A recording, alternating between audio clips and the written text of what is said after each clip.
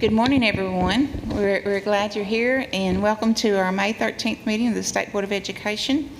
We'll begin with our moment of silence. I ask you, as you think this morning, to ask for wisdom for our meeting today, and then also our chair is not able to be here this morning, so good thoughts for her today. Join me in a moment of silence.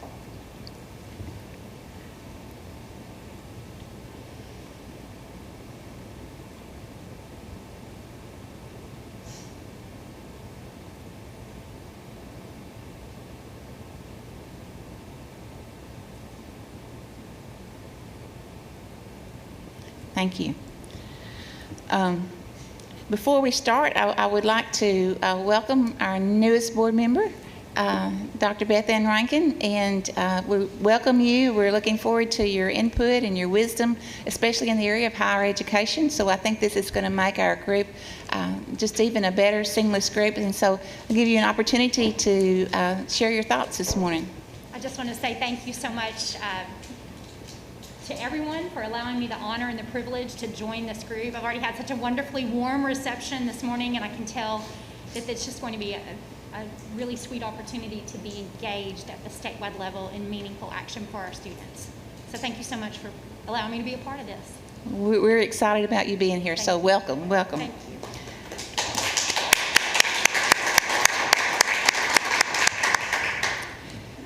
We do have someone here this morning to give public comment, and this could potentially be a longer day, so I hate to make him sit all day. So if it's okay with the rest of the board, we're going to move the public comment to right after the consent agenda, if that's fine. And just a couple of comments. We have two items that have been pulled from the agenda. One is on the consent agenda, the PLSB case with Bill, and the other is on the action agenda, the PLSB case with Shook. So those two items have been pulled. Okay. Are there any other changes to the agenda? Okay. If not, we're going to move on to Opportunity Culture Model School Recognition. Ms. Saraceni and Ms. McLaughlin. Okay.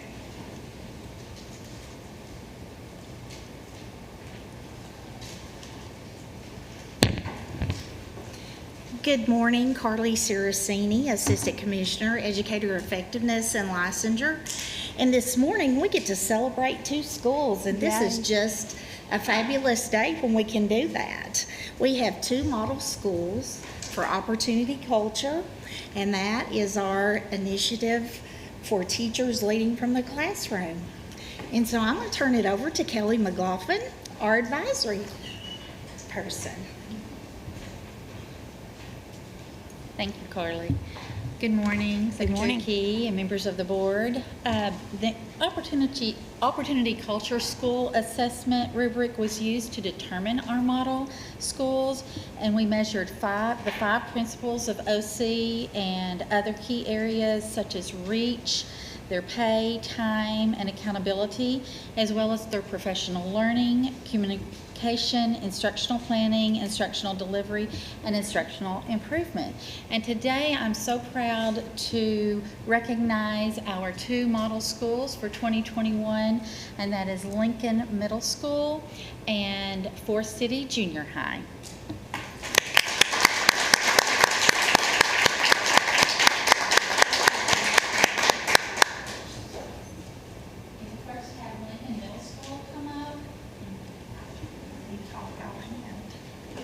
You want to talk about this? Okay. I think that just right through here, what Miss Kelly's not telling you is we surprised them. And we got to go up and visit, took lunch to everyone. Superintendent, get over here. Yes, we need Dr. Spears and Jana. They're my rock stars right here. But we got to surprise them and feed them lunch and celebrate at their school. So we are very excited to hear this.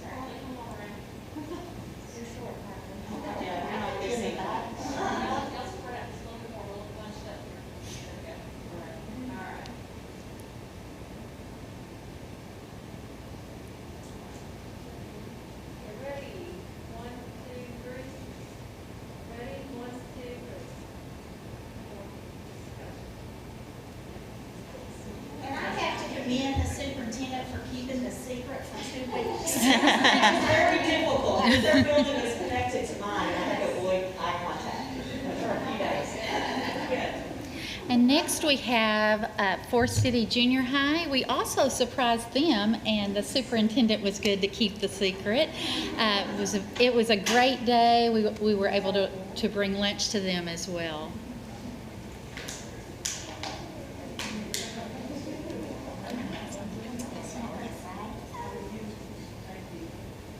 And they worked so hard, we're so proud of them. 1, 2, 3. One more. 1, 2, 3.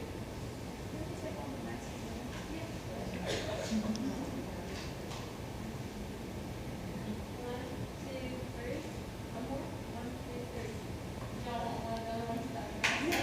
Yeah.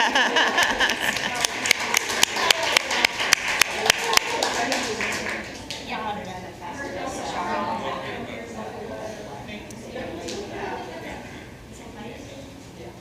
They are setting the world on fire. That's right. Y'all come on up here. All right.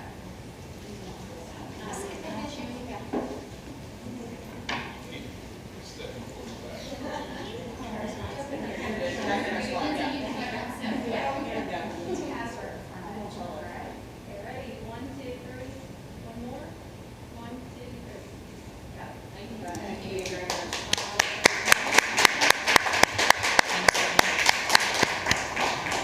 Congratulations. I am so proud as a former teacher to hear of teachers not only be given the opportunity to lead from the classroom, but then taking advantage of that and doing the job tremendously well. So we're so very proud of you, and just thank you for what you're doing each and every day. We appreciate it.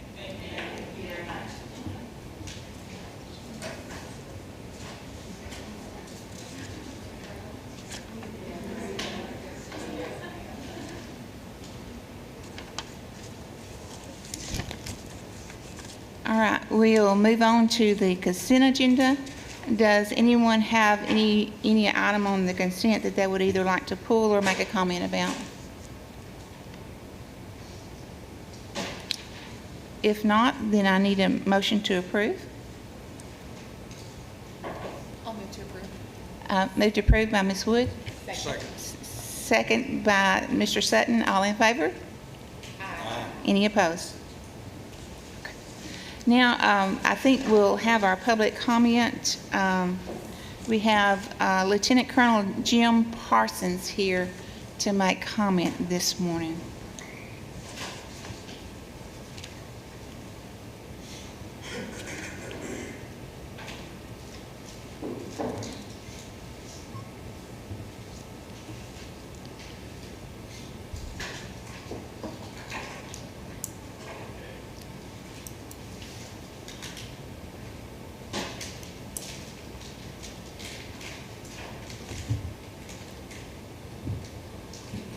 Good morning.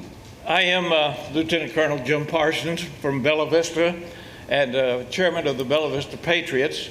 And Bella Vista is now the 16th largest city in Arkansas. Wow. We've got 30,000 residents, and yet we're controlled by 2 school districts. On the west side, we have Gravett Public Schools that control the west side of Bella Vista. On the east side, where we have Bentonville, and we have just one small elementary school. It houses about 600 students, and we've got another 600 that have to get on buses around 6:15 in the morning to go to other cities to go to school. And I'm told it's going to stay that way unless we do something, because Bentonville and Gravett naturally want our $22 million every year to build schools in their cities. Of course they would. Why would they want to build one in Bella Vista? So we're never going to have a school. We're going to have to bus these kids 2 hours a day of educational time, and that's not good for education. They're getting on the bus so early and traveling that far in traffic. which is getting worse in Bentonville. We need to do something about it now. We can't do anything locally, naturally, because we're tied into this and it just isn't going to change.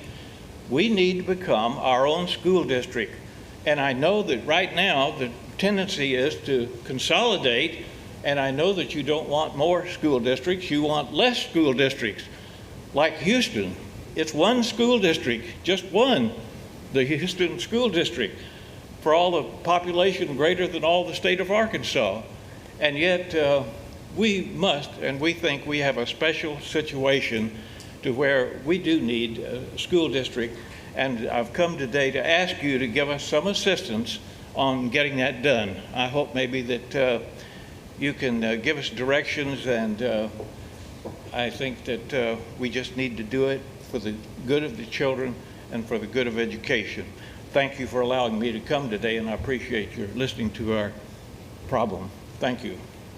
Thank you. I appreciate you coming in and lifting your voice on behalf of your students, so we appreciate it very much. Thank you so much.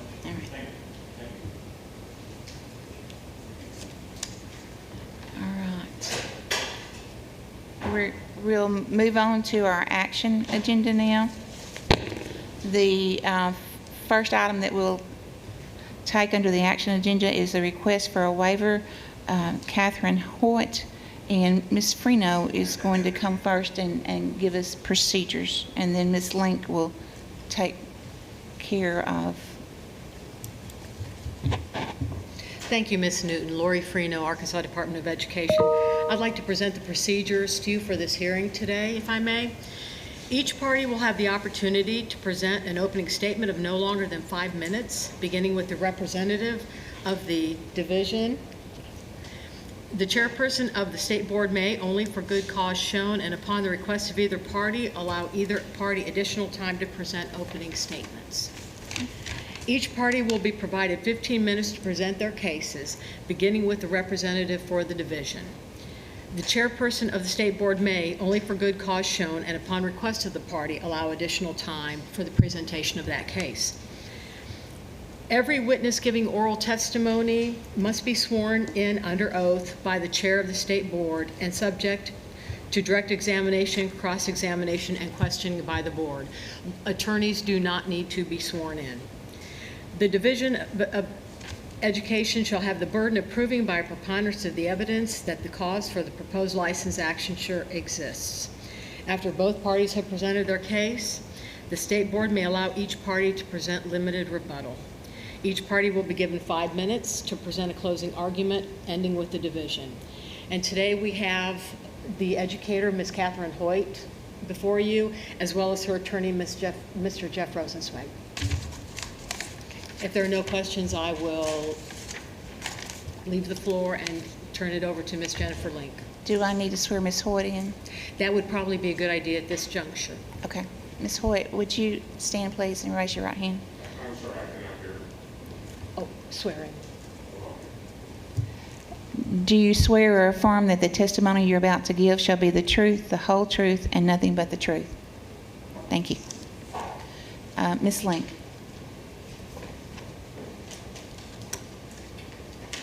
Good morning. Morning.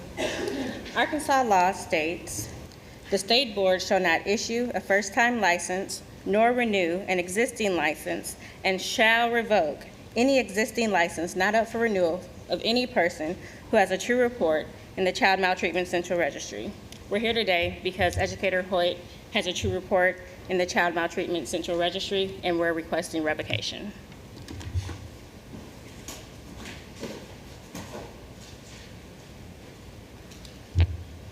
I'm Jeff Rosenzweig, I'm a lawyer here in Little Rock, and I represent Ms. Hoyt in this matter. We are here asking at this point for a waiver, either permanently or temporarily, until the Child Maltreatment Registry report can be adjudicated in the Circuit Court of Pulaski County, where it is currently on appeal. The situation is this: Ms. Hoyt is innocent of the charges against her, and there's you should have, I sent you her testimony in the child maltreatment hearing, which should be in your packet. She was charged in the Perry County District Court and was acquitted of the charge. Arkansas law provides as a defense to a charge that you are appropriately channeling the child, disciplining the child, and she invoked that defense, and Judge Andy Gill, who was then a district judge, who's now circuit judge, acquitted her, actually dismissed it. In other words, found that the state had not met its burden of proof and dismissed the case. DHS, however, wanted to continue pursuing the charge, and they had a hearing in which she was represented by James Dunham, who is now a circuit judge and obviously can't continue to represent her, and Ms. Hoyt then retained me. There is a specific provision of Arkansas law that a defense in a child maltreatment, a defense in a criminal case is also a defense in a child maltreatment case. In other words, so that people aren't put on the child maltreatment registry for actions which are in fact found to be legal. The statute also incorporates the relevant burdens of proof. Well, the justification under Arkansas law is a defense. It is not an affirmative defense. In an affirmative defense, someone has to actually prove you're insane or something like that. But a defense, you only have the burden of asserting it, and once asserted, then the state has, and the prosecution has the burden of disproving that. They had a hearing, and the administrative law judge's original order, and these aren't real judges, by the way, this is in-house DHS employees who technically work for the chief counsel. In other words, they work for the prosecutor, which is another thing I could go on for hours about. And the original order went on and on, never mentioned the defense, which was clearly raised and explicitly raised. So I filed a motion for reconsideration, pointing out that they didn't even deal with the real issue here, of the defense. So the judge did an amended order which dealt with the defense but completely misstated the defense, specifically did an improper allocation of the burden of proof.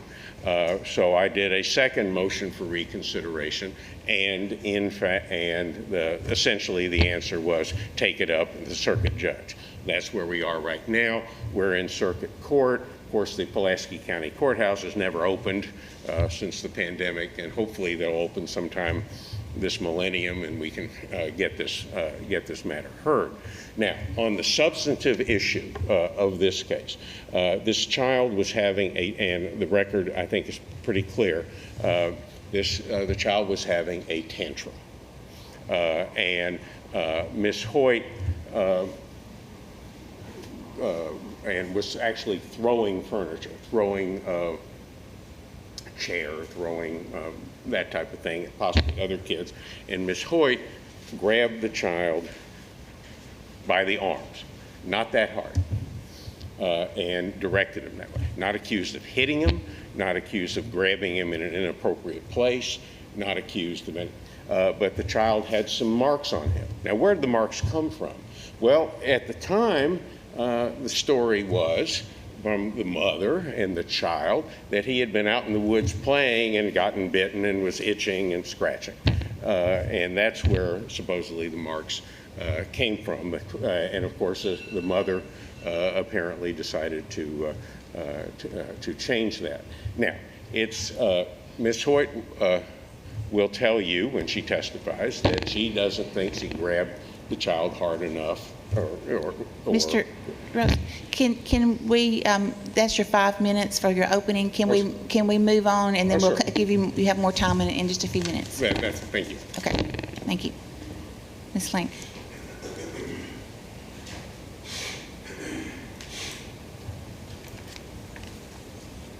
All right, we passed out some exhibits to you all, so I'm going to reference the DESI exhibit list. And just briefly, so Ms. Hoyt is a licensed educator, and you can see Exhibit 2. It has her license. Her license is valid until December 31st, 2022.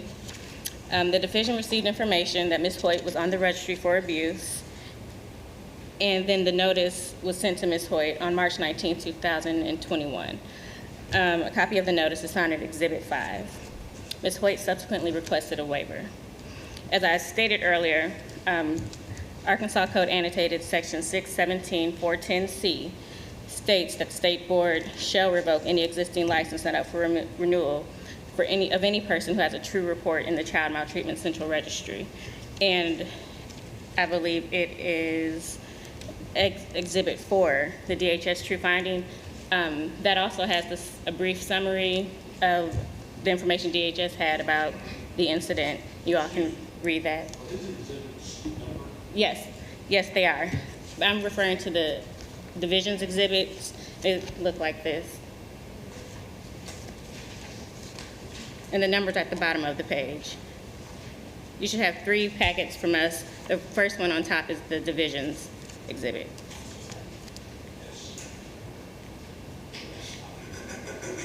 The one you had in your hand, just the one you just put down.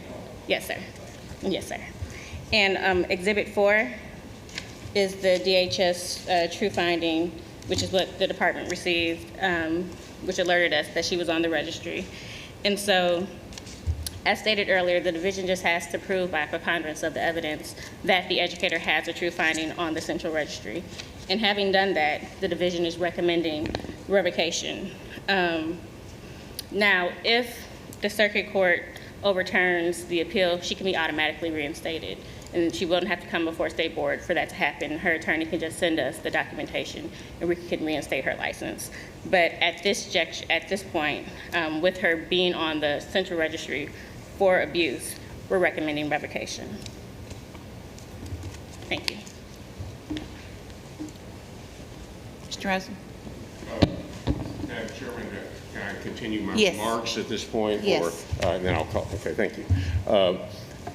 There's no question, of course, that she is on the registry. I think there's a matter, I won't take a lot of time, on a matter of statutory interpretation. The way the statute 617-410 reads, whether it's on the registry for anything or on the registry for one of the offenses that are listed. I'm not sure that's ever been resolved.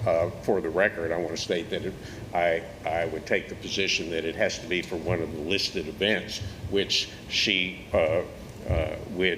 is not explicitly listed. Apparently, the department has settled upon endangering the welfare of a minor, but that's not what the allegations at DHS were.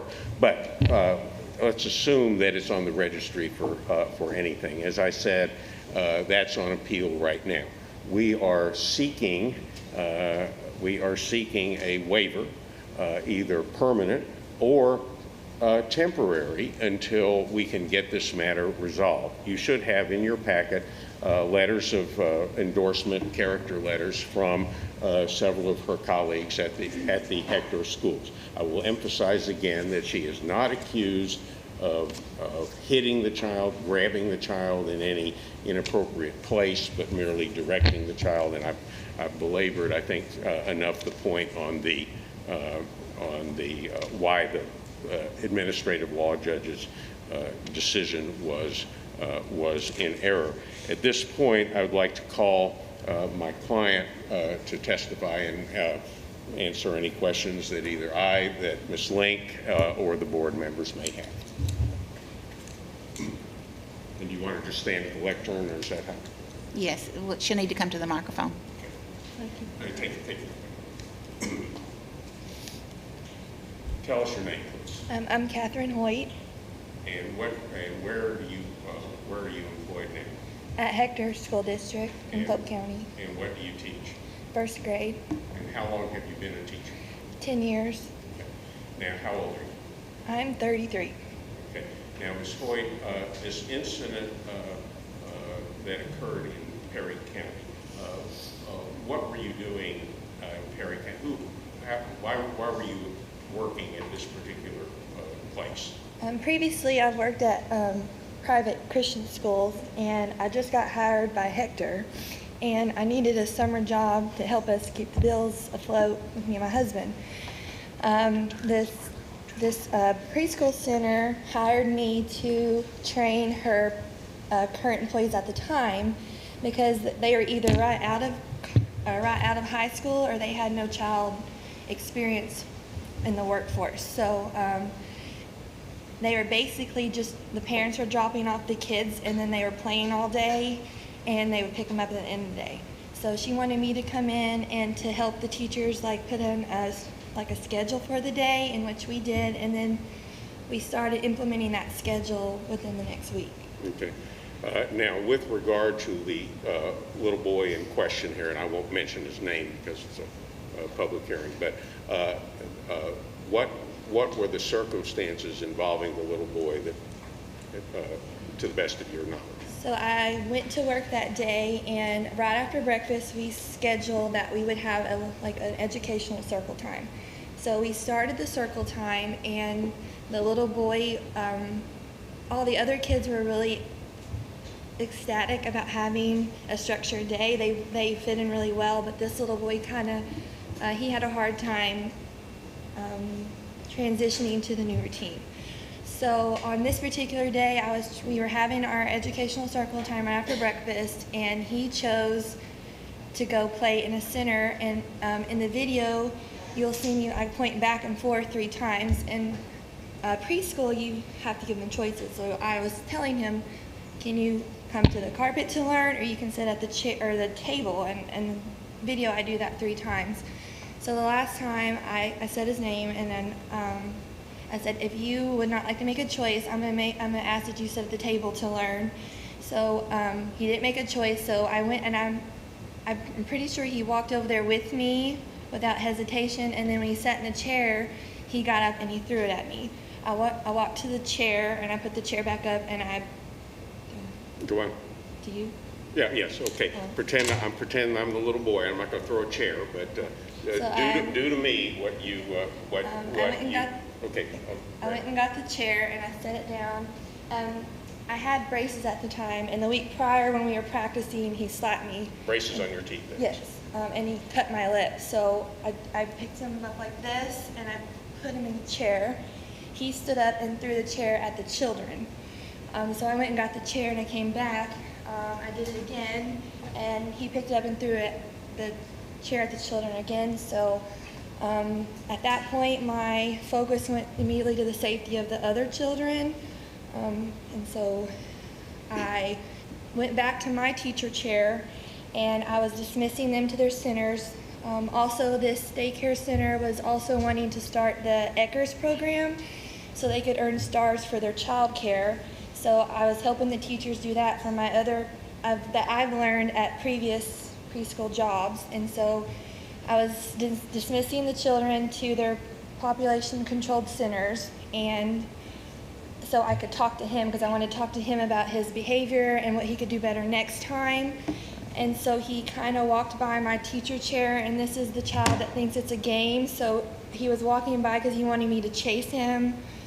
So he walked by me this way, and I reached for him to put him in my lap so I could talk to him. And the assistant director, I guess would be her title, came in and told me he was flopping in my lap at this point. So she came in and she heard the ruckus, and she said, let him go, and I did, and he just threw a tantrum on the floor. Okay, now what did you understand about the condition of his arms then and now? In terms of bug bites, in terms of what were you told, and how was he acting? So at that time,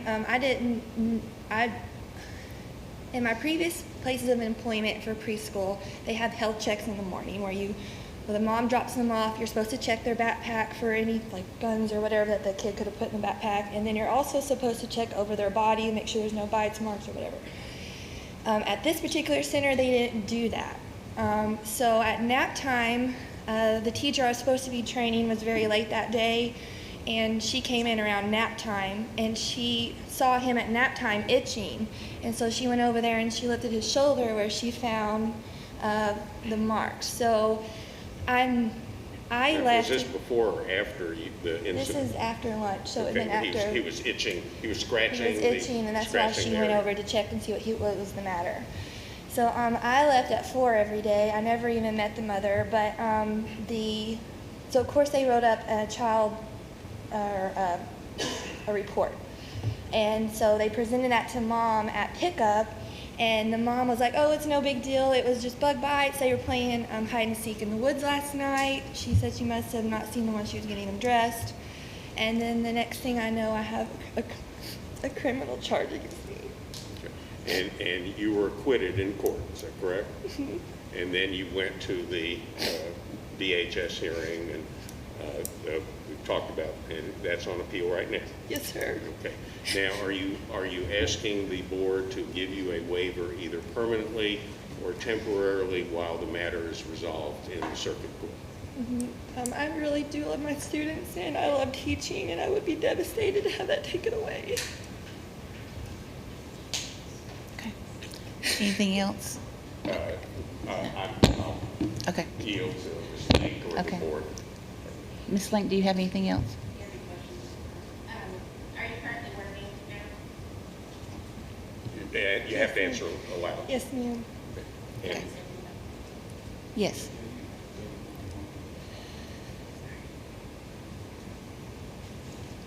And Educator Hoyt, are you currently working now? Yes, ma'am. yeah, keep the mask off while you're talking. Yes, ma'am, at Hector School District. Okay. All right. Okay. Okay. We'll see if the board has any questions now. Thank you. Dr. Hill? Okay. Mr. Sutton? Okay. Ms. Woods?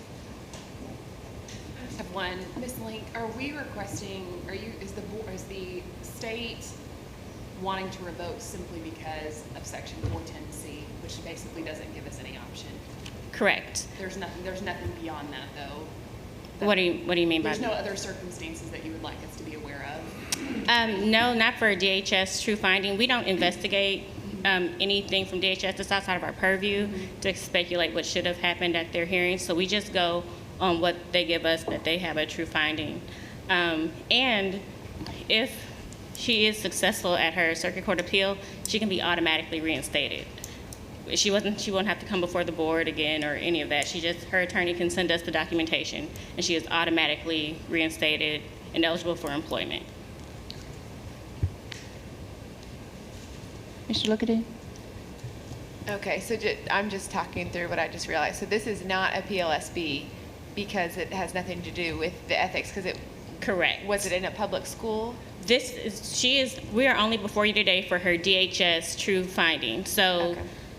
so we don't have any of the details about what happened. We can't call any witnesses to rebut. Okay, so y'all didn't investigate it? We It's don't only- investigate because it's DHS. Got it. Right, so we are only here because when so every 5 years, educators have background checks. Yes. And so on her background check in 5 years, which I think would have been this year sometime, 2021, we would have found out that she had a true finding and so that would have triggered this action. We don't investigate any of the true findings because that's DHS's area. We don't interview the student or any of that.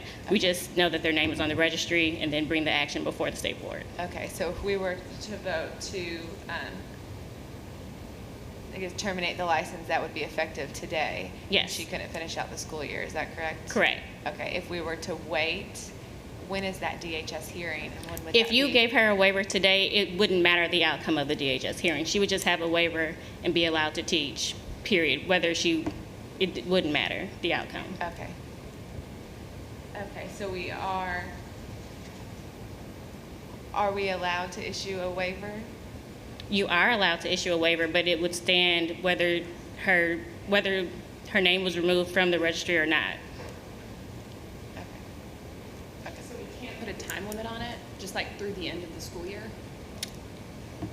The waivers, not for a waiver, if you want to.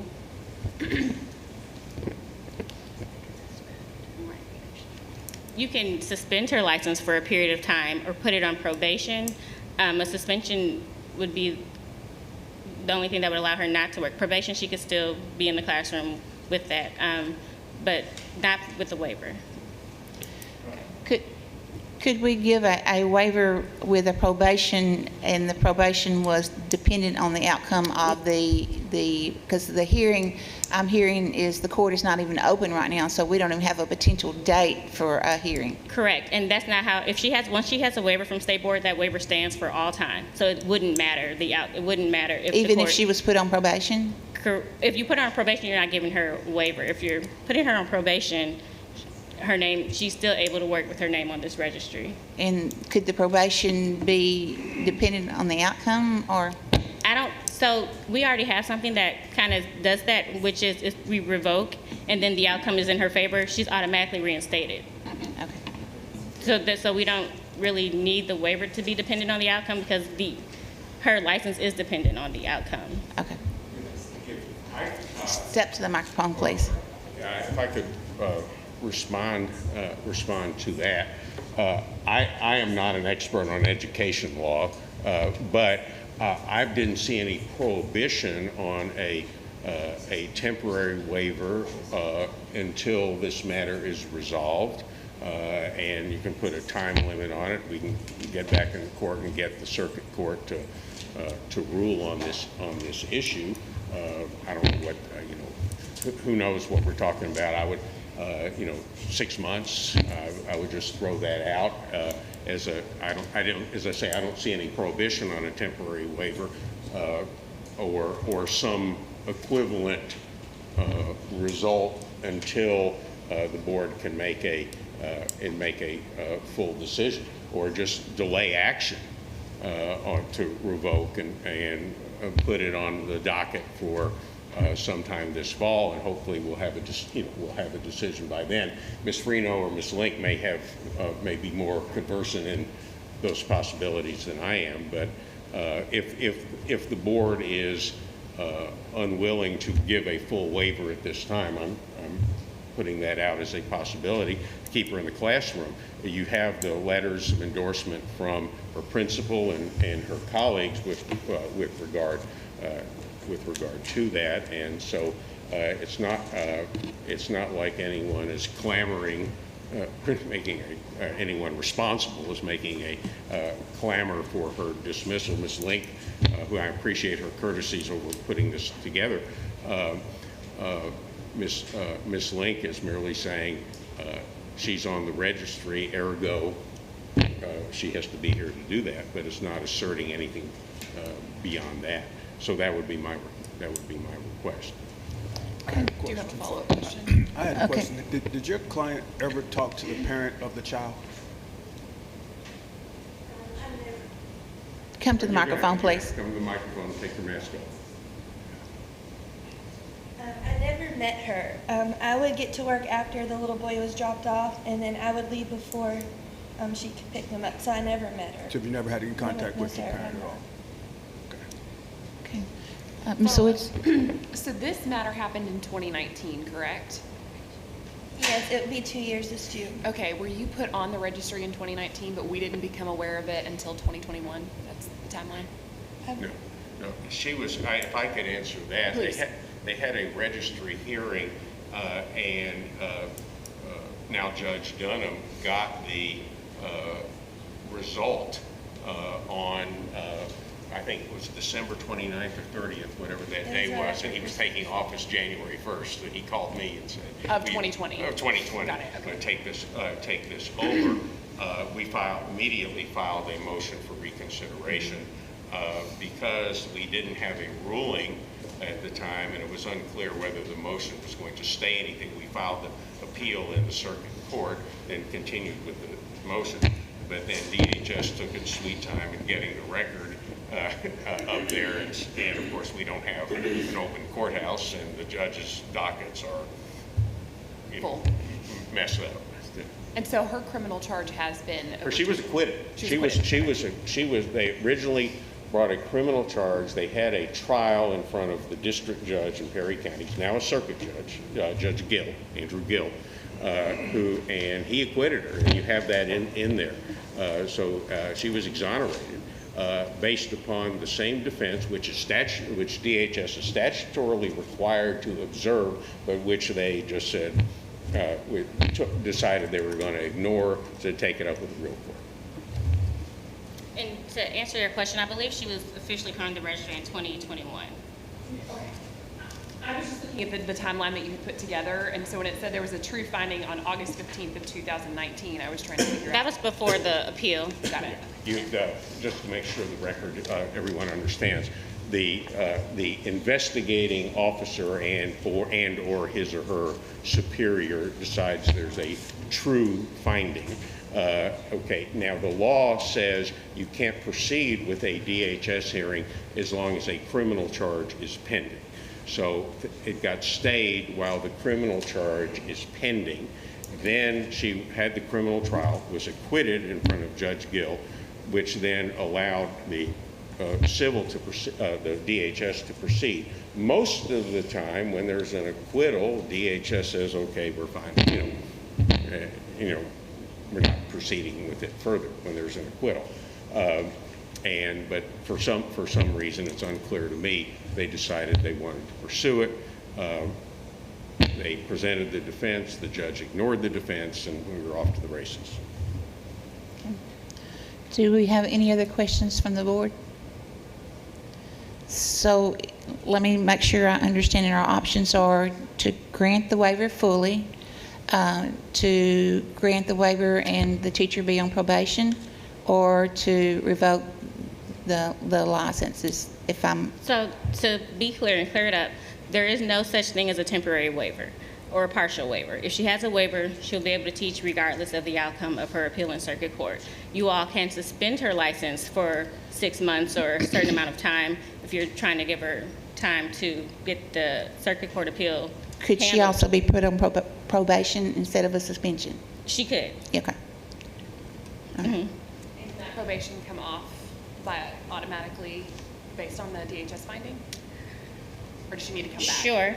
Sure. I mean, she would automatically be reinstated if we revoked her license, so I don't see why her probation couldn't automatically come off. And numbers be expunged from the record if in fact it's set aside. I just want to explain something, just to make sure everybody understands. And I know Ms. Link has already laid most of this out, but if there is a waiver granted, the state board has many options. The options are they can suspend the license for a terminable period of time or indefinitely. They can place or grant the license on, they can put the individual on probationary status, impose a monetary penalty, require appropriate professional development, require the licensee to complete a licensing examination, impose conditions or restrictions on the teaching or educational activities of the licensee. There are many, many options. So I just wanted to make sure that everyone understood. And that is if a waiver is granted. Okay. There are many options that the board has. Okay. Secretary Key? If I could ask Ms. Moreno something, is there a provision? Come to the microphone, please. I'm sorry. Is there a provision for the board just to take the matter under advisement for 6 months, leaving it as is? Is that a possibility?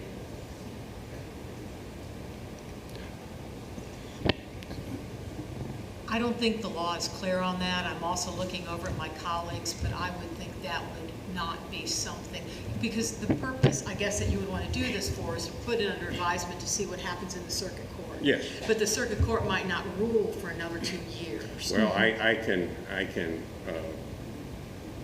punch that along to the extent, to some extent. For instance, this hearing originally was going to be later in the summer, but because I was supposed to be in a trial, when that trial got canceled, we got on the May docket. If I had asserted or continued to assert, this hearing would have been delayed for conflict reasons for a little while at least.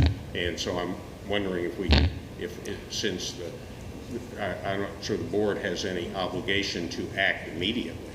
Yeah, I think the issue is, as Ms. Link points out, is the educator still working in the classroom? So I think a decision needs to be made by the state board. Yes, okay. Secretary? Well, that was similar to what I was going to ask, and I was going to ask Mr. Rosenzweig if this appeal or this proceeding that for your client, is it scheduled at this point? No, it's not scheduled. We only recently got, once we file the appeal, DHS is required to provide the record. They only recently did that. Now, Okay. I gave you in the packet her testimony from that hearing, which, by the way, is not done by, it's done by DHS in-house, and so there are some accuracy issues with some of that.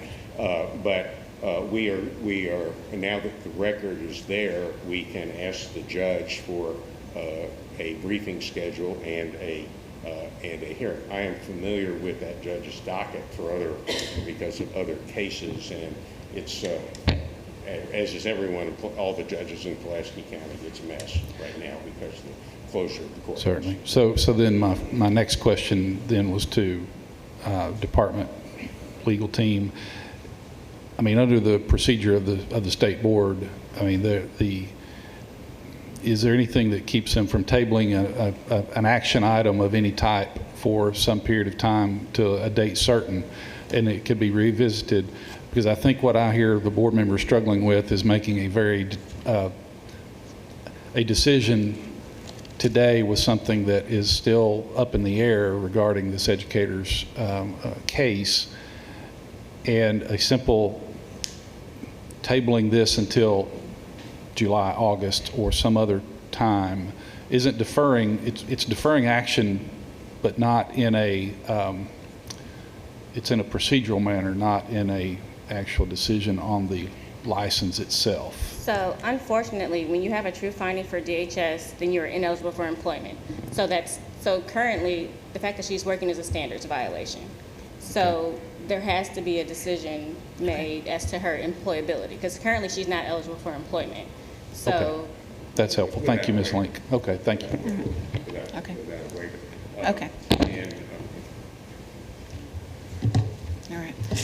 Okay, so, Ms. Woods? Sorry, just to follow then up on that, if we put her license on probation, that doesn't change the fact that she still has a true finding, correct? Correct. It doesn't change the fact which is why we're suggesting revocation and allowing the circuit court to clean it up, and then we can automatically reinstate her. No harm, no foul. Like, there's nothing on her record. She's automatically reinstated, and which is why that's the cleanest option for us, in our opinion.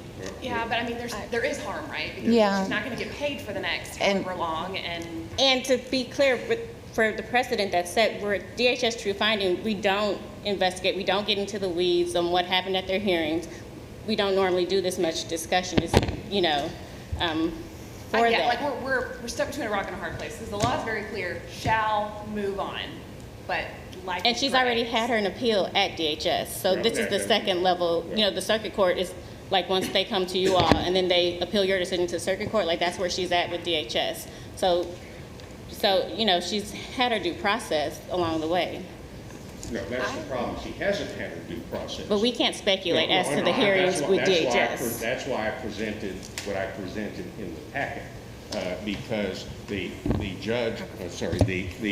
administrative law judge explicitly ignored statutory commands about considering defenses and how one is to consider them.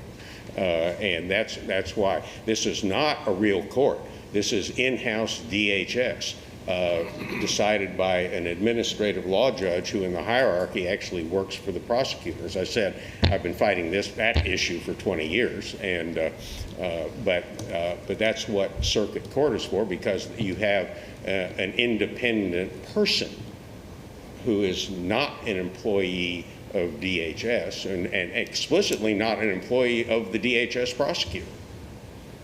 And so that's the situation. That's why I presented it. It had the trappings of due process. In other words, you had a person sitting at a table and people allowed to talk, but it did not have the reality of due process very clearly. And that's why I put in the provisions of law and that I did to show the board that. Thank you. So let me just make sure that I'm clear. True finding is found by DHS. There's a criminal charge. That goes up. No, sorry. I mean, that's why I'm asking. that might be true, but that's really outside of our purview. We don't get into any of that. So we can't even speak to what should have happened, what did happen, what would have normally happened, because that's DHS and that's a totally separate agency. So all that is before us is the true finding. And I mean, you have the exhibits that he provided, but we can't speak to what did or didn't, could or should have happened with DHS. It's kind of outside of the scope of this. No, what I was trying to figure out is the timeline. So you've got true finding, goes to court, the criminal charge is acquitted. So now we're back at DHS, and you said that she's on her second appeal. She's already had all her appeals at DHS. That's why they're at circuit court. Got it. Okay, thank you. I found this to be hard because it is totally dependent on location. 2 months ago we had a maybe, in my opinion, more egregious incident, and that was done through PLSB. And so that is out of our control as to how the hearings come to us and what they look like. But based on this specific case, I'm going to make a motion to do the waiver. But I just want to tell my thinking before I do that. And part of that is because when we get an ethics complaint with PLSB, we can do the investigation. We can answer a lot of these questions for you. We can put on witnesses to testify to all that stuff. We can't rebut anything he's saying. Right. And this was not in a public school to begin with, so that's not even in your ability to do that. That's just not the focus of this. Yes. Of this DHS true finding. Yes. So we couldn't bring any of that in. Right. Okay. Except for the exhibits that he, provided. Any other discussion from the board? I would just like to say that,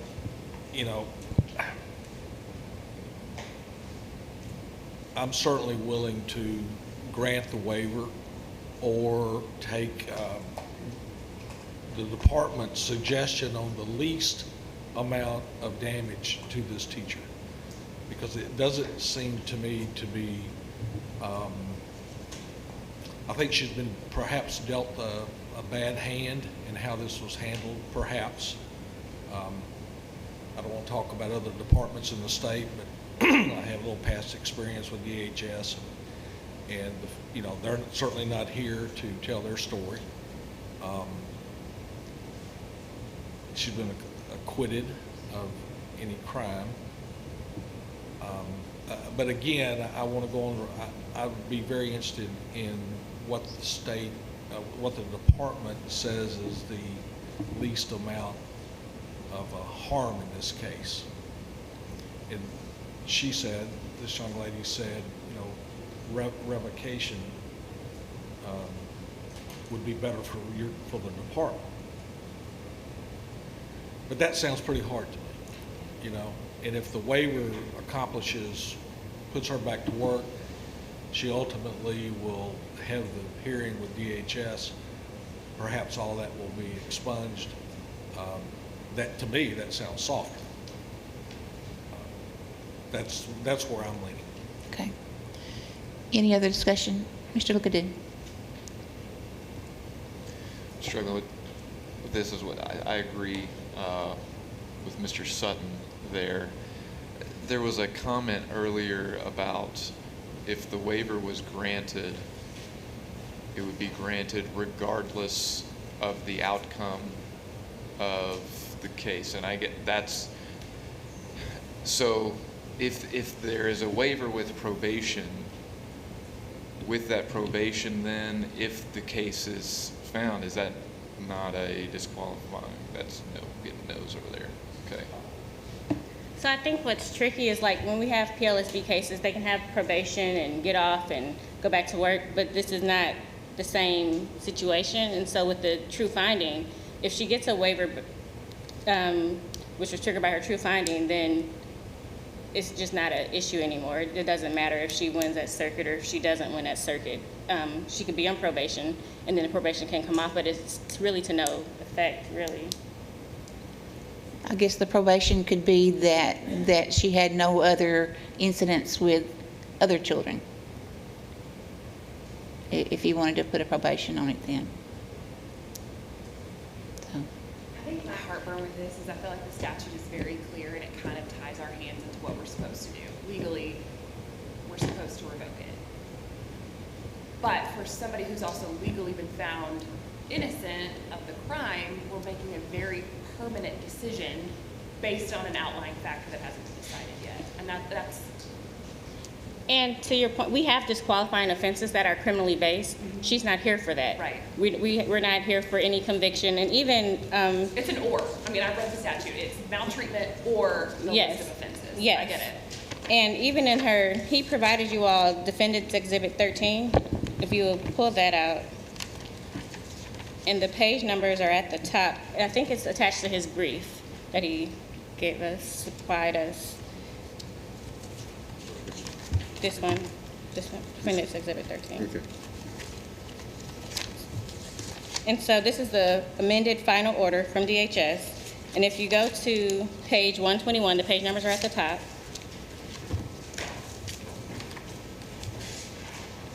Question number 6 says, did the department abuse its discretion in finding Katherine Hoyt poses a risk of maltreatment to a vulnerable population? And I'll just start at the second paragraph. In making its determination of whether Katherine Hoyt poses a risk of maltreatment to a vulnerable population, the department considered all of the factors set out by the legislature in Arkansas Code Annotated, Section 1218-702. While the department did not determine that the abuse was severe, it did note that the child was injured and, as such, was adversely impacted by the abuse. The department also found that Katherine Hoyt continues to have access to children through her teaching career. Children are considered a vulnerable population. The department acknowledged that Ms. Hoyt had no prior substantiated child maltreatment findings against her, no subsequent reports of maltreatment against her, and that she was not found guilty of battering the child. Nevertheless, the department maintains that the given adverse impact to the child and Ms. Hoyt's continued access to children in the exercise of her profession, these two factors outweigh the remaining considerations. So, as I stated, we don't get into the weeds as far as what DHS, why they decided what they decided and what should have and could have happened, but this is the order from the ALJ, and it clearly states that she's not convicted of anything, and it wasn't severe yet. To protect vulnerable populations, that's what they decided. And normally we don't even get into this much because her name is on the registry. And so it puts the school in a position to have an educator in the classroom who is legally allowed to work in the classroom who has a true finding for abuse on the central registry. Could I ask Ms. Freno a question on procedure, following up to Ms. Wood's question? Ms. Woods is saying the statute says shall, but because they're bringing this waiver request before us, as a board, do we still have the right to grant the waiver even though it says shall in that statute? The board has the right to grant the waiver, yes. And if the waiver is granted, there can be all kinds of, like I mentioned before, all kinds of different requirements you could put on the educator, such as suspension, probation for a terminable amount of time. And then if the educator does not follow through with the terms of the probation, the license can be revoked. Monetary penalties and so on. So we are, granting the waiver is one of the things that we can do today. Granting the waiver is something that you can do today. Okay, all right. I just want to make sure we were clear on that. And I went back in my notes and we did a probation for a teacher who had a true finding 2 months ago. Okay. So that was PLSP. Right. This is just a different avenue.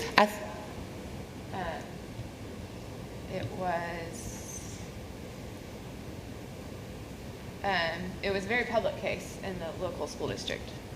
I don't. So I mean, I would like to go ahead and make the motion to grant a waiver. Okay. All right. Can I clear something up for Yes. you? So the difference in that, what you just found, Dr. Moore, is that it was a PLSB case, so we did our own investigation. Right. This is something that happened, another agency did. So I think it's a slippery slope when we start questioning what other agencies investigate and what they find, because we can't really validate that or verify it at all.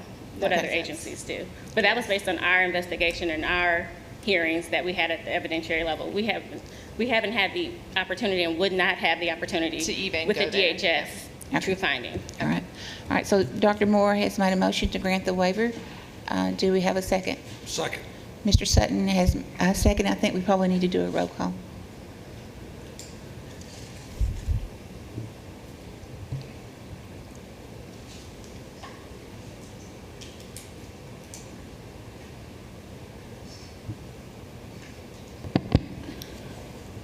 On the motion, Dr. Moore, Yes.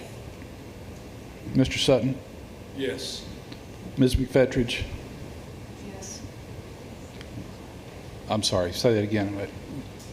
Sorry, I couldn't hear you. Ms. Woods?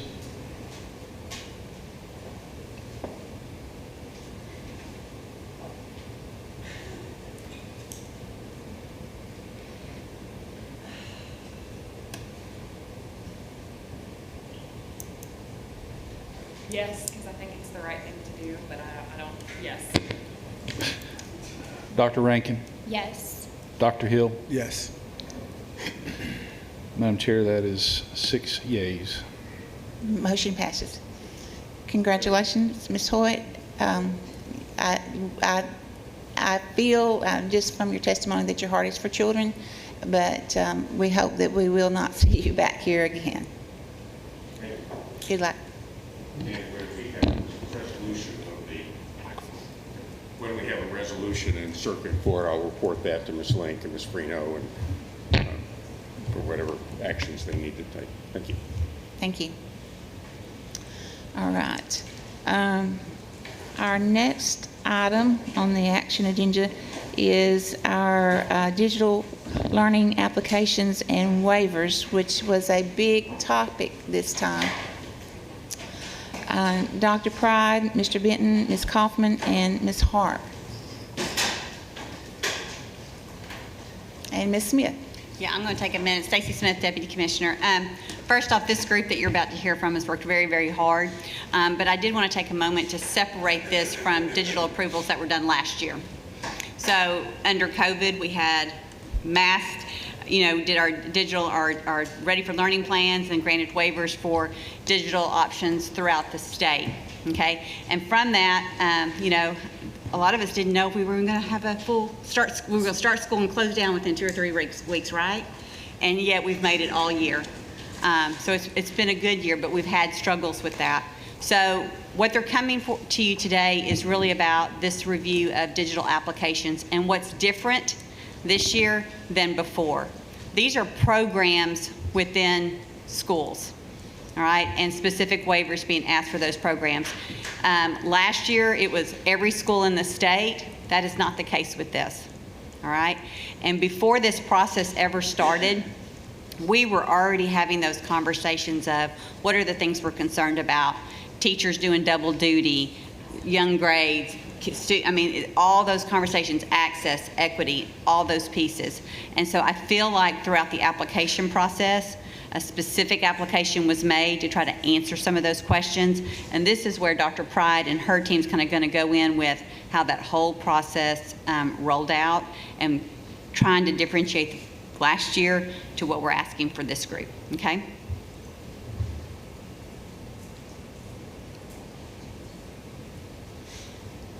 Thank you, Stacy, and good morning. Good morning. I'm Tiffany Pride, Assistant Commissioner of Learning Services, and I am here today, as Stacy mentioned, with my colleagues, the team of us who supported this work. And we are here to present digital applications for your approval and also to provide an overview of the process for building supports for schools as they design digital programs for their stakeholders. And I think there's a presentation. Dan?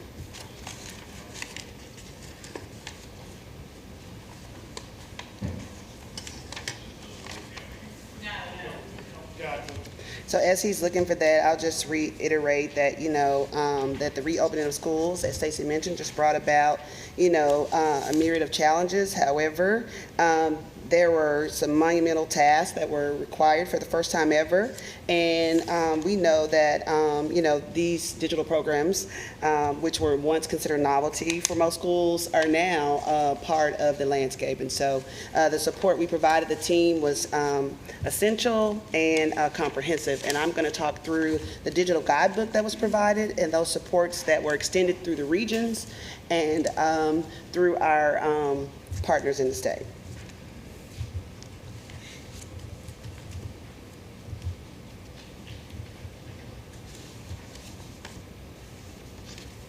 Thank you. So you should have that attachment also. Okay.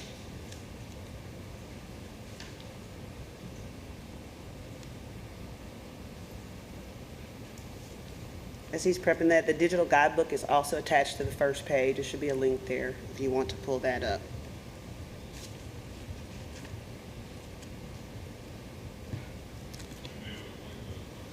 Thank you. All right. So, I think, is it clicking? Hold on. Yeah, it's on. Thank you. All right. So, as you know, districts could apply for the Act 1240 waiver to implement a digital learning program beginning in the 21-22 school year. The waiver would be approved for up to 5 years. And so I'm just going to give a high-level overview of the digital guidebook and the supports provided for districts. Did it move, Dan? I clicked. Hold on. You're going to have to scroll it? Okay. All right, so the anchor portion that we would consider an anchor document in our digital guidebook was around how do you build a digital program. And we wanted to provide for our schools a starting point. And there are 3 major components. And the first component, as you see there, is about interaction. And that's whether or not that the teachers and students will interact asynchronously or synchronously, or a combination of the both. And our Arkansas Ready for Learner teams asked themselves, how will our teachers and students interact? And they were encouraged to really think about what were the best ways to interact for their students. So the second element or component is about delivery. Our Arkansas Ready for Learning teams asked themselves, what type of instructional delivery will we implement that's best for our students? They were able to have more than one model in their design of digital programs to accommodate the needs of different grade levels. So you will see variance in the delivery within some applications. And then the third essential component is platforms. Arkansas Ready for Learning teams ask themselves, how will content and instruction be delivered? What systems will allow us to best meet the needs of our students based on the type of interaction and delivery that we have chosen? So there were 3 essential pieces that we anchored in our discussions and trainings and coaching, and that our regional teams anchored in their strategic planning sessions. And so the next slide will show the entire graphic. I think it's on page 14 of the digital guidebook, actually. If you have that pulled up, pretty sure it's on page 14. I will double check that as Dan sends us that. If you want to see a pretty good page of it, it is page 14. So when building the digital program, they thought about these, they thought through these 3 pieces: interaction, delivery, and platform, to ensure successful delivery of a digital program. The digital guidebook was developed comprehensively amongst many different stakeholders, so that we could have great detail for districts to consider as they make informed decisions. So the next slide. And again, I just reiterated that we had a digital guidebook to facilitate the planning process for officially integrating a digital learning program into the operations and culture of the school. It was utilized in multiple training opportunities throughout our region. The state team provided regional trainings to our co-op representatives paired with someone from Team Digital, and I'll talk about that a little bit more later. They also offered opportunities for strategic planning sessions with our school districts. And so as needed, we checked in with our regional supports to support this process. Next slide, please. As Arkansas Ready for Learning teams were in the planning process, there were also some anchor non-negotiables that they were thinking about to ensure that they had a comprehensive plan.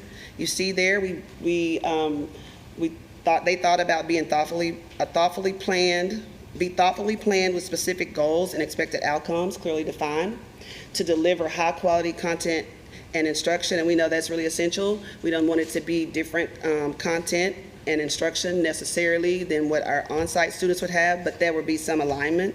Provide opportunity for participating students and teachers to have devices and connectivity, and Dawn's group was really helpful with that and provided lots of support there. And also just really thinking about the support for teachers, students, and parents. And again, as I mentioned, this is a new thing, and so we want to make sure that those thoughts were there for our students. And clearly communicating expectations, what policies and guidelines need to be in place so that the digital program is successful. And then allowing for regular feedback and communication and interaction with stakeholders. So to support districts with possibilities around building digital programs, we provided example videos and descriptions of how that might look. Of course, they were not bound to that. Lots of them were innovative. You'll see that in their applications. But we wanted to provide those resources that would help them get a good start and engage with their Arkansas Ready for Learning teams. And Team Digital, give them credit for creating these sort of short videos, sort of vignettes about what the possibilities could be.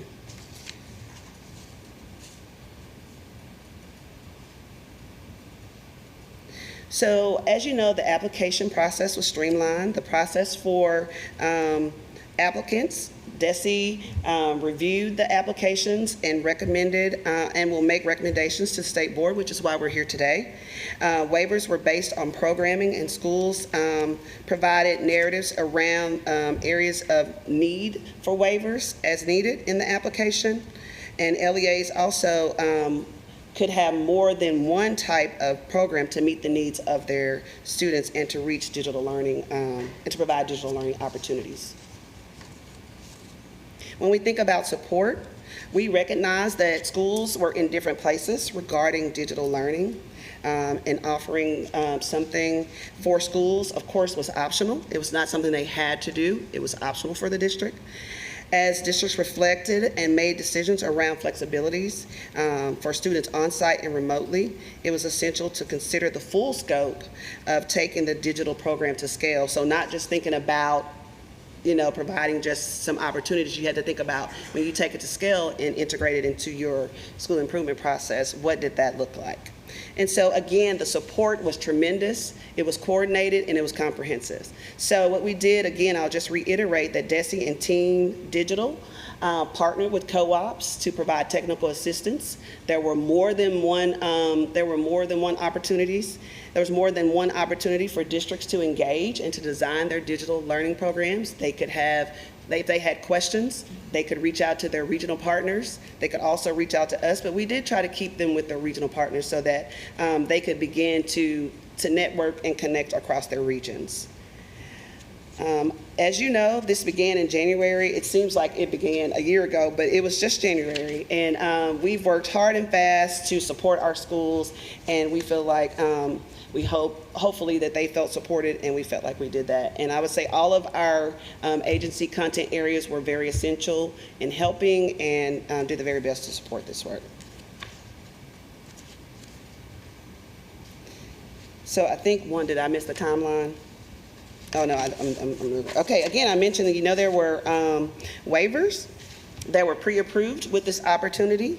Districts were also able to add additional waivers as needed. As you see there in the pre-approved waivers, we have attendance, class size, teaching load, the 6-hour instructional day, clock hours, and then recess. So those were the ones that were packaged. So the review process is captured here for you. Teams were able to submit electronically to LEA Insights. Of course, we know Regent and his team are awesome with those kinds of technical things, and were able to construct that for us. Teams also, we also reviewed those, were able to give feedback if applicable, to the district and to co-ops. And so again, our regional partners were important in this work. When all components of the digital learning application met expectations, then that's where we're at the point that we would recommend the application to you, the State Board of Education, for expedited approval. And again, we would notify the State Board if there are any components that need further discussion. And our team is here today to present those pieces. The review team, I cannot say enough about the collaboration across our offices. It was a pleasure to work with everybody. Everybody worked really hard to review and to provide feedback and to be there when needed for our school districts. And you see them there. There are other people who are not listed there within our offices that have done great work. They've spent lots of hours and time reviewing applications and providing feedback. And so I'm just grateful to be a part of this process. And so again, we have for your consideration today, Act 1240 digital learning applications and waivers for your consideration. And we have DESE representatives here who will present the items for expedited review. And we will take any of your questions. Also, I do want to mention before Deb comes, the next piece, the next slide, is about monitoring. We do want you to know that we paid close attention to those areas that were high risk, specifically K2 students, and how those plans were designed to ensure that students were learning to read based on the science of reading. So those were at the forefront of our mind, and we made sure that we were attentive to that and provided feedback as needed. And so again, the last slide before the team comes and we take questions from you, we cannot say enough about the team. I'm sure Deb will reiterate her team. My team, I'm grateful. I know they're listening. Thank you, Dawn's team, Team Digital, who's Carly's team, and I don't know if she's here, but they did a tremendous job. They were thoughtful and considerate, and they stayed anchored to the digital guidebook, which was essential to our districts in building their application. So thank you.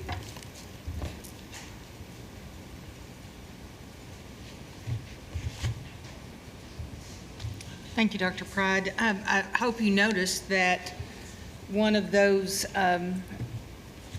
reviewers is at your table today. Our Teacher of the Year, Joel Lookadoo, had the opportunity to participate with us as we were setting our norms for what we expected, the quality that we expected in these digital learning applications. Today, I am proud to bring to you 10 applications from 10 districts for their digital learning application and Act 1240 waivers, those standard waivers that were reviewed by you back, I guess, in January, those same standard waivers. So today I request approval for Truman, Pea Ridge, Springdale, Bergman, Fort Smith, Rogers, Russellville, Harrison, Texarkana, and Westside in Johnson County. Those waivers would be in effect for 5 years. I think we need some discussion before we proceed from here. Dr. Hill? Okay. Okay. All right. Okay. Dr. Moore?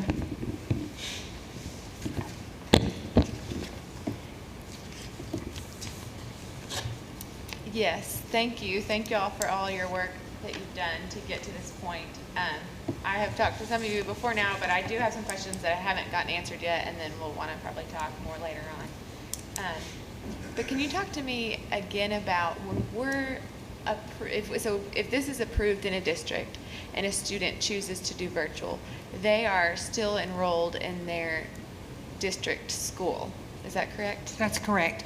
So these waivers do not give these schools or programs an extra LEA number.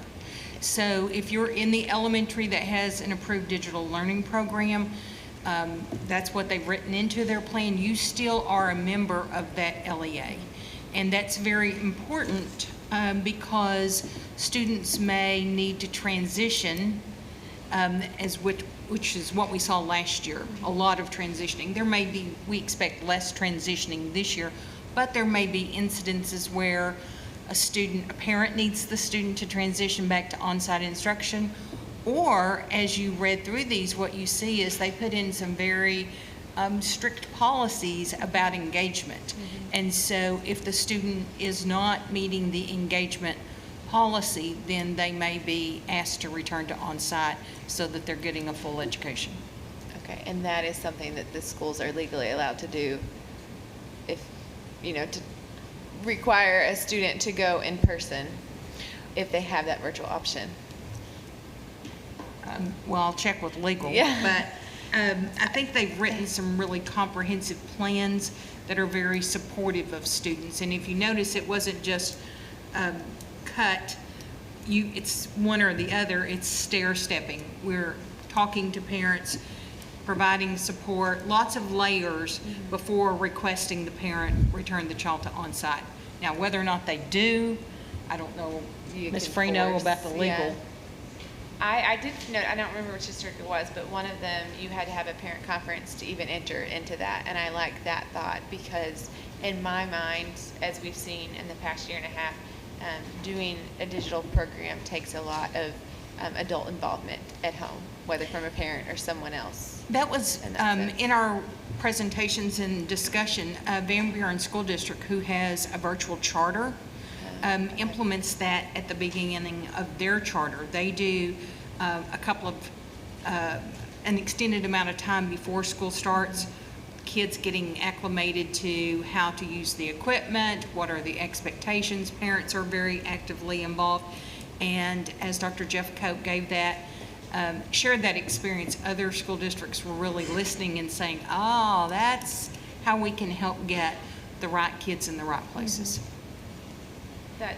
That's good, and hopefully, as we do this more, schools are stealing best practices from other districts there. Sharing, kindergarten, yeah. sharing. As we think about, I've been thinking about the positives and negatives. One positive would be if you're a student enrolled in this, you can still do sports and extracurriculars in your local district. Is that true? That's correct. Okay, and districts can't place any sort of stipulation around whether or not you can do that? Not to my knowledge. Okay. And schools can't force you to go online, is that correct? No. Okay. Correct. I know there were sports teams that went online this past year for various reasons, and to me that should not be, that should not happen. That should be a parent decision, not a decision by a team. That was obviously pandemic related, but I could see how that could continue in future years. I think one of the things you'll see, Dr. Moore, in these plans is the engagement with parents all throughout these plans, and that's one of the things we're so excited about among many, but that's one that we're really seeing all across the state. That's one of those lessons learned from this pandemic experience is we need more parent, family, community engagement, and we're seeing that. I'll ask one more and then I'll kick it. I do want to talk about class size, but I'm sure other people have questions on that too.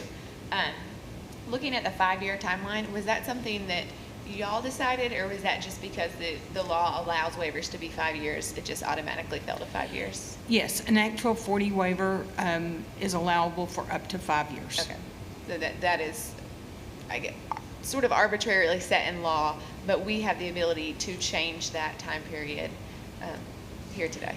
Our attorney says yes. Okay, thank you.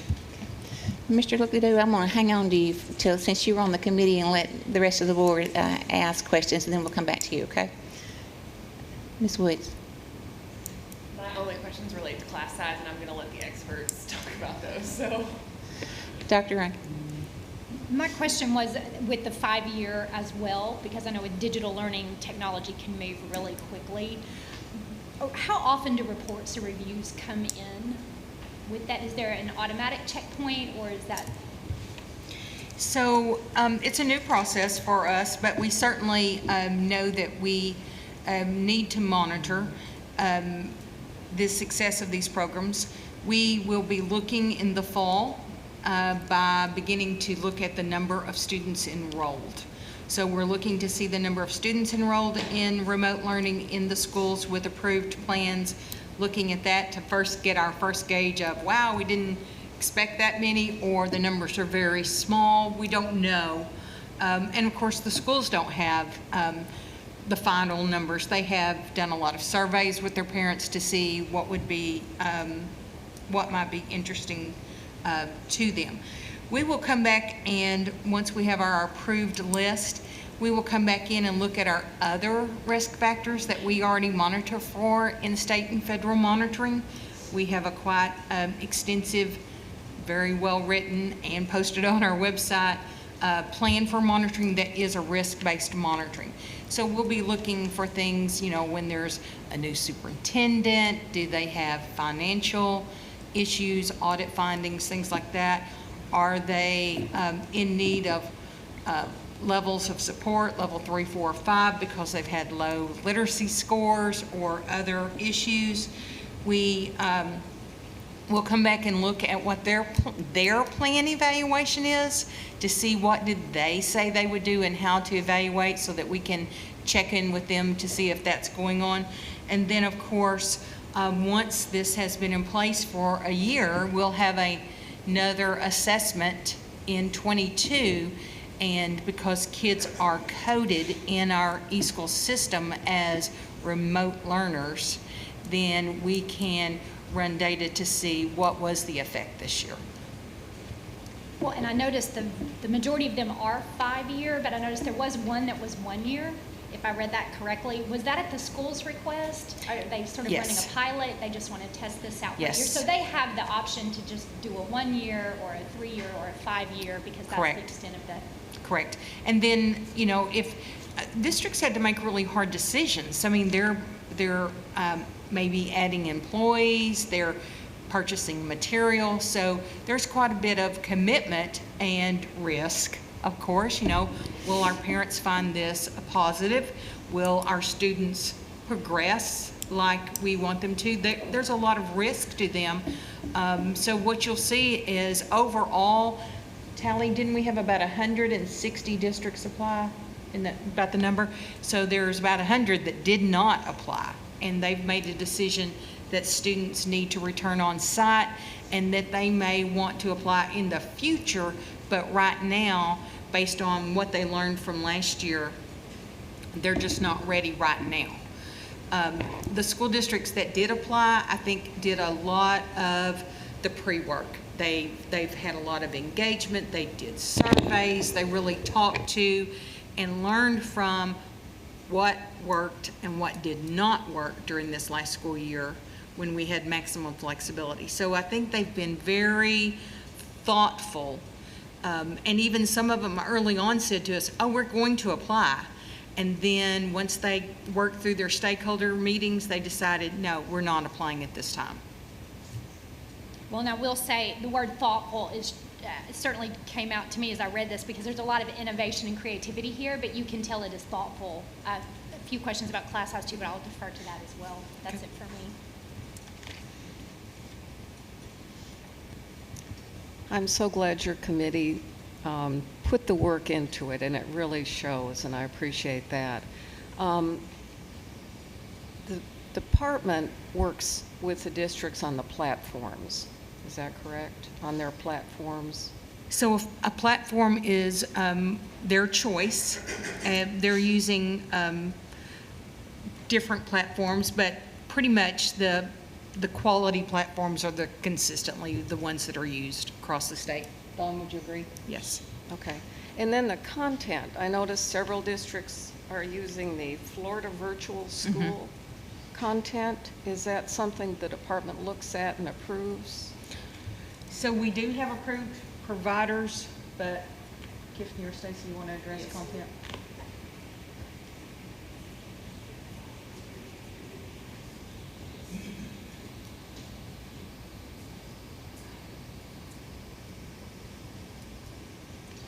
So one of the pieces that's essential in this process is that these programs that they're using it in the spirit of a blended method. And so they would ensure that content that they're using is aligned with our academic standards.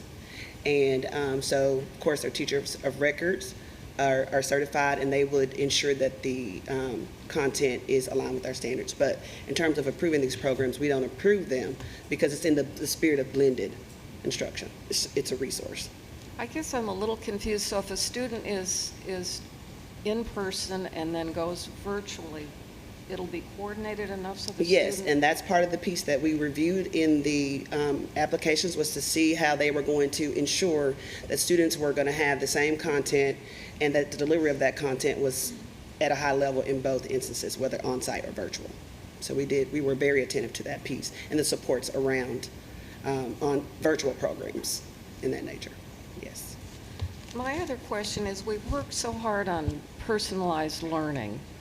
Is this taking us away from that? No, Help I me would with say that. I would say the same delivery of personalized learning on-site can be afforded to virtual students as well. And so we also looked at student supports, made sure that if a student was in need, what were the levels of response in terms of tiers of intervention. And so it does not decrease the availability of personalized learning and differentiation, any of those aspects that are provided on site. Thank you for that.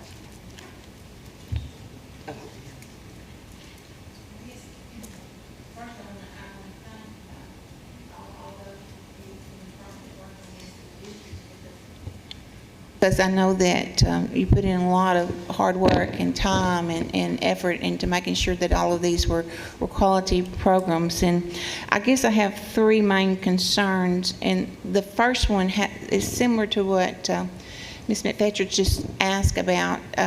This year I got some comments from different places around where, and I know this was pandemic and things were different and this was a very difficult year, but where students that were on site were sitting in a classroom in front of a computer doing exactly the same thing that someone off site was doing, and a teacher was sitting behind their desk. And that is not an appropriate on-site education. And so I don't know if that's out of the concern of this, but I just wanted to bring that out, that is something that I'm very concerned about, and I don't want to see happening again in the future, to make sure that the on-site students are also getting a quality in-person education. And I think that we need to address that. Yes, and I think as you're reading through these applications, what you're going to see is that our schools were very thoughtful about that. They have dedicated teachers for remote learning, as in this year with the quick scramble to get it up and running. Teachers were doing double duty and may not have had all of the training they needed when they jumped in. Of course, I think you're going to see drastically improved instruction moving forward, because our schools, I mean, that's what they've been talking about. That's what they've been talking to us. And even in grades 5 through 12, if a teacher is teaching both remote and students on site, they're not necessarily doing it during the same period. Right. So they're really figuring out how to carve out time so that students are getting the attention that they deserve. Okay, and so I just want to make sure that was something that we would address and make sure that we monitored in the future. My other two concerns are very closely related, and I'll take the thing out of the box that nobody is wanting to talk about, and that's the class size and teaching load. As I read through all these applications, it went from, some of them were saying, well, we don't need a waiver because this is considered a large group, or we're going to keep the current maximum that's stated in law, or it went all the way up to one was going to give teachers 300 students. And so it feels like we're all over the place in that. And my concern is, what is the research show? What is the data show? You know, that's something that we have emphasized over and over and over in the past. What is the research show? What is the data show is best for students? And I don't think we're far enough away from this past year to really understand that yet. And so that brings me to the other one that I have a big problem with is the 5 years.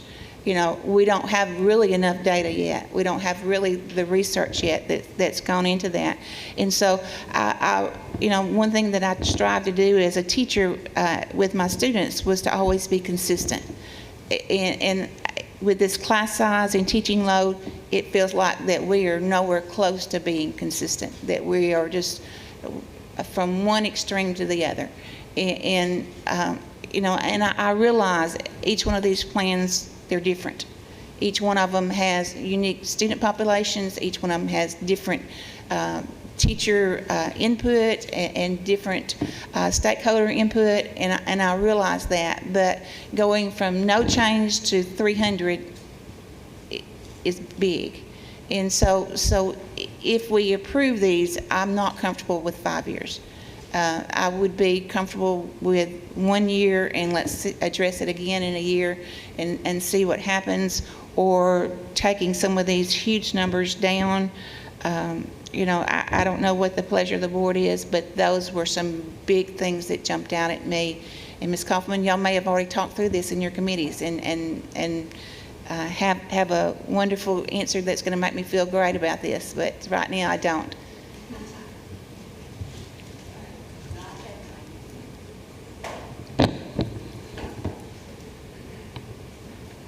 Did y'all see that head nod when she just Yeah, I gave saw head that. nod? I don't have a wonderful answer for you. So that's the long and short of it.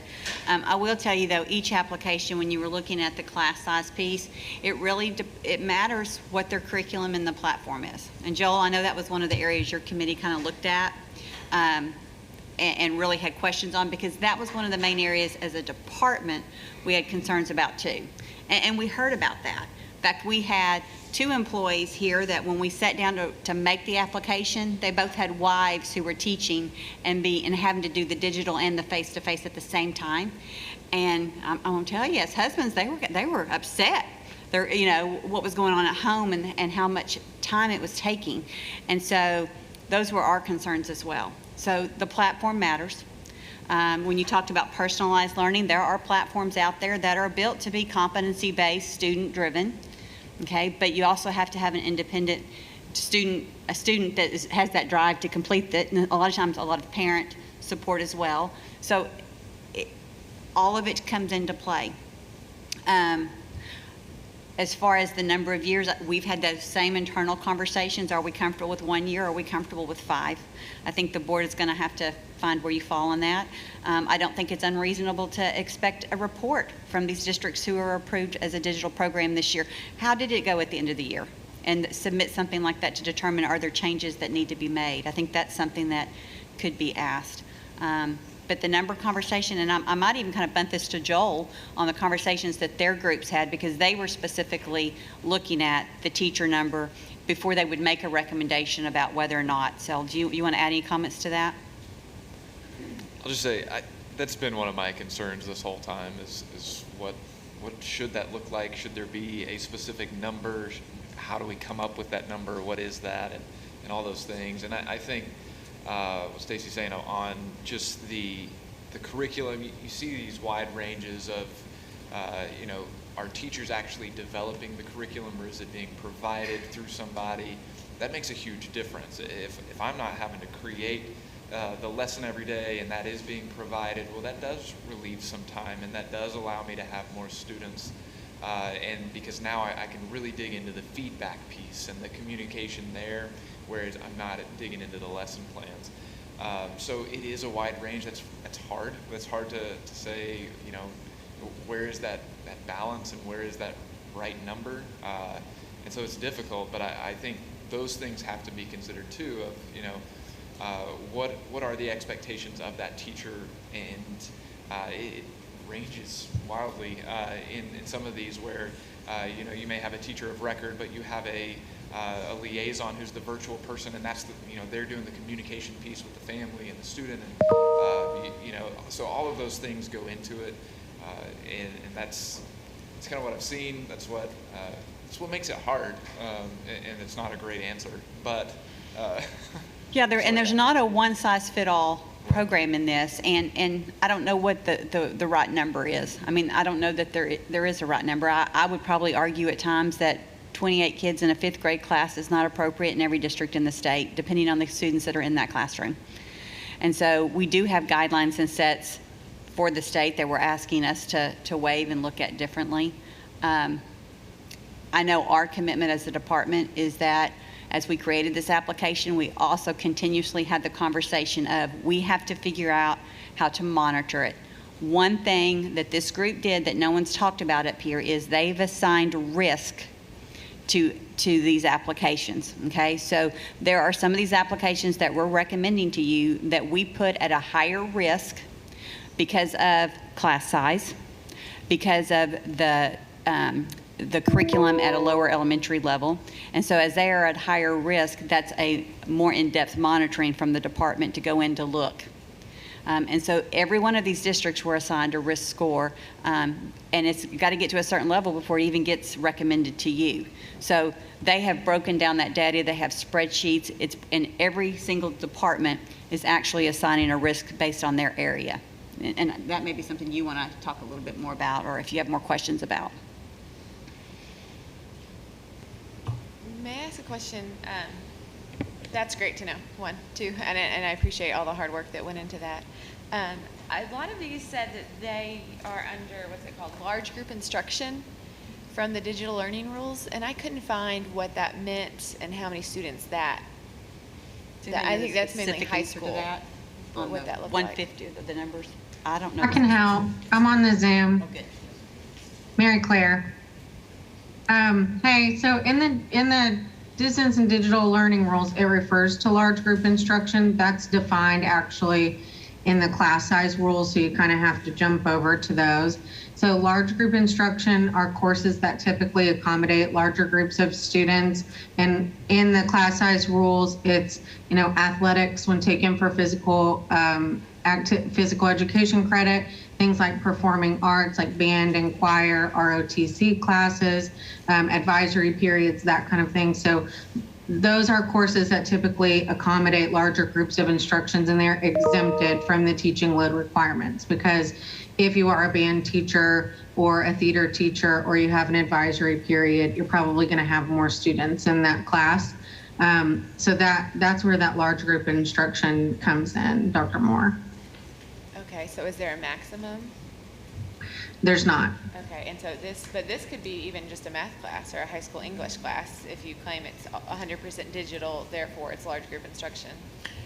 There's 2 things to consider with that. One is these school districts, most of them are using a learning management system that helps you to, as the instructor, log in and see what students are doing, what they're completing, how well they're doing on the work. So that's an advantage in this process. The other thing that is also available in considering class size is you can adjust. And that's one of the things that we heard from our virtual charters is we can adjust. We can lessen our class size as needed based on what we're learning and who are the kids that are enrolling. And we've heard that over and over from our virtual charter schools is they had really high numbers, but they changed them for K2. So they're going to learn a lot of lessons. And I think that's what is so valuable in this opportunity to provide parents and students an option is we are going to learn a lot. It's very innovative to think about this long term.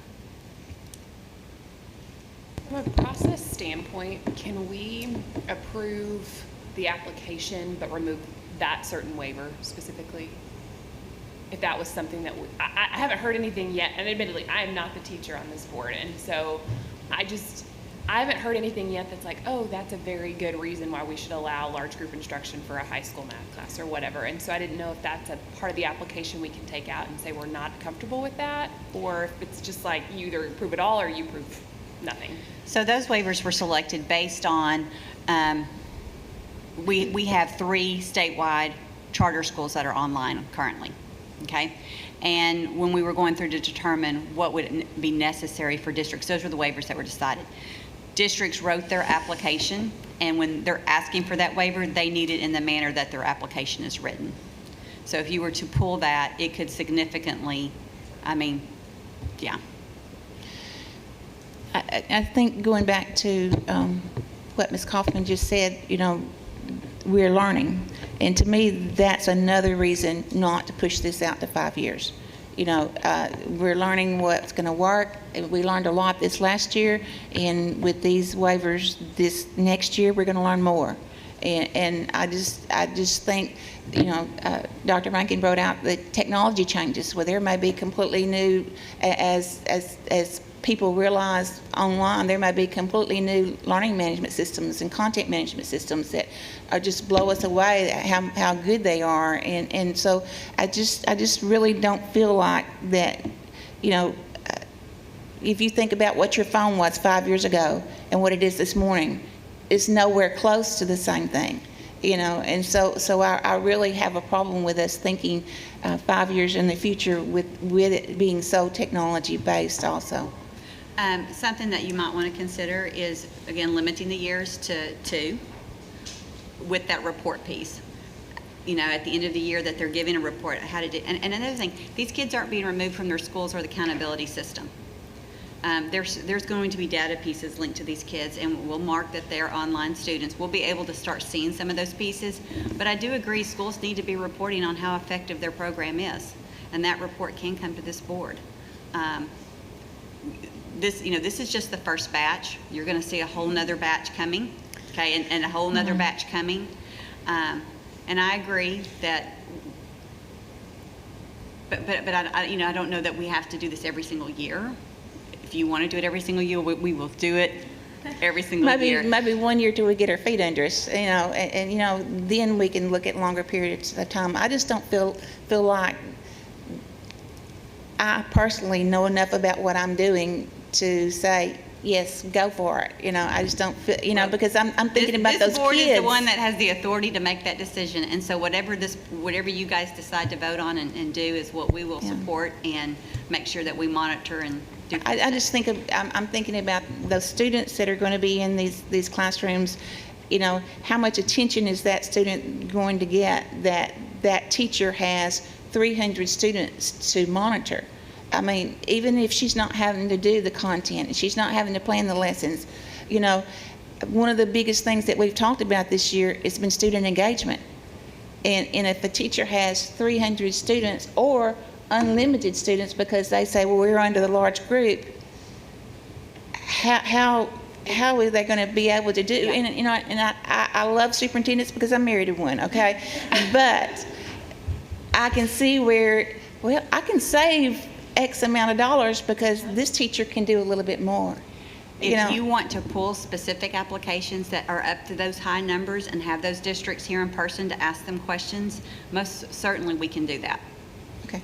And as we're reviewing applications, if we see there are ones that are at a very large number that we know that you're not comfortable with, we'll just make sure in the future that they know that they need to be present because they're going to have to answer those specific questions. We want to make this where the applications that we have vetted to the level that we know you're comfortable with are expedited and that we can get those through.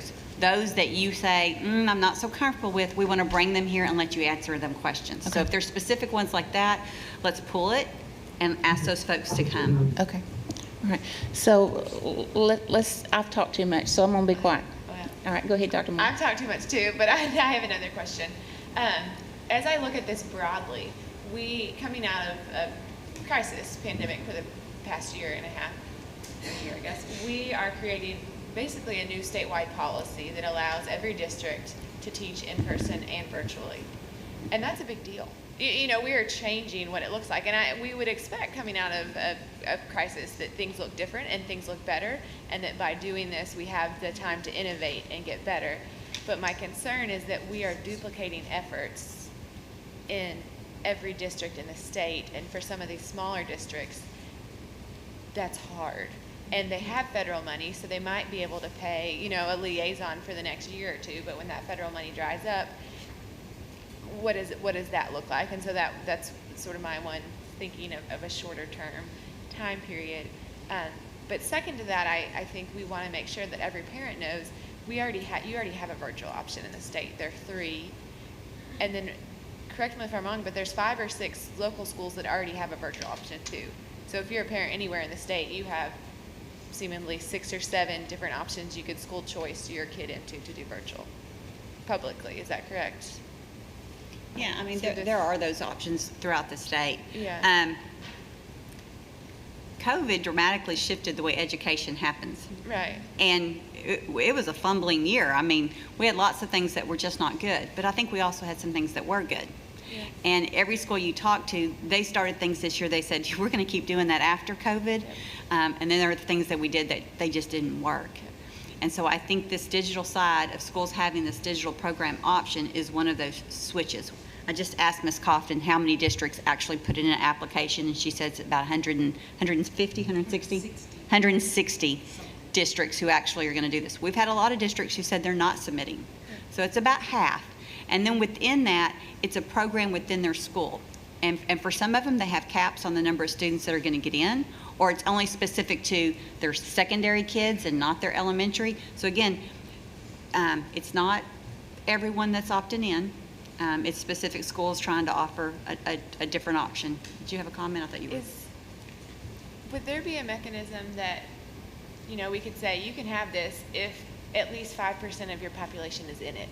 It seems like a lot of effort to have only 10 kids in a 1,000 student district do this when there's an online school elsewhere. Is there any mechanism to do that kind of? Yeah, it wouldn't be financially viable for a district to do it long term if they weren't having interest in it. I think the districts that have. Well, I think it might be because they're just paying another provider to do it.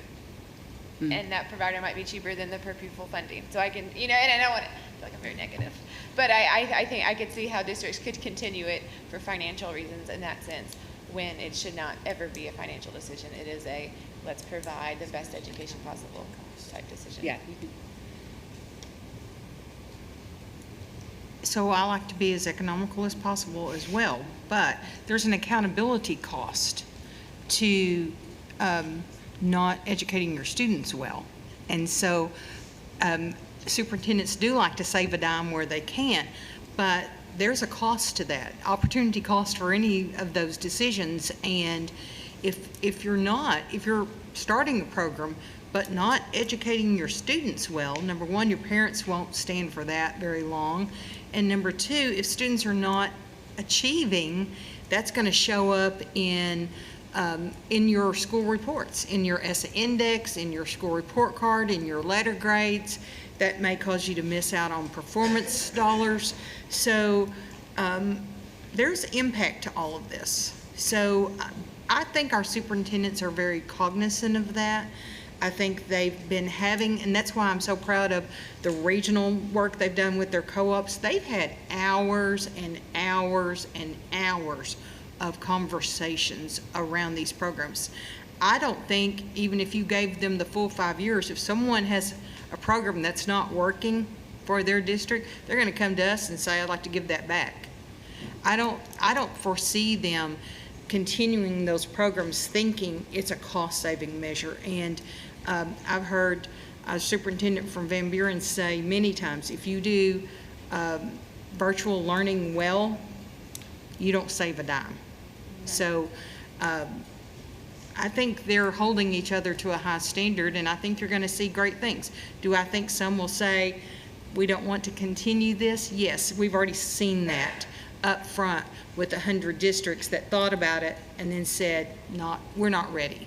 So I think we'll see that over time, and I think what's going to come out of this are some really amazing programs that meet the needs of 2021 students, 2022 students that are traveling, that have health issues, that have alternative lives than maybe we had back in the day when we were going to school. There's just a lot more going on in the world today that this is really going to meet the needs of some students and some parents.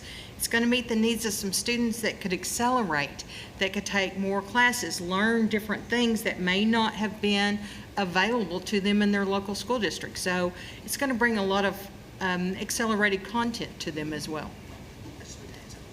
So, oh, sorry. I just wanted to add to the piece about student supports. Actually, as we read through these applications, one of the things that we made many recommendations around were check-ins with students weekly. If they did have asynchronous, we recommended some synchronous check-ins, small groups, and things of that nature. So we were very attentive to those pieces. And I would even say, and this is in the research about early warning systems, many of the applications you will see that they have junctures by which, if there is a warning that the student is not achieving, that they're going to jump to action in terms of their plan around response to intervention. And that's actually probably more thoughtful than we've seen in some time. So they're really attentive to that. At this juncture, if formative assessment shows that the student is losing ground in foundational skills, here's what we're going to do. And that's really actually it's really grounded in research, is if you have markers by which you are looking for if students are proficient or whether or not they're losing ground, if you're attentive to those markers, students will catch up, they will accelerate because of the attentiveness and the model around making sure that they get the interventions that they need. So we were very attentive, especially around our risk and learning services. It was in particular about those things that you just mentioned, and we gave recommendations about, hey, this is totally asynchronous. Where are those synchronous pieces where you're checking in, especially for secondary students? Where are those pieces where you're doing smaller group sessions, opportunities for that? And many of them will require, if you are slipping in some skill, that you have to have a face-to-face virtual meeting. So you'll find variance there, but we did make lots of recommendations around making sure that you use your formative assessment that way, and that you had shorter amounts of check-in times, opposed to saying in the quarter, we're going to look at it 2 weeks prior, but where are the weekly check-ins? Where are the markers by which you're going to know whether or not there's a warning here that a student may be at high risk? So we did do our due diligence with that. In fact, we probably at times gave so much feedback it overwhelmed them, but we wanted to ensure that students were at the forefront of those plans. So I just wanted to let you know we did pay close attention to those pieces. Could you speak to, really quickly, sorry, two more things. Special education and recess.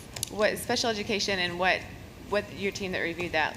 Yes, so I'll speak to special education, and I'll let you speak to recess. But in terms of special education, we made sure that schools were attentive to all, that they would have to provide students with all of the services that they would have if they were on site. Also, we made recommendations around pieces that may not have been developed.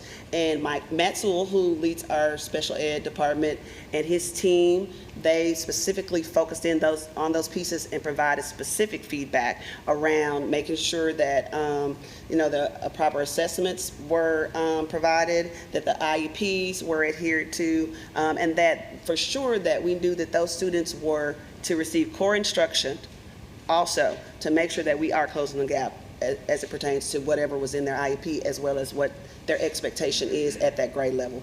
So they were very attentive. Also GT, EL, English learners, all of the specialty groups, dyslexia, we were very attentive. Believe me, we gave lots of feedback in all of those areas, so much so sometimes I'd have to say, y'all, you've given them a 2-page narrative. Let's break it down so it's more comprehensive and they can get to the point and do what they're supposed to do in terms of servicing these students. So we did that. Okay. If you're, say you have speech services, is the school district required to come to your house, or do you go up there? How does that work out, or is that just district decision? So districts provided their plan, and what we looked at is whether or not that plan was, number one, meeting the law, and provided some flexibilities for students and families. So in some instances, you'll see variance around that, but they have to adhere to it. And parents still have IEP conferences the same? Absolutely. That was one of the things we looked at. How are you going to, number one, conduct your conference? I'm sure I'm missing some pieces in there, and Matt's probably looking at this saying, you forgot that part. But they made sure that conferences were held and those types of things. They were very thorough.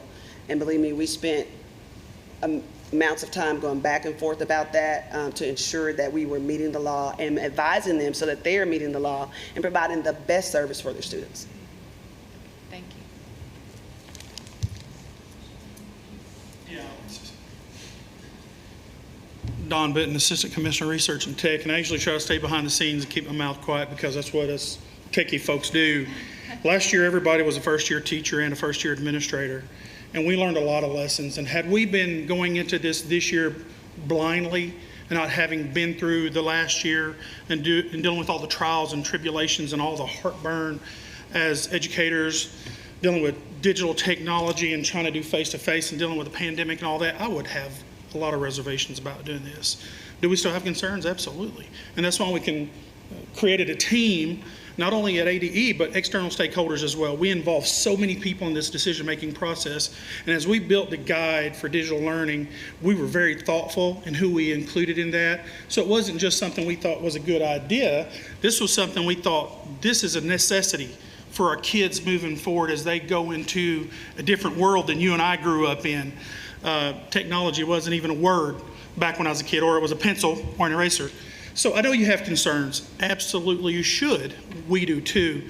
And when you think about the length of the waivers in 1 year, 3 year, 5 year, as a superintendent, they're making a big commitment as they're moving forward, not only purchasing technology, but dealing with people, human resources, all those different things as they're moving forward. So as a superintendent, when I'm investing in all these different resources, I want to know that, you know, the first year might not be perfect. This last year was not perfect by any means. But we can learn from that. But we're going to be monitoring. I can tell you, I have a list a mile long of all these different schools that we've internally on our own technology team have said, we're going to watch this school for that. We're going to watch this school for that. We're going to watch this school for that. And so have all the other teams done that as well. So please understand that we are taking this extremely seriously. Even though my background is ed tech since I was in this system, I'm not an advocate for just giving every kid a computer and every kid a hotspot and saying, go learn. We don't want to do that. That's a bad, bad, bad idea. But what we're doing now is trying to make sure we put all the structures in place, all the pieces in place to help us move forward. Other states are looking at what we're doing. They were blown away by our digital guidebook, and I'm presenting in 2 weeks to a large group or nationally about what we did and what we created, because no one else is at the level we're at. We're very blessed to have had Team Digital, to have Virtual Arkansas, to have APSRC, all these different organizations working together better than we ever have before to create a good personalized learning solution for any kid. So we're trying to meet the needs of our customers, trying to meet the needs for our schools, but more importantly, we're doing this together, and it's a very collaborative project. Yes, have those concerns, please do, because that's our check and balance for making sure we do our job at ADE to make sure that these kids are getting the best educational opportunity possible. And if we see something that we don't like, you can guarantee we're going to address it, and we're going to deal with those schools directly about it. So that's all I had was my 2 cents. If I could just follow up on that, Mr. Minton, and ask you a question. It is a question of economics. You brought up a great point about LMS systems are not cheap. Those are steep investments. Very expensive. So if I'm thinking from the viewpoint of a superintendent, school leadership making that financial commitment, are we clipping their wings if we put a 2-year waiver as opposed to a 5-year I wouldn't say you're waiver? clipping their wings. They just have to reevaluate what they're doing as they're moving forward. Some have already made the investment in those LMSs or those CMSs. Some are looking at different ones. Some are looking at expanding. Some learned last year that this was not the LMS for them or the CMS for them, and they're going to look at another product. So I wouldn't say you're necessarily clipping their wings. They're going to have to think a little bit harder before they enter into a 3 to 5 year contract with some of those companies, because even though technology changes every year, some of these things are very, very stable, like our LMSs and all that. Are there new things? Absolutely. There are going to be new things coming out. So I wouldn't say that you're clipping them. You're just making them think a little bit more deeply about how much they want to be committed to this moving forward. And I think most schools are, and with all the lessons learned and all the stories I've heard over the year, I think we're much better leveraged today than we were March 12th to do this. If this past year hadn't happened, I don't think we'd be having this conversation right now. So this past year, the state provided Lincoln Learning. As an option. Okay. That was one of the options. It was state funded those, am I correct, or is that district funded? That is correct, yes. So going forward, that funding stops? They have 1 more year of that. Okay. And they have their ESSER funds, which they can look at some other options for going forward with that further. Working with APSRC is an option for them as well, if they want to leverage some contractual agreements with that moving forward. I don't know that we have anything in the plan right now moving forward, but it's definitely an option. So, but that is funded for 1 more year? Absolutely. Okay. I just want to make sure we knew. And so are the governor's hotspots. They're leveraged for 1 more year. So a lot of that connectivity discussion, and I was on a webinar earlier trying to gain some more information about connectivity options for students. and there's going to be a whole nother level of connectivity options for students with the Emergency Broadband Benefit Program and the Emergency Connectivity Fund that are coming out. One of them $7.1 billion for our schools, and I'm working on that day in, day out, trying to figure out how we can leverage that for our kids. I guess one final question, just out of curiosity, if you could look at a map of the state for the 100 or so school districts that opted out of this, does it lean toward one area of the state, or is it? I've not looked at it that granularly, so Just curious. I can't say.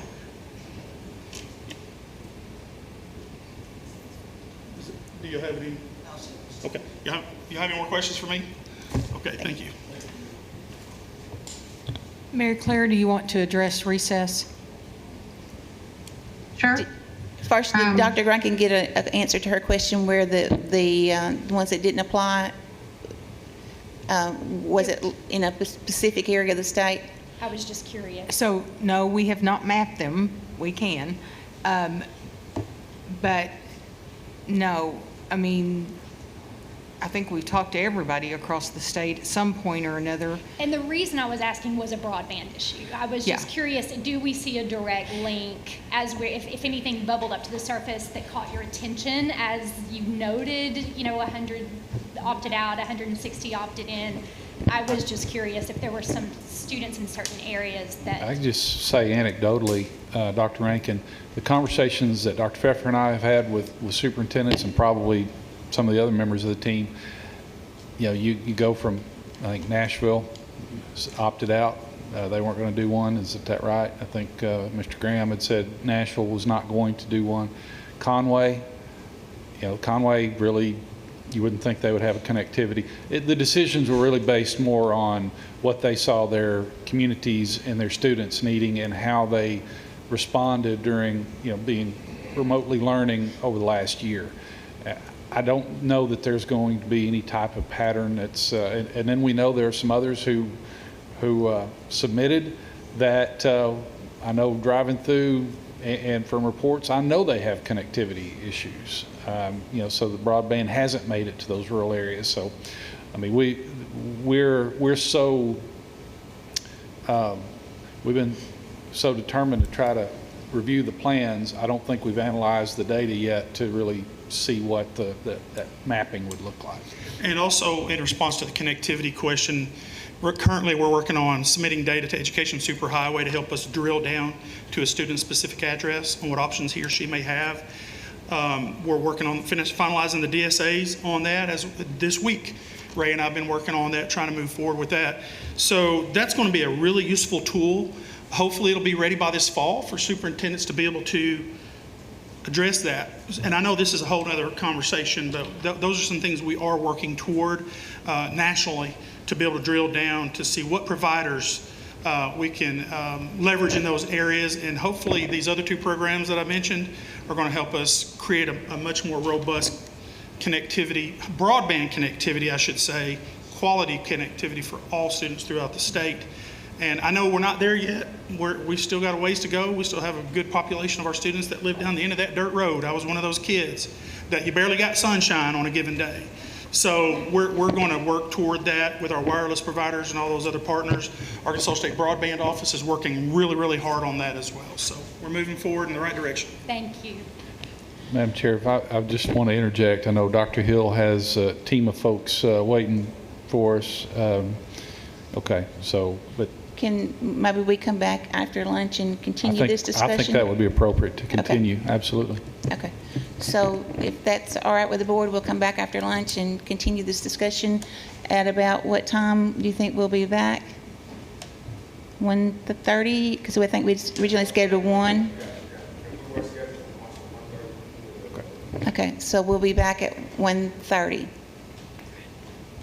So you can drive over if you want to, but we'll also provide transportation. I'm not sure who else is driving. I'm driving one of the state vehicles. We've got 2 state vehicles. Okay, we have 2 state. I need a volunteer. You want to drive? Okay, so Dr. Pfeffer and I are going to go get the vehicles. We'll meet y'all around front.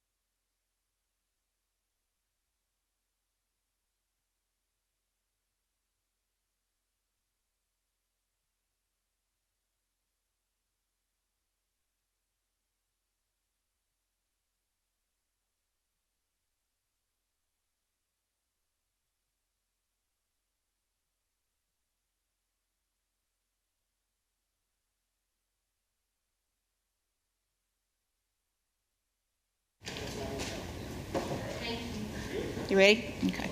All right, we are back. We apologize for being a few minutes late, but it was worth every second with the City Serve organization and the great work that they are doing for people around the state. So I am very thankful for the opportunity, Dr. Hill, that you provided us today. Thank you very much, and it was eye-opening, and so I encourage any districts or organizations around the state, if there's a need for in your area for students, contact Dr. Hill, and he can get you in contact with the right people. So thank you for that, Dr. Hill. We were in the middle of our discussion of digital learning applications this morning when we stopped, and so we want to resume that. And on your table, Ms. Kaufman has provided some data. I understand one of them, we can see which districts around the state have applied for the digital learning contracts, but explain to us what the other two are. Okay. So the first document that was on top, that looks like this, color-coded document, out to the side you see the words application, or you may see that they've revised their application. This is, and the count is exactly 150. 150.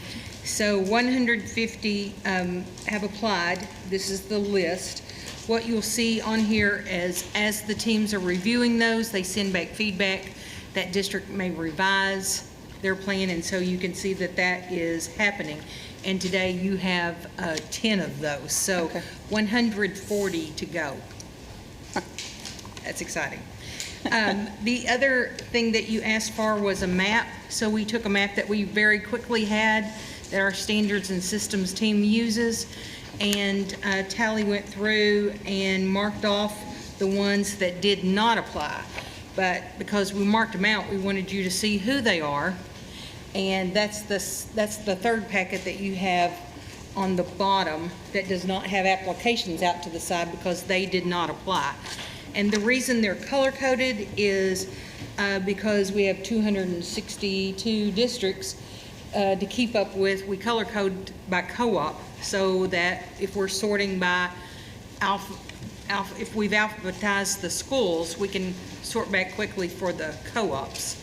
But it kind of helps you to see the distribution of who did and did not apply, as you asked about. One other note that I will make regarding the 150 districts that did apply is that today we're bringing you 10 districts that applied with just the standard waivers. We'll have one in our next item that had additional waivers.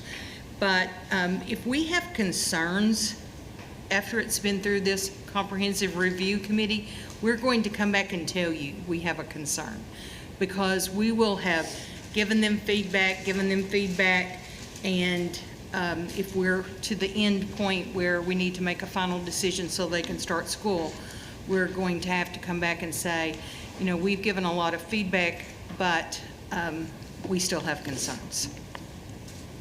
Okay. Thank you. Just by looking, Dr. Rankin, I think your question was spot on.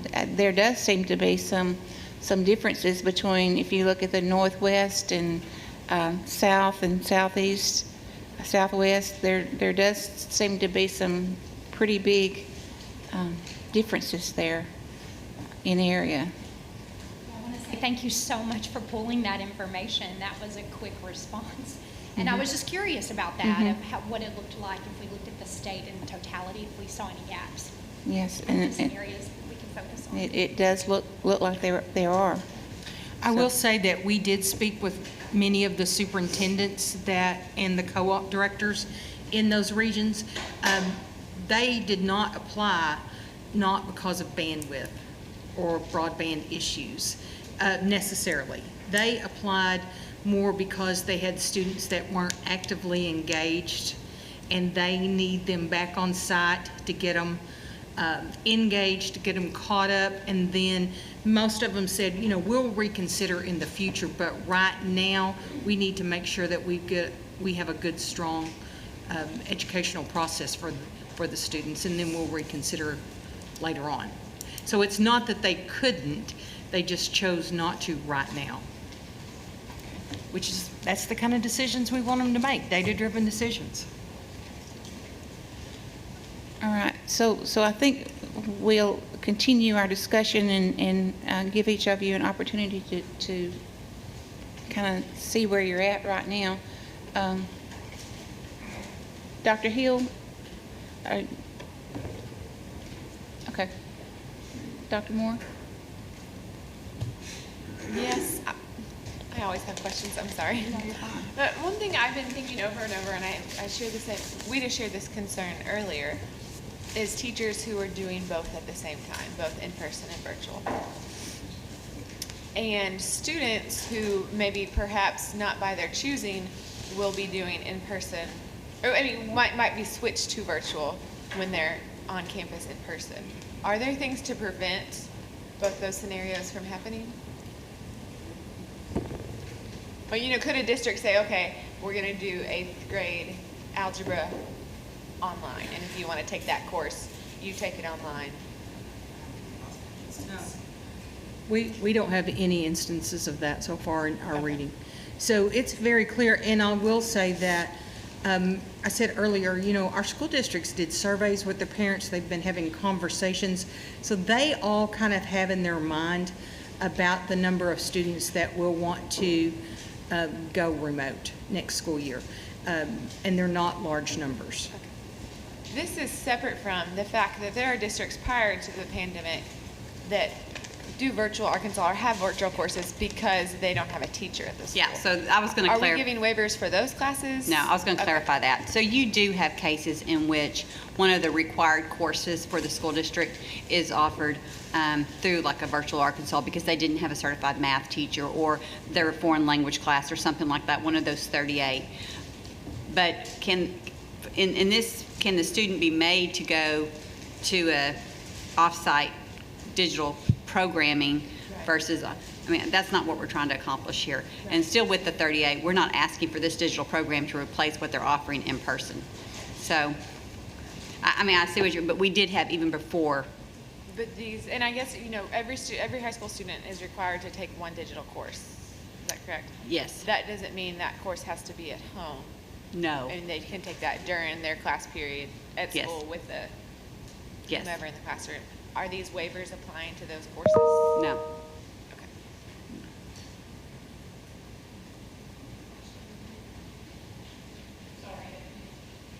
Cookie.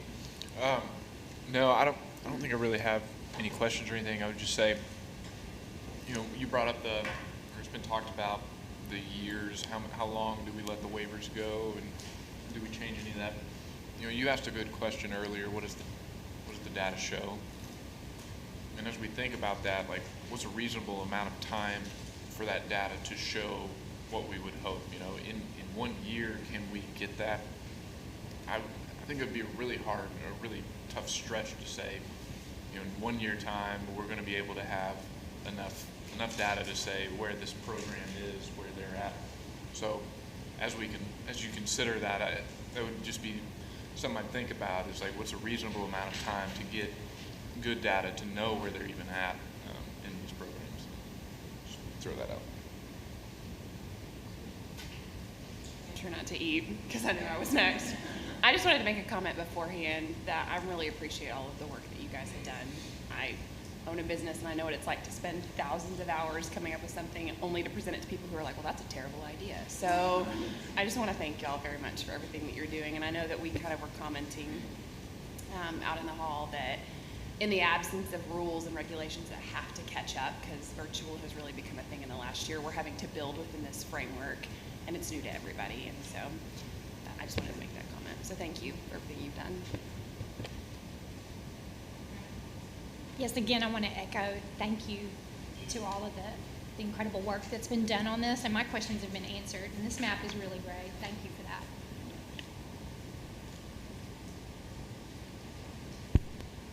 I do have to share that I am concerned about the 5 years, and I think I could, Joel, after what, and I appreciate what you have to say, probably look at a 2-year process and then come back and really look at everything really closely again. I would feel more comfortable with that.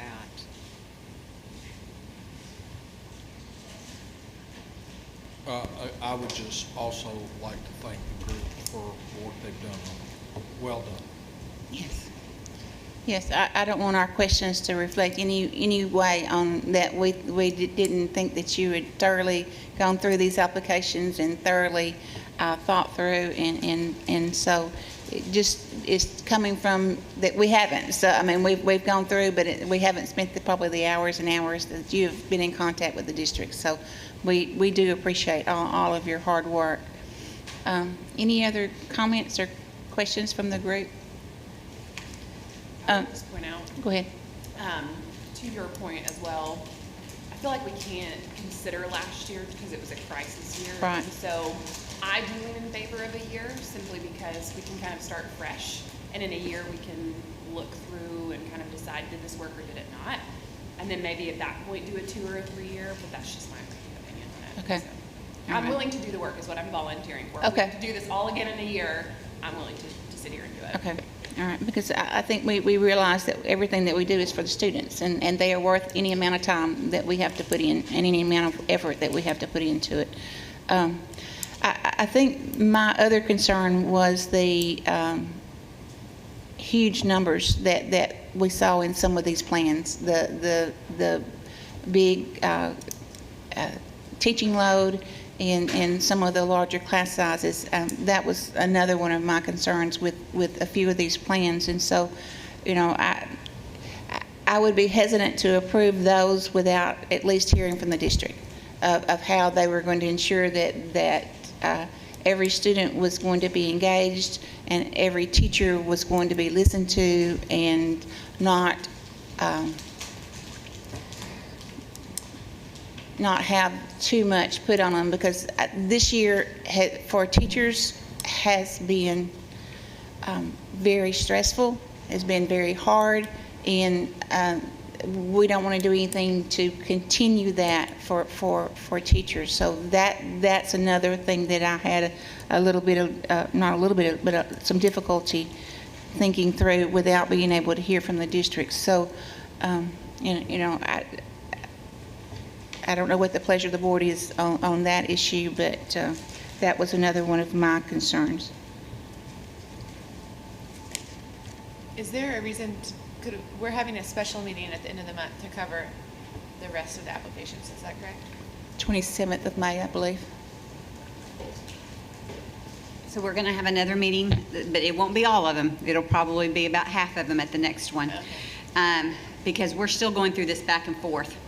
Again, we're kind of still at the point at this in May where they're only coming when we're only recommending them if we got to a point where we're like, okay, we feel like we've vetted this and talked to them, they've responded, because we've had people interviewing them on the phone, we've had people going back and forth with questions, and so you will probably be continuing to have these hearings all the way into July.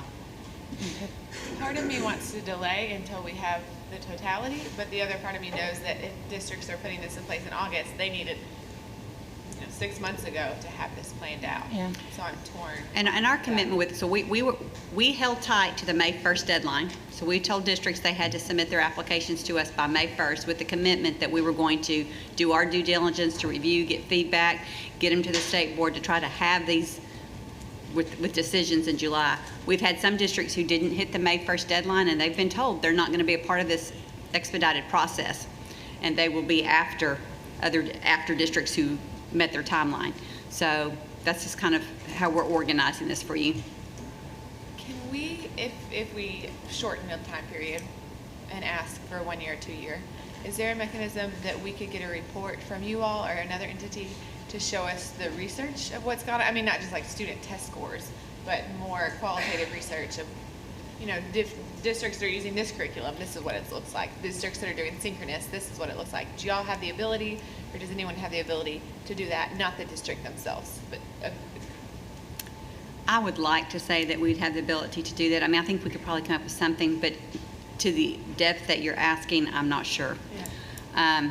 We do have lots of data pieces going on as far as who's online, who's in person, who's in a hybrid model, tying that to number of days that their schools have, I mean, we've got lots of data pieces going, but drilling it down to their platform, their curriculum, I don't know that we'll get there this year. I would want, in an ideal world, if we shorten the timeline and then expect them to come back in a year or two, I'd want us to be armed with much more information in that year or two. So in a year from now, so right now we've got current testing going on for summative assessment.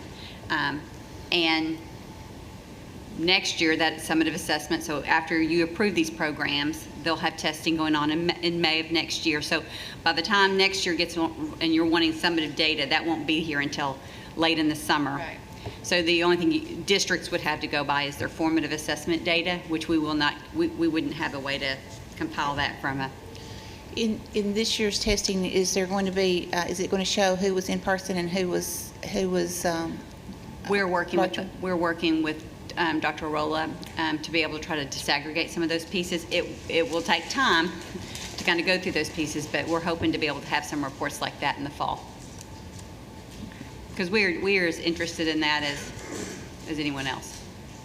But I do think, to that point too, like that data that we have from this year is going to look very different from what we would expect in the future.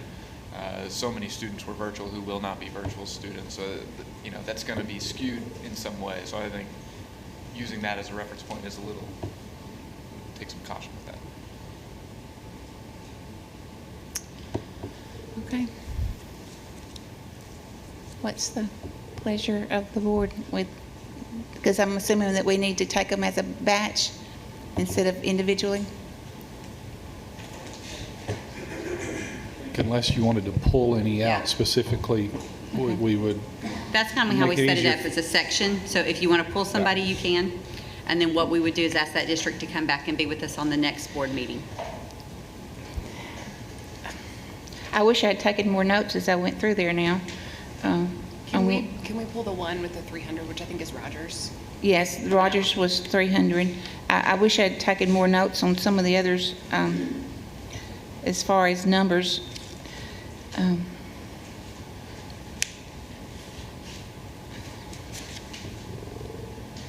So Rogers has been asked to be pulled. P Ridge is at 220. Okay.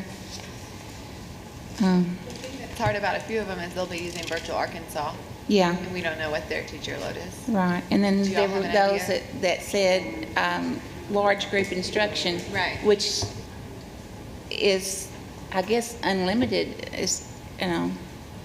so, and I didn't write those down.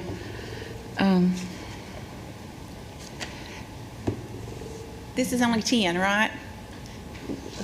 Would you be throwing rocks at us if you gave us a little bit more time? I know. I won't throw rocks at you face to face. I may talk about you later behind your back. Okay. As long as you're okay with that, we're good. That's happened to me many times. Okay, so it's not a big as long deal. as we're good on that and you're good with that, we can do that. So, I guess my question would be, this is what I want to clear, is do you want all 10 of these districts here?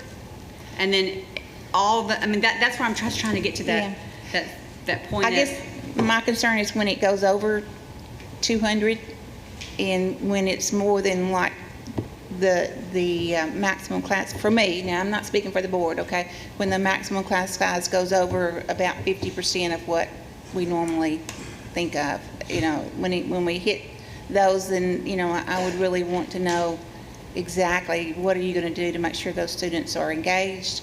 What are you going to make sure those teachers have all the supports that they need? That's me. I'm not speaking for anybody else. So let me ask this question to Carly's group and to Joel, because you guys were digging into those questions. So I know y'all were kind of asking those questions anyway. So do one of you want to come and address how we asked those questions and the responses we got and what got you to the point where you recommended this to begin with? And then we can clarify the question that we need to go back and ask the district so that we have that information for you before we get here. Is that okay? May I ask a question real quick? Is there a way to do a waiver that says you are granted a waiver but no more than X? This is Mary Claire on the Zoom. I think something needs to be clarified. So Large group instruction virtual courses, teaching load does not apply. You're not granting a waiver of teaching load to allow them to go over teaching load. Teaching load doesn't apply.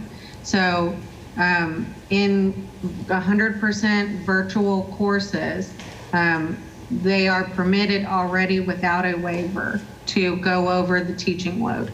That does not require you to approve it, and it doesn't require a waiver.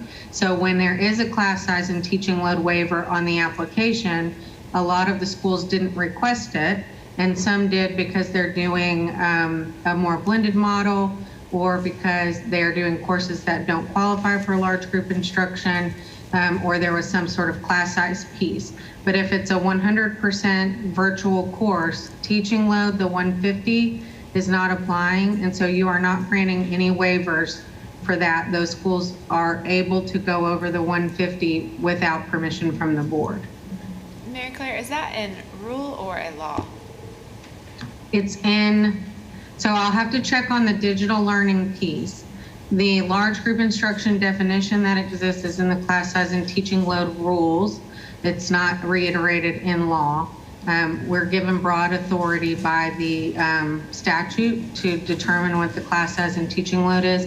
I will have to go back and look at the specific digital learning piece, because I'm just not as familiar with that set of rules as I am the class size rules. So I'll email you the answer to that question. But in terms of how we define large group instruction, how it's applied, it's in the rules. Thank you.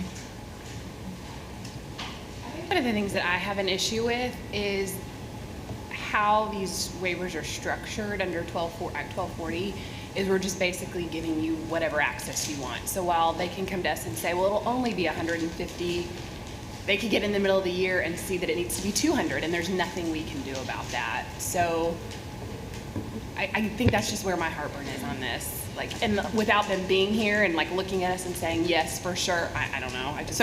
So Mary Claire, let me see if I understood you correctly.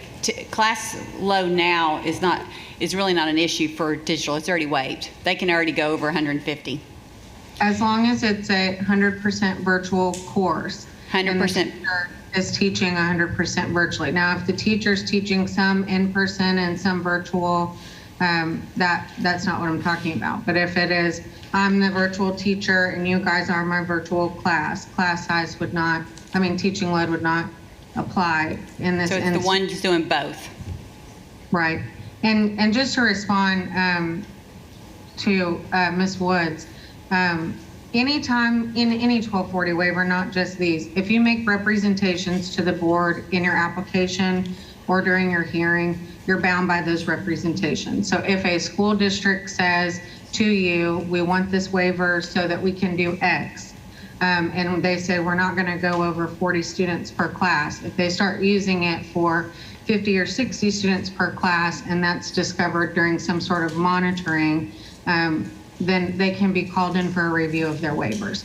And at any time, in any 1240 waiver, the board has the authority, if we see, if Deb's group or Tiffany's group or Dawn's group during their risk assessment see that a school is struggling, as long as you give proper notice, you can call any of these schools back in at any time to review their waivers. You can revoke them, you can modify them, you can do whatever you want. I didn't know that, but thank you. It's helpful. There's a district one that stood out to me said they will only go over in 11th or 12th grade, and it'll be only by a specific number of students. That to me is very thoughtful. They thought of this is when teachers can handle it, or more so, this is when students can handle it too, thinking about the student perspective of it. And I feel good about that. It's the ones that are more of a blanket that we're just giving the blanket authority to. But hopefully they will act in good faith and take care of both their teachers and students. But I know sometimes time is crunched too, or teachers are, they can't find someone else. So.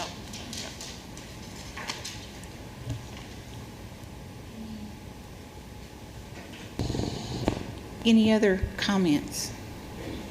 I was just going to add, and Carly, go for it too. I think one of the things, just looking back through, the spreadsheet on like the specific things, I think that was like getting specific was a big part of the revisions, and it was like Because a lot of times you might see these applications first come in and it's like, we will provide additional support if needed.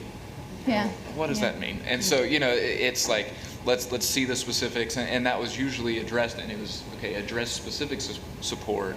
What does that look like? How are you going, especially in regards to teaching load and class size? That was specifically on that application, like it is asking that, so that should be provided in there, and that was oftentimes the case with our group was, what is the specific support that you're doing, but. And we went back and forth on that, and we would also, once they meet that threshold of 150 and going above, what extra supports would you provide that teacher? So there was a whole section for just teacher support. And also student engagement. When they just had a blank, we'll provide as needed, we would write back our concerns are student engagement, and then how teacher would engage the students and engage families as well. So when we would go back and forth, we would ask specific questions on how are you specifically going to help the teacher be successful in this environment with this load. And I'll just add one more thing about how we balance that in terms of if we saw, that there was a concern around class load, we did go back into the student supports to see how that was balanced out and if the plan was sufficient, and that's how we were able to reconcile to say, for example, they're doing weekly check-ins, they're designing small group sections for kids, so they had a plan to break each large group down throughout the week or throughout bi-monthly to say each student would get a small group session every so often.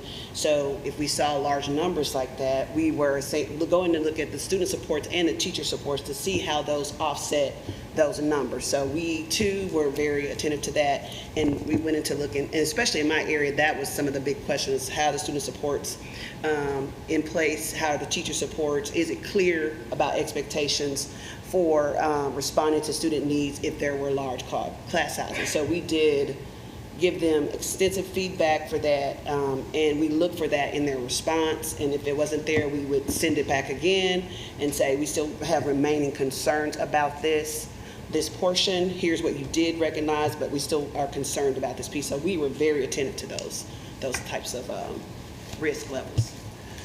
One other question that I had was, y'all have said several times that these are going to be closely monitored throughout the year.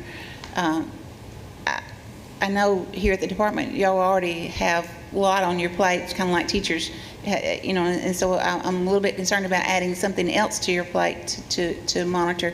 Can you describe maybe that process a little bit? Maybe that would make us feel a little bit better about it. So recognizing that this is of utmost important, we're actually talking about what are some of the things that we can maybe not monitor next year in some areas where this would take its place for the moment. So can we back off on some of the website pieces that we're monitoring? And how can we leverage and use our folks more effectively? Also, Dawn and I've talked about, we've got Team Digital who are out at the co-ops and looking at the different digital content and curriculums and how are they being pushed out and assisting. That's one of the reasons we brought co-ops involved in this. The first layer of this application had to go through their co-op for approval before it even got to us. And when we gave feedback, we gave it back to the co-op because we were trying to build, a community of practitioners that were working together in a region. And if you kind of look at that map, you'll see in some regions, there's a lot of people who've applied because all their districts around them are. And so there's this pressure that they need to have a program too. So the idea is that they're working together. And you're going to see some of those same curriculums and pieces coming through. Another thing that these applications that are coming to you have already had to go through their local board and be approved. And I would hope that if local teachers had concerns about the way they were treated, their class loads, that they would speak up and talk to their local boards as well. I would hope local boards would listen. So this group is checking to see if they've been approved or not. Okay. In fact, I've seen a couple applications where links were on there, but it didn't show their approval of the board, and they sent it back and said it doesn't have approval yet. And so that's just another layer Now, I'm not saying that because you're the ones who have the authority to give waivers, not their local boards, okay? But I would hope their local boards would be asking some of those really detailed questions about how are you ensuring that our kids are learning? How are you ensuring that our teachers are not being double done? I mean, and earlier, Ms. Newton, you said something about kids sitting in classrooms on computers. We don't want to see that anywhere. And I've seen it in some of the schools that are under state authority. And I think it evolved there just because of the pivoting, and you had half the kids over here and half the kids over there. And everybody agrees that was the poorest model. And at the beginning, when Tiffany did her presentation and she showed those 3 tiers, we actually, Dr. Pfeffer and everybody here talked about this model over here where you have the teacher doing both and the cameras in the room and you got kids. It wasn't working. And if we saw that happening, especially in elementary, it was a much higher risk. When you got up to high school, it depends on the risk. It depends on what the course is. It depends. I mean, there's lots of different factors there. And so every concern you're saying, the group, I won't point just to you, every concern she's laying out here for us here, we feel it too. We feel an intense pressure. And what funny was I was in Northwest Arkansas presenting last week and was talking about the state application for ARP funds, and someone said, please don't make it as complicated as that digital application. And I kind of laughed and I thought, y'all hadn't seen anything yet because it hadn't gotten through state board. but the concept was we were trying to be, and we have made it difficult. Districts have had to go over a pretty high bar to get it to this point. And this team back here, this has been going on for months. I mean, it's great that I'm standing at the microphone, but I haven't reviewed a review. I mean, these are the guys that they're doing the work. There's a team of 17 that were primary folks reviewing, and then plus more above that. So I'm confident in the ones we're bringing to you. I do know, I am listening to you about the numbers, and those are higher risks that'll be monitored. Before you ask a question, I wanted to share, and I really appreciate all y'all done, and I don't think my disgruntlement is with y'all's work. It is probably, I think if I get to the root of it, it's more just digital learning. And how are we doing digital learning well? I think to one application where if you're in first grade, you have math face-to-face on Thursday morning for an hour. And so what does that look like for my 6-year-old to only see a teacher, to have that talking for math one day a week? I think that can be done really well, but I also can see how it can't be done well. And so it's not even the whole policy of it is getting down to how do I feel comfortable with digital learning in K-8 when it is not a forced, when you don't have to have it. Knowing that maybe there are families that have to have it in the state, pre-pandemic, post-pandemic, and that option is already there. So I like to ramble, but that's my. All right. Any others?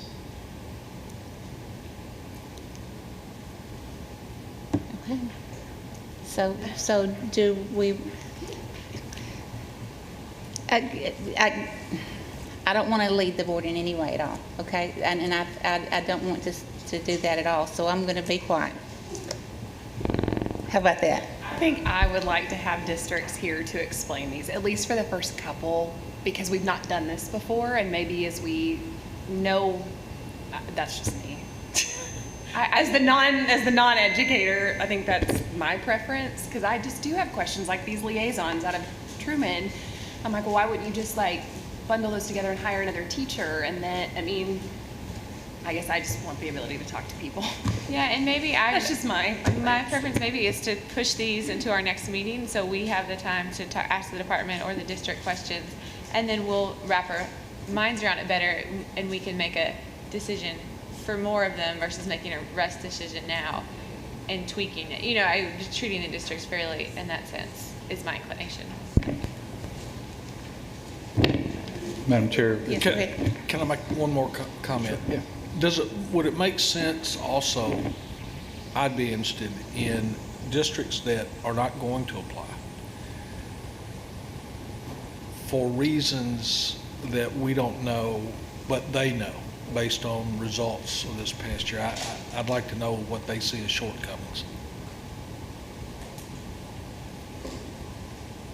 Mr. Secretary. and again, not to influence how you move forward, I just want to bring us back to when we presented this concept to you of an expedited 1240 process for this. It was expedited not just for the districts, but for y'all. Because if you think about bringing 150 individual districts in here for 1240 waivers, that every one of those are going to have similarities, but everyone is likely to have differences. So just keep that in mind as you consider how you want to move forward. But just, you know, this is a process we developed to try to help both parties, the authority, which is you all, and in our districts, who you know, we're trying to lead to make the right decisions in some of these, with a lot of the interaction that's taking place. So just give that consideration as you decide how you want to move forward. We haven't been very expedited today, have we? We anticipated that because, and it's not because we just know how diligent every member here is about wanting to make the right decision. And we get that. We were prepared for that. That's why you saw more members of the leadership team in here today than we have had in some time, because we wanted to get your questions answered. And that's why we said, okay, we're going to bring these 10 to you, so it could be that trial run in a way. But anyway, so no, we didn't expect that this would be a short conversation, Ms. Newton. So it's okay. It's fine. Out on a limb, but from what I'm gathering, if the whole class size wasn't on there, I feel like this would be a whole lot easier. Maybe I'm wrong, but I feel like the class size is the hang-up. You know, I understand why they want it for the virtual, you know, because it makes sense, and it's just when it gets really huge, you know, that's when I start getting concerned. If we were to approve these today for 1 year, when they come back with some sort of detailed report and data in a year, but as y'all go forth, maybe on the applications from now on, maybe y'all could really put a bee in their bonnet that we are really concerned about class size and teaching load, and when they get really huge, that it gives us great pause, and then maybe we pull some that we have concerns about now. You know, I don't know what the answers are. I don't want to, sorry. Okay, I don't want y'all to think that we don't appreciate your hard work and that we don't trust you. I mean, I don't want it to come there, because we do. It's just that we want to make the right decision. Okay. I'll speak to the team. We don't think that. I mean, I please don't think for a moment that we're going to, well, except for Stacy, which she might. But this is a burden on y'all. I mean, it's definitely a burden for the decision making, and looking at what we are trying to create, that now we don't have to create it under an emergency type situation. So we understand that you want to get it right. I wish I could guarantee that everything we are doing is that we're getting it all right in some of these processes that we're dealing with. But we do know that when we figure out something wasn't exactly right, we come back and do our best to fix it. I trust that that's what these districts are going to do. Stacy just mentioned to me, Jody Wiggins, Superintendent of Siloam Springs, is on, and he's been listening to the conversation and is willing to answer questions that y'all might have about their proposal. And if you want, we can have that conversation. Mr. Wiggins can come on, and you know, you might get a feel for how at least that one district is handling it, and their mindset and their thought process as they developed their request. That might help. Okay. That really would, if we could hear from a district. Yeah. Okay. Mr. Wiggins is This on is there. item number 4 on your agenda, digital learning waiver application with a request for additional waivers. Okay. And so this one is a little different. This one is a little different, but they went through the same process. And as you know, they also have a charter school that the charter panel will be hearing next week. So they've been through this process with us many times before. Siloam Springs School District. Yep. And so this one isn't part of the expedited. It is. Well, it is, but with They haven't. sorry, yeah, I said it wrong. It's part of the expedited, but with other things that the other groups are not asking for. Correct. So we packaged them as in strictly the expedited waiver process, and then anybody that's asking for additional waivers, we separated those out. And then, as I mentioned before, we'll have some, probably at your next meeting, that is a review from the charter panel. And then a fourth category would be to have any of these that we have concerns about. If we are not getting the response back, if we're not feeling very confident about, we're going to bring those to you with the superintendent to say, this one's going to have a full conversation. Okay, and this Siloam Springs is just K-8, if I'm reading that right. And we got a request, members, please don't forget to speak right into your microphone and make sure it's on before you start speaking. Mrs. Newton, you're correct, because their 912 is a charter. Okay. And it has to go through charter panel before it can come to you. Okay, so this is just the K-8, all right.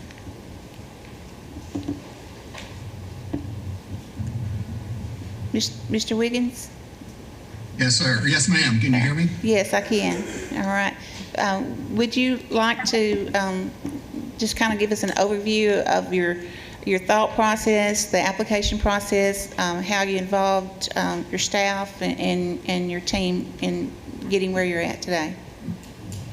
Okay, so first, you're correct that the portion is K-8 today, but we've actually submitted for K-12 or 9-12 as a conversion charter, so it'll come to you later, but it'll look exactly the same.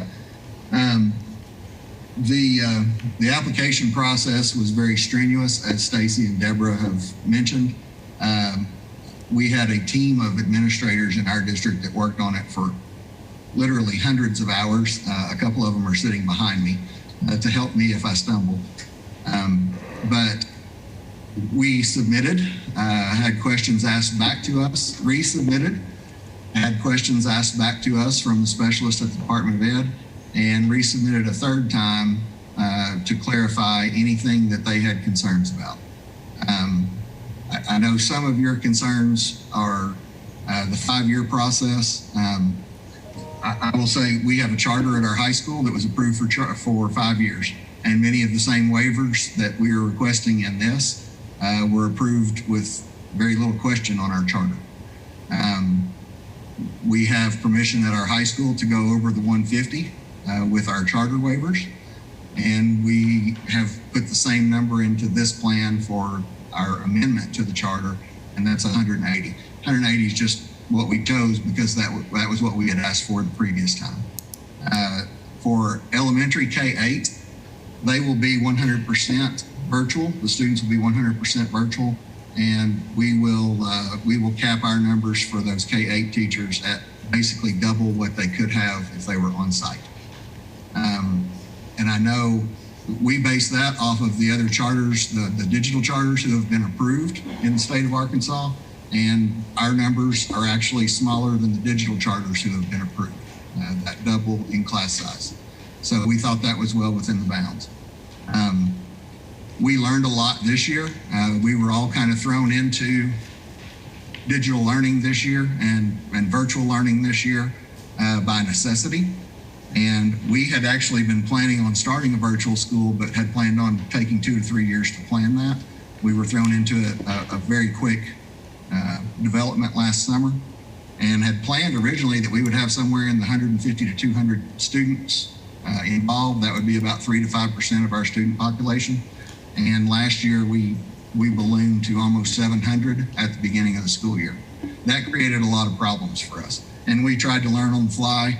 And to be honest, our application to you all for this plan is a result of everything we've learned by making mistakes this year.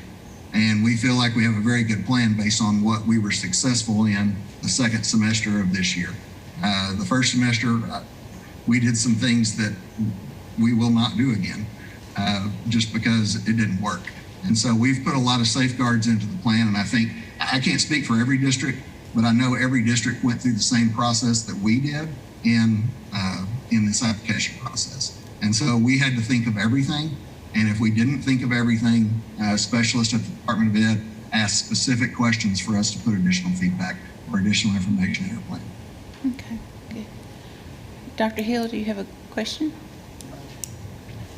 Dr. Moore?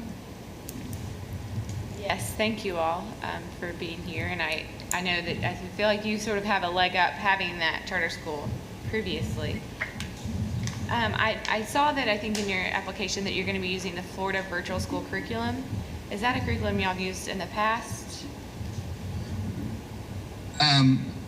It is not.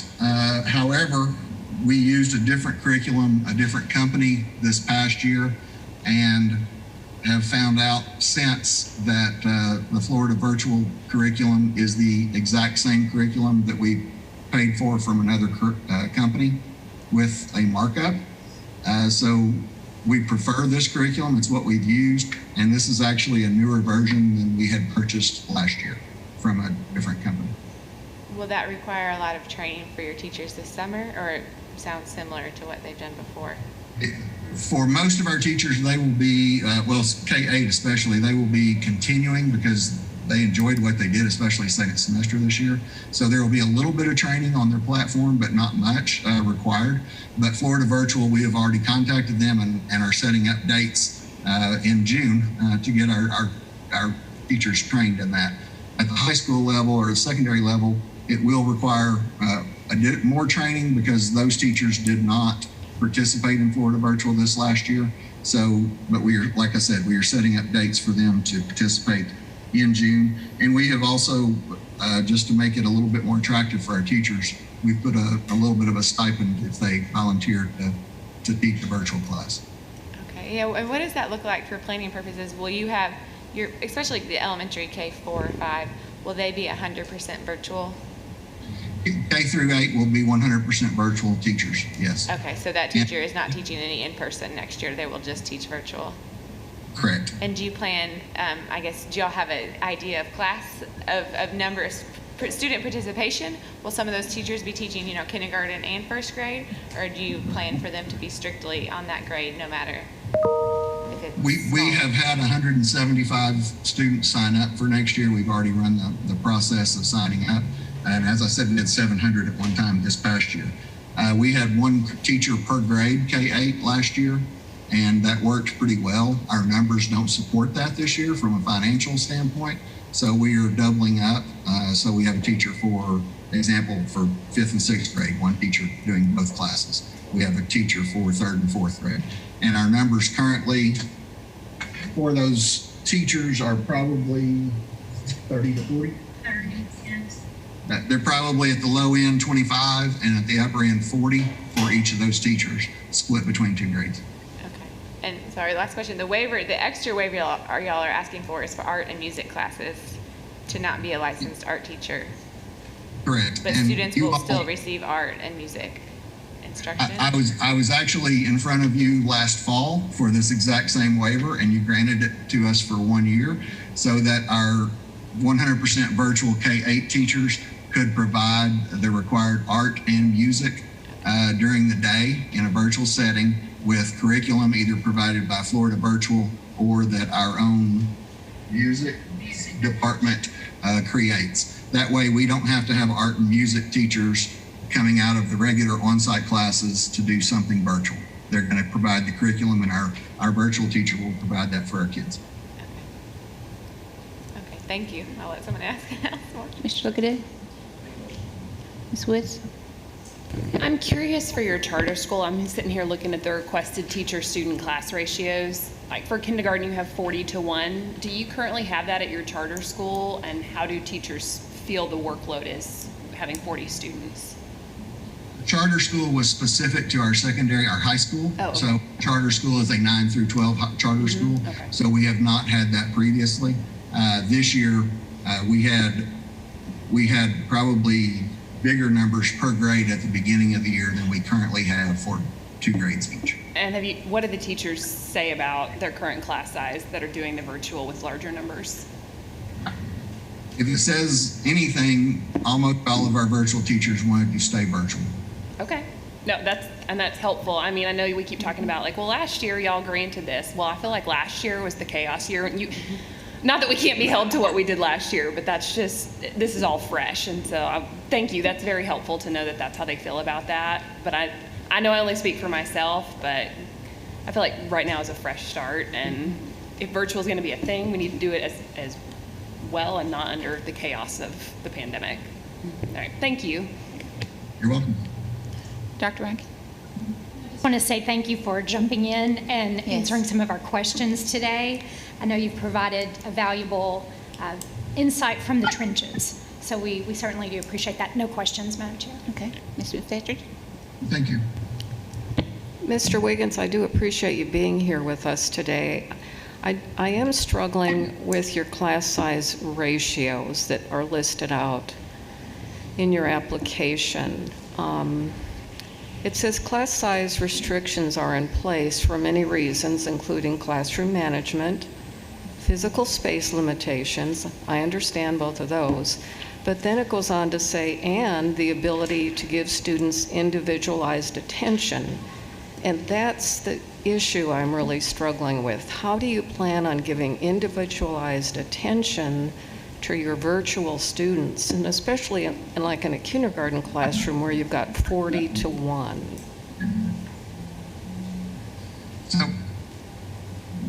So we will have specific times set up for group Zooms during the course of the week. That will vary by grade and by teacher as far as how many are required and at what times. And those can be done synchronous, preferably with students involved in Zoom, but they would also be taped for asynchronous participation for kids who wanted that. But we will also, those teachers will have to be required to have small group instruction and group kids by ability or by problem area. And so they will have separate Zooms in small groups, and we will have one-on-one Zooms as well with students, specifically addressing specific needs of kids. So is Zoom the same as on-site instruction and one-on-one interaction on-site? It's not the same, but our teachers have been successful, especially this second semester, as long as they have made group instruction required and then given opportunities for small group instruction and one-on-one through Zoom. We will also have the opportunity for students to make appointments or parents to make appointments to come on site and have small group or one-on-one, which is something that our digital charters across the state do not have the opportunity to do. All of theirs is 100% virtual.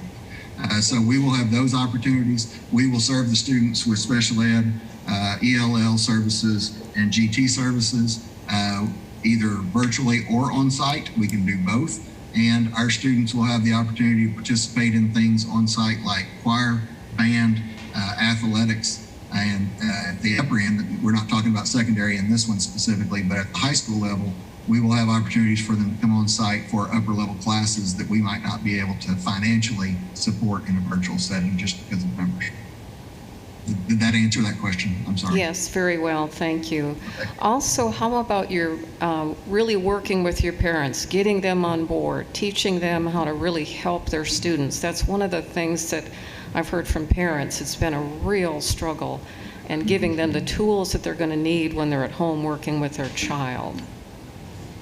So before a student can be a virtual student for us, their parent and the student themselves will have to come in through an orientation session this summer. We learned that last summer because we did not have all of that happen, and we fought for the first 9 weeks just trying to get everybody on and for them to know how to use the system and the platform. So that's going to be a requirement on the front end that they come in and we go through those steps with them. So we'll train the we'll train the parents on the platform, and we'll train the kids on the platform before we ever start. And then during the course of the year, we will have ongoing meetings as needed with parents. Thank you for that. I appreciate your comments. Mr. Sutton?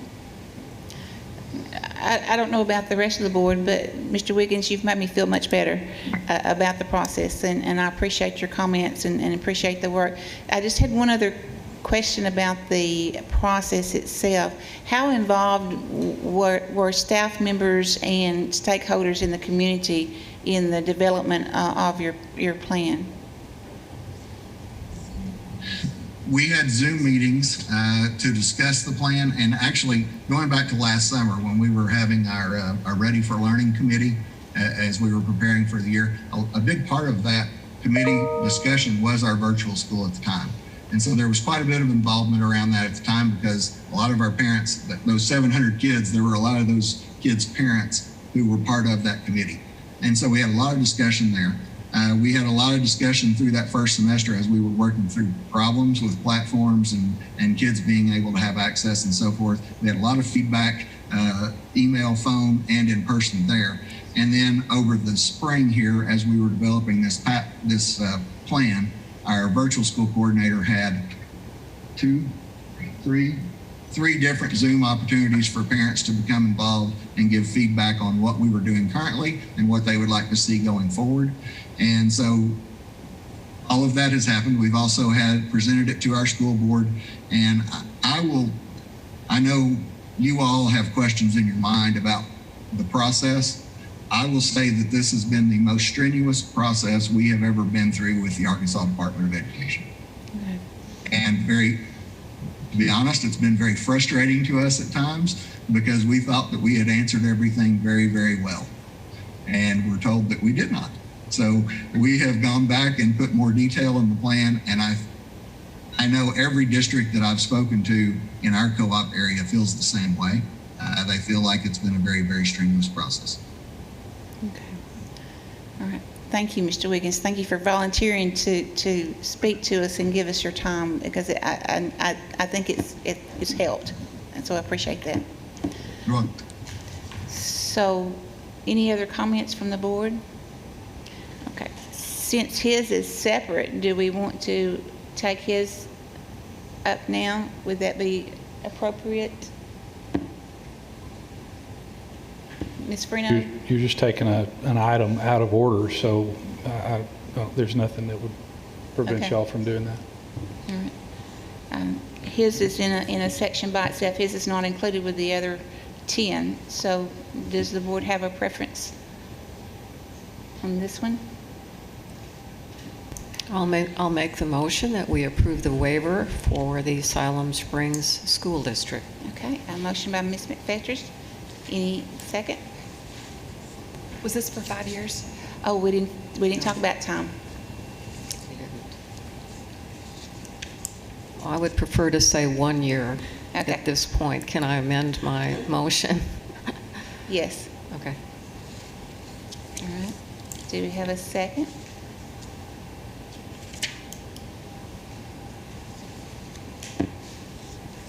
Second. Thank you. Mr. Sutton? Okay, you'd probably better do a roll call, I guess.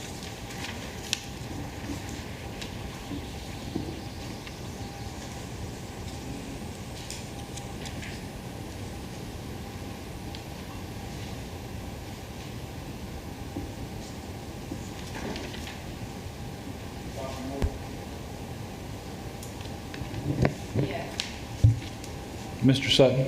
Yes. Ms. McFettridge? Yes. Ms. Woods? Yes. Dr. Rankin? Yes. Dr. Hill? Okay. 6 yea votes. Congratulations, Mr. Wiggins. I think your time was worth it. Thank you. All right.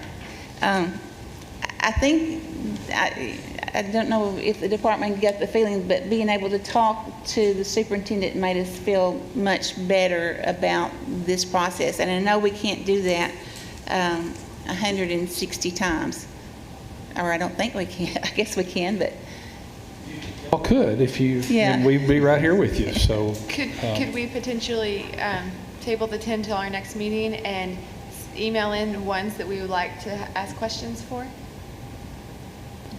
That's certainly an option, yes. Not to add time to our meeting, but we do have tomorrow. If we could figure out who we wanted. would be willing to do it tomorrow?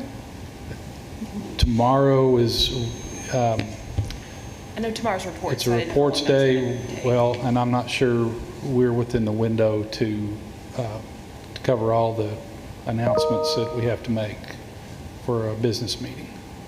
I don't know that, but I understand, yeah, a lot of things, we have to make sure we're within the press announcement window. Could someone, before we talk about which ones we might want to pull, could someone go back and tell me again? We had some that, and I can't remember how they phrased it, but it said they did not need a waiver because of large group. Why did some say that and some didn't say that? As Mary Claire was explaining to you, that if the teacher is a virtual-only teacher, under the digital learning rules, Mary Claire, jump in here, those are already waived in rule. Yeah, that's right. And the class has to be 100% virtual also. So if you're seeing a blended virtual model or teachers that will be in person and virtual at different times in the day or at the same time, then they would need a waiver to move forward with a larger teaching load. If it is a teacher that's 100% virtual, their courses are 100% virtual, the digital learning rules exempt that from those teaching load requirements.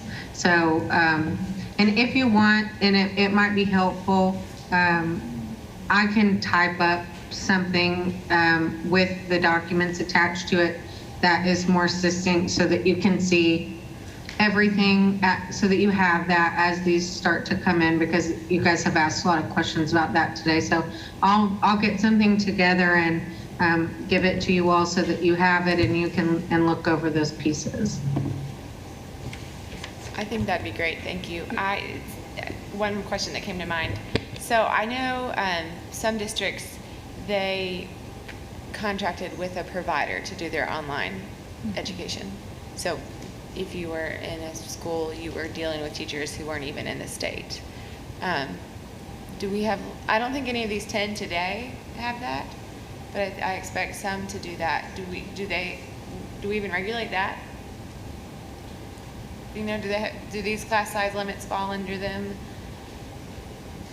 Or does that just sort of make you do that?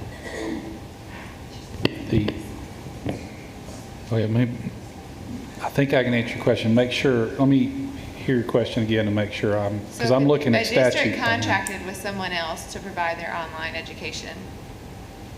What do we do with that? So that falls under our digital provider, Yeah. approved digital provider, and there's a process to go through to become a digital provider where you're an out-of-state teacher, and they have to submit an application that's reviewed by different parties here at the department to be an established digital provider, and then that teacher is listed as teacher of record. Class size does not apply to that teacher. And it does not apply, this particular section we keep going back to that they're asking a waiver from, doesn't apply to a public school that operates primarily as a virtual school. And that's expressly written in the statute. So connections are the... But are we saying that now these 160 will have public schools that operate as, because we're not creating new schools. No, we're not creating different LEAs, no. It's a program. It's a program within the existing school. So, Mary Claire, this may be a question for you. Are people using this large group instruction as a way to not have to ask for a waiver for class size? That's what they're doing?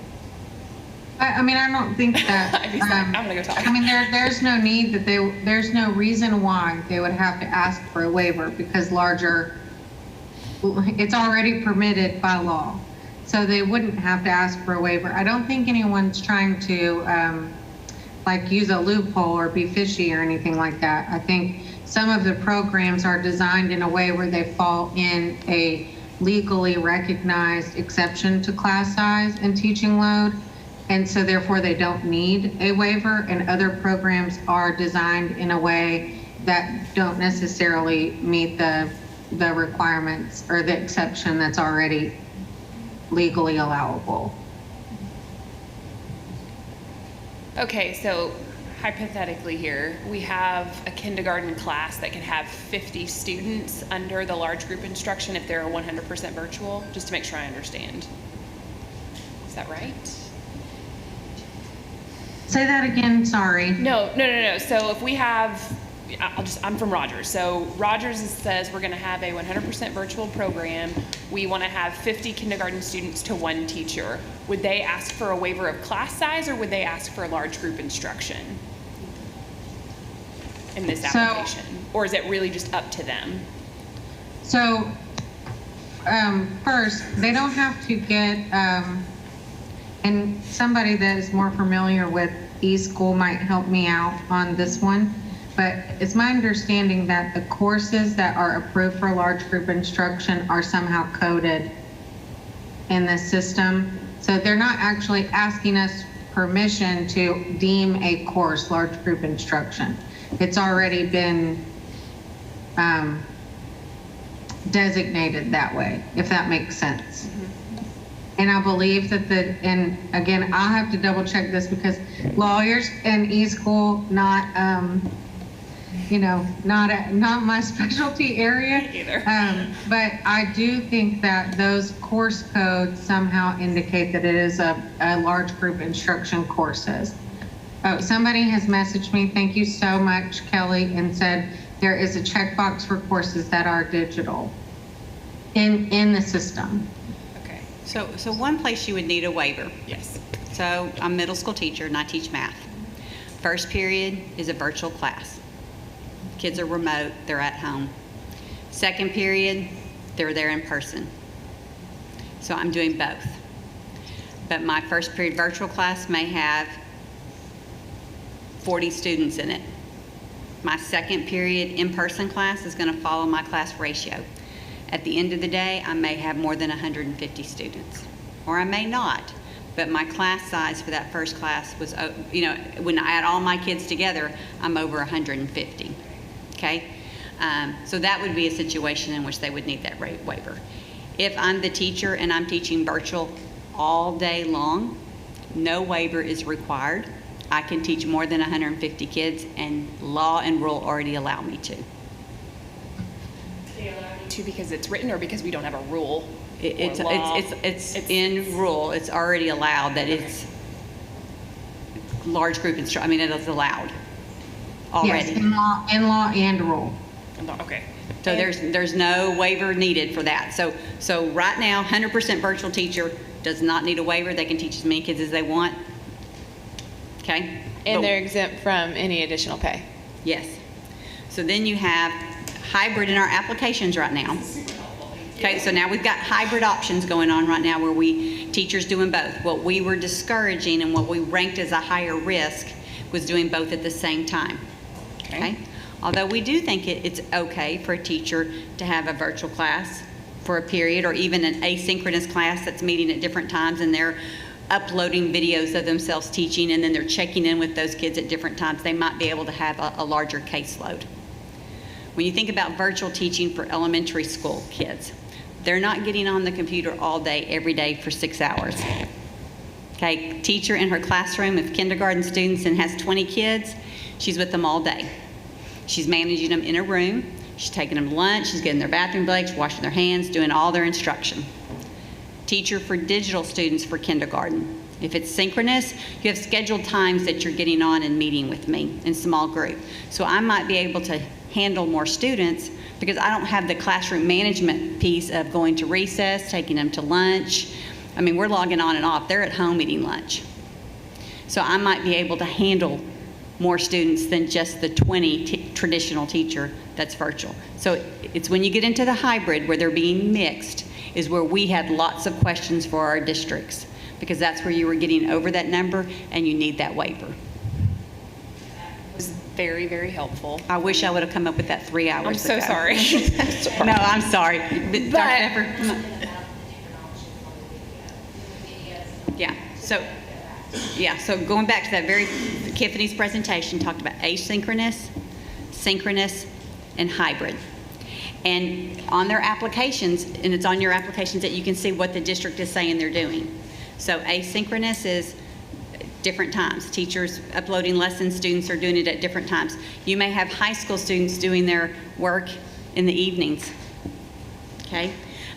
Synchronous is face-to-face, same time, I'm on, you're on at the exact same time. And hybrid is this mixed model where you could have kids coming in person and digital at the same time. You want to? Well, I was just making sure. I know you. And this is the master of all this. We had videos uploaded explaining all these. The schools went through professional development on all these different models. You want to add something? No, I would just say we gave them various scenarios of how that would work. And then when you think about the supports based on the combination of whether you're going to just do virtual, online. So for example, if you're just going to do virtual, but it's synchronous, it's a lower risk there because you're seeing the kids each day. And so we gave them various examples, but they also could take these and be a bit innovative based on the supports in their schools. And that was another way that we identified risk. Okay, so where we saw asynchronous in elementary, okay, that was a higher risk. So like, how are you monitoring that if you're not actually seeing the kids? I think earlier you talked about it, 1 time a week, that's a higher risk. How are you actually monitoring that? There's also an equity piece here too, okay? Especially for younger kids, you're gonna have a lot of parental support or an adult supervision assisting, whether they're at home or at a location where there is an adult helping them on and off. Again, higher risks. Those are things that we have to monitor. Can you be successful having a virtual school for elementary students? We have some of those models already, and they are successful, but it's a higher risk. Those are some of the things that we heard from school districts this year, and we saw a lot of our districts not even apply for elementary. They only did it for their secondary students. So I think it's mixed. I have a comfort level with secondary versus elementary. But then again, you talk about the compensation piece, Dr. Moore, these rules were all written before we did virtual, right? Right, and I think the compensation piece, no, right. And I don't know that compensation is always based on number. Our laws put up that way for in-person instruction. If you have over 150, you've got grades, you've got this, you've got that. But I do think it tilts a little bit when you think about responsibility for in-person and virtual and, you know, the different supervisory duties and things like that. I mean, I think things shift a little bit. I just want to add that when we did make suggestions or recommendations around those K2 students and the science of reading, which that was our biggest marker, because we knew that you know, some kids, you need to see their lips, especially when you think about phonological awareness, that most of the applicants, they did respond to that these kids are, K2 students are going to get 45 minutes a day of phonics instruction, phonological awareness, just at making sure that they can learn to read. So they did take our recommendations in terms of making sure that if they were thinking, oh, we're going to do all asynchronous, we said, here's a recommendation. Think about the students, you've got to see their lips. And they took a lot. When we got the responses back, we saw where they adjusted to ensure that students were going to be for sure readers in that K2 band, just to bring you some comfort with how they responded. Secretary Key. Thank you, Madam Chair. So a suggestion, I think, between Gina and Ivy, I'm not sure who else was collaborating on this, but maybe this is something that would be helpful, that we not ask you to make a decision on any of these today, but that we schedule a work session. It can be a Zoom work session, and take like the 3 different types of asynchronous, blended, and the regular digital, and have a sampling of those, and at least bring one of each, and those superintendents and the teams with the districts to talk through their application, or y'all can ask questions and talk through with the team what the different, the nuances of each type are, and that could help. And we do that before the next meeting on the 27th, and that would help y'all get a better feel for the differences and how these waivers apply in each of those situations. So that would be something we would, an idea we would throw out there. I think it's a great idea. I think it would make us all feel better if we saw specific, because I know just speaking with Mr. Wiggins helped us get through the process a little easier. So if we could see examples of districts in their thought process and what they were doing, I think that would make us all feel a little bit better about that. Do we need to do tabling, or what do we need to do? Table these? I would, 10? I don't think you need to, I don't know what you officially call it, but Mary Claire can help us with that, but just moving those to the next agenda. I mean, I think you could pass over them and we'd put them on the next meeting agenda on the 27th along with Ms. whatever other Freno, ones. do you want to give us some guidance here?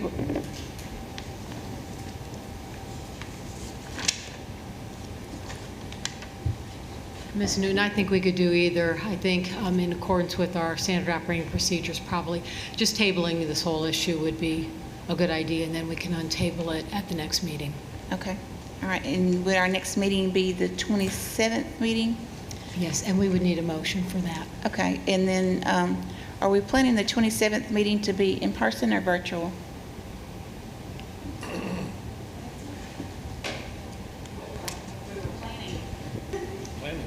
We were planning virtual to go through the expedited process.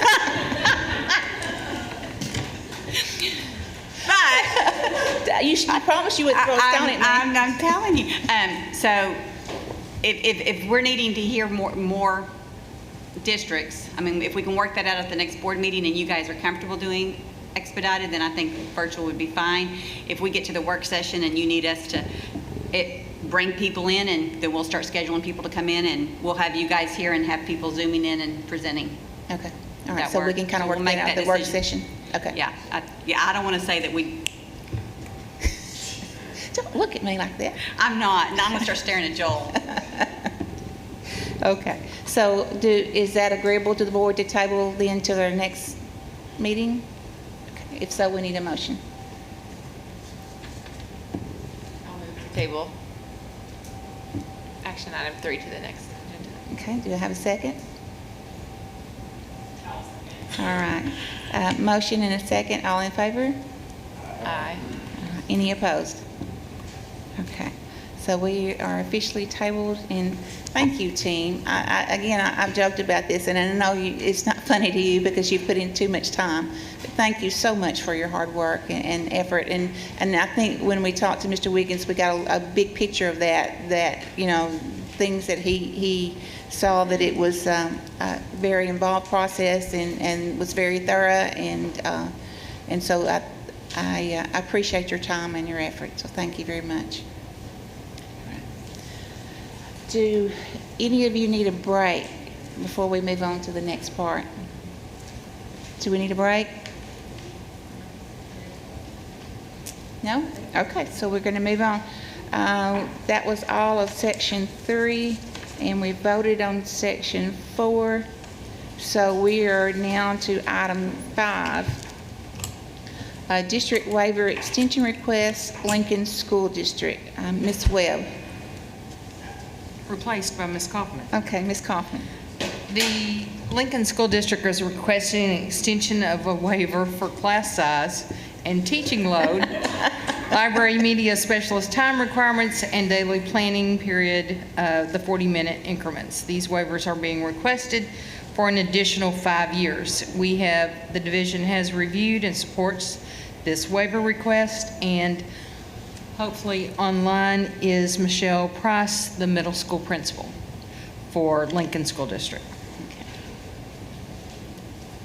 Good afternoon, Ms. Price. Thank you for staying with us.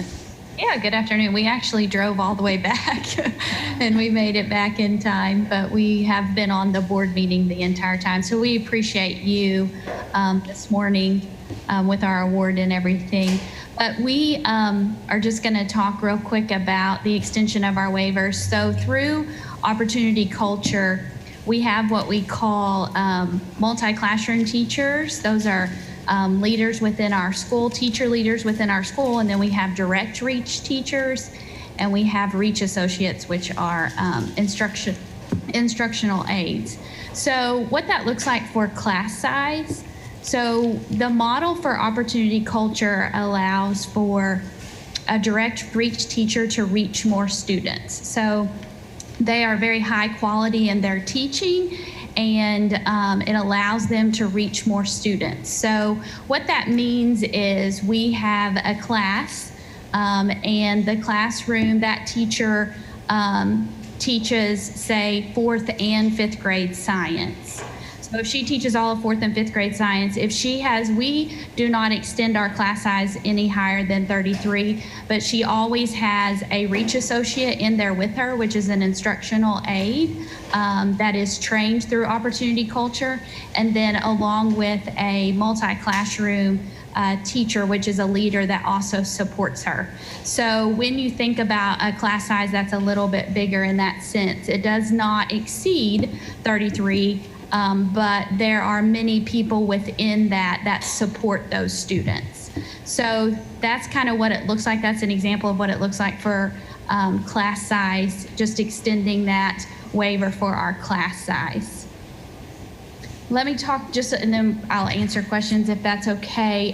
The daily planning period is just, again, with opportunity culture, what that looks like is we might need an extended time within a day to plan with a teacher, because through opportunity culture, each of our content teachers have an individual teacher leader that supports them, and that planning time might need to extend to 75 minutes one day and might be a little bit shorter on another day of 30 minutes, depending on what the week holds. So they always get a planning period. It's just the flexibility within the week is what that looks like for them. And then our last waiver was for our library media specialist. She still has the classes that come to her class, and she teaches her library media standards. But on the time that she doesn't have her classes, we have an aide that comes in and checks out the library books, and she supports us with our RTI program, the RISE piece. We were all, of course, trained in that, and she helps support those students with her literacy knowledge in growing those students. So for her, we are also a school of innovation, and so we push that out for her to support those RTI kids when she doesn't have her library students, and then we have somebody in the library to support her, and they're able to check out library books for our students. Do you have anything, Ms. Bounce? Okay. Okay, thank you. Mr. Sutton, do you have questions? Ms. Smith-Fattridge? I'm trying to figure out what the real advantage of is having a lead teacher with possibly 2 other people in the classroom that are not licensed. Can you maybe talk a little bit more in depth about that and what the advantage is? Hi, my name is Lindsay Bounds, and I am one of the multi-classroom leaders that Ms. Price was referencing in the waiver. And so my job is to support 6th through 8th grade math and science teachers. So I have a team of teachers that I directly work with.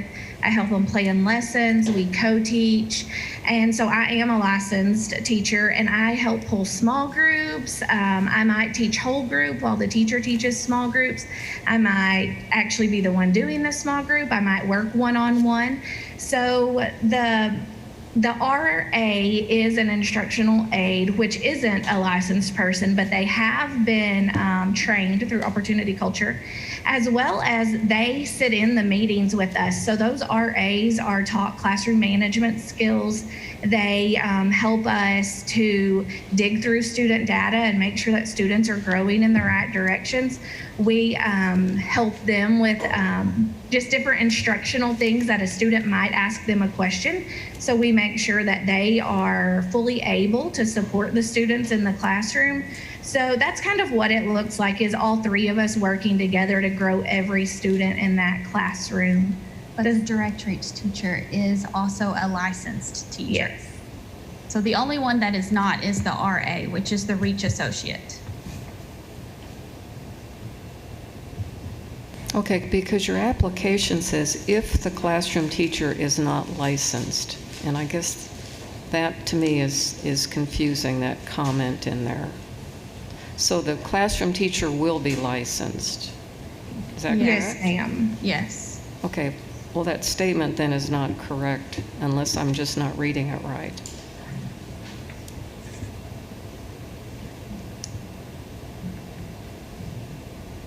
Will that need to be adjusted then?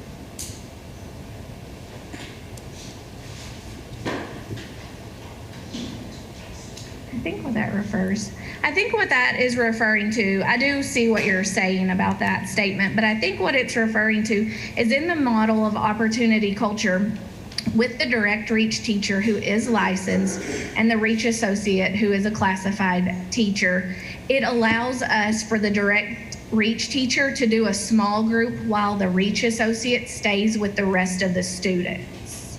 So those two teachers in the classroom work together. So I think that statement is really just to cover us in the aspect of the reach associate is qualified. You know, we have complete faith in that teacher. We train them, we work with them. So I think that that's what that statement is referring to. Okay. I think there's two teachers and then one aide, and they're saying the aide may at times take part of the class while the other teacher maybe takes a small group and works with that, if I'm understanding it right. Yes, ma'am. Okay, all right, thank you. Dr. Rankin? Questions? Ms. Woods? Mr. Luckadoo? Dr. Moore? Yes. On the planning time, that's something y'all have been implementing for the past couple of years, is that correct? And how do Yes. teachers feel about that? Are there any concerns?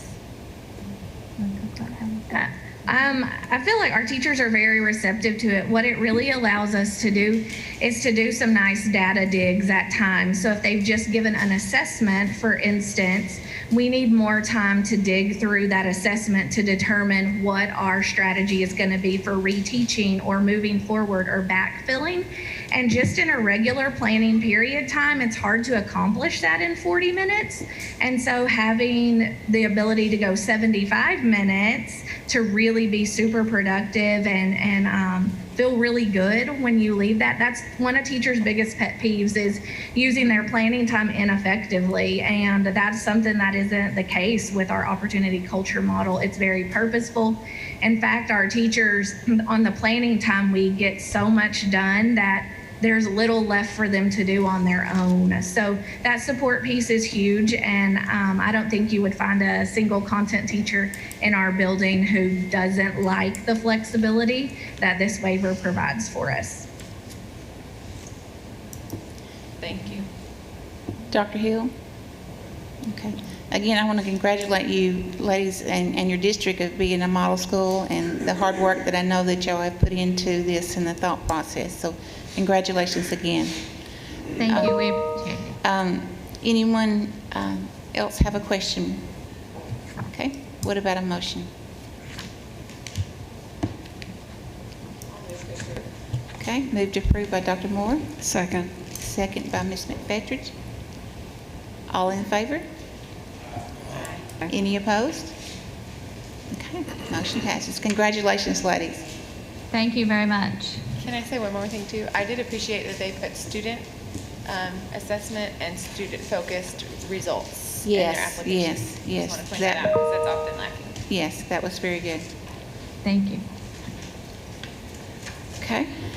Our next item is a consideration of a district waiver extension request, Smackover Norfolk School District. And Ms. Kaufman. The Smackover Norfolk School District is requesting an extension of their K-12 waiver for teacher licensure. The waiver is being requested for an additional 5 years. The division has reviewed and supports the waiver request. On the Zoom today is Jennifer Lee, Curriculum Coordinator, and Holly Strickland, Elementary Principal.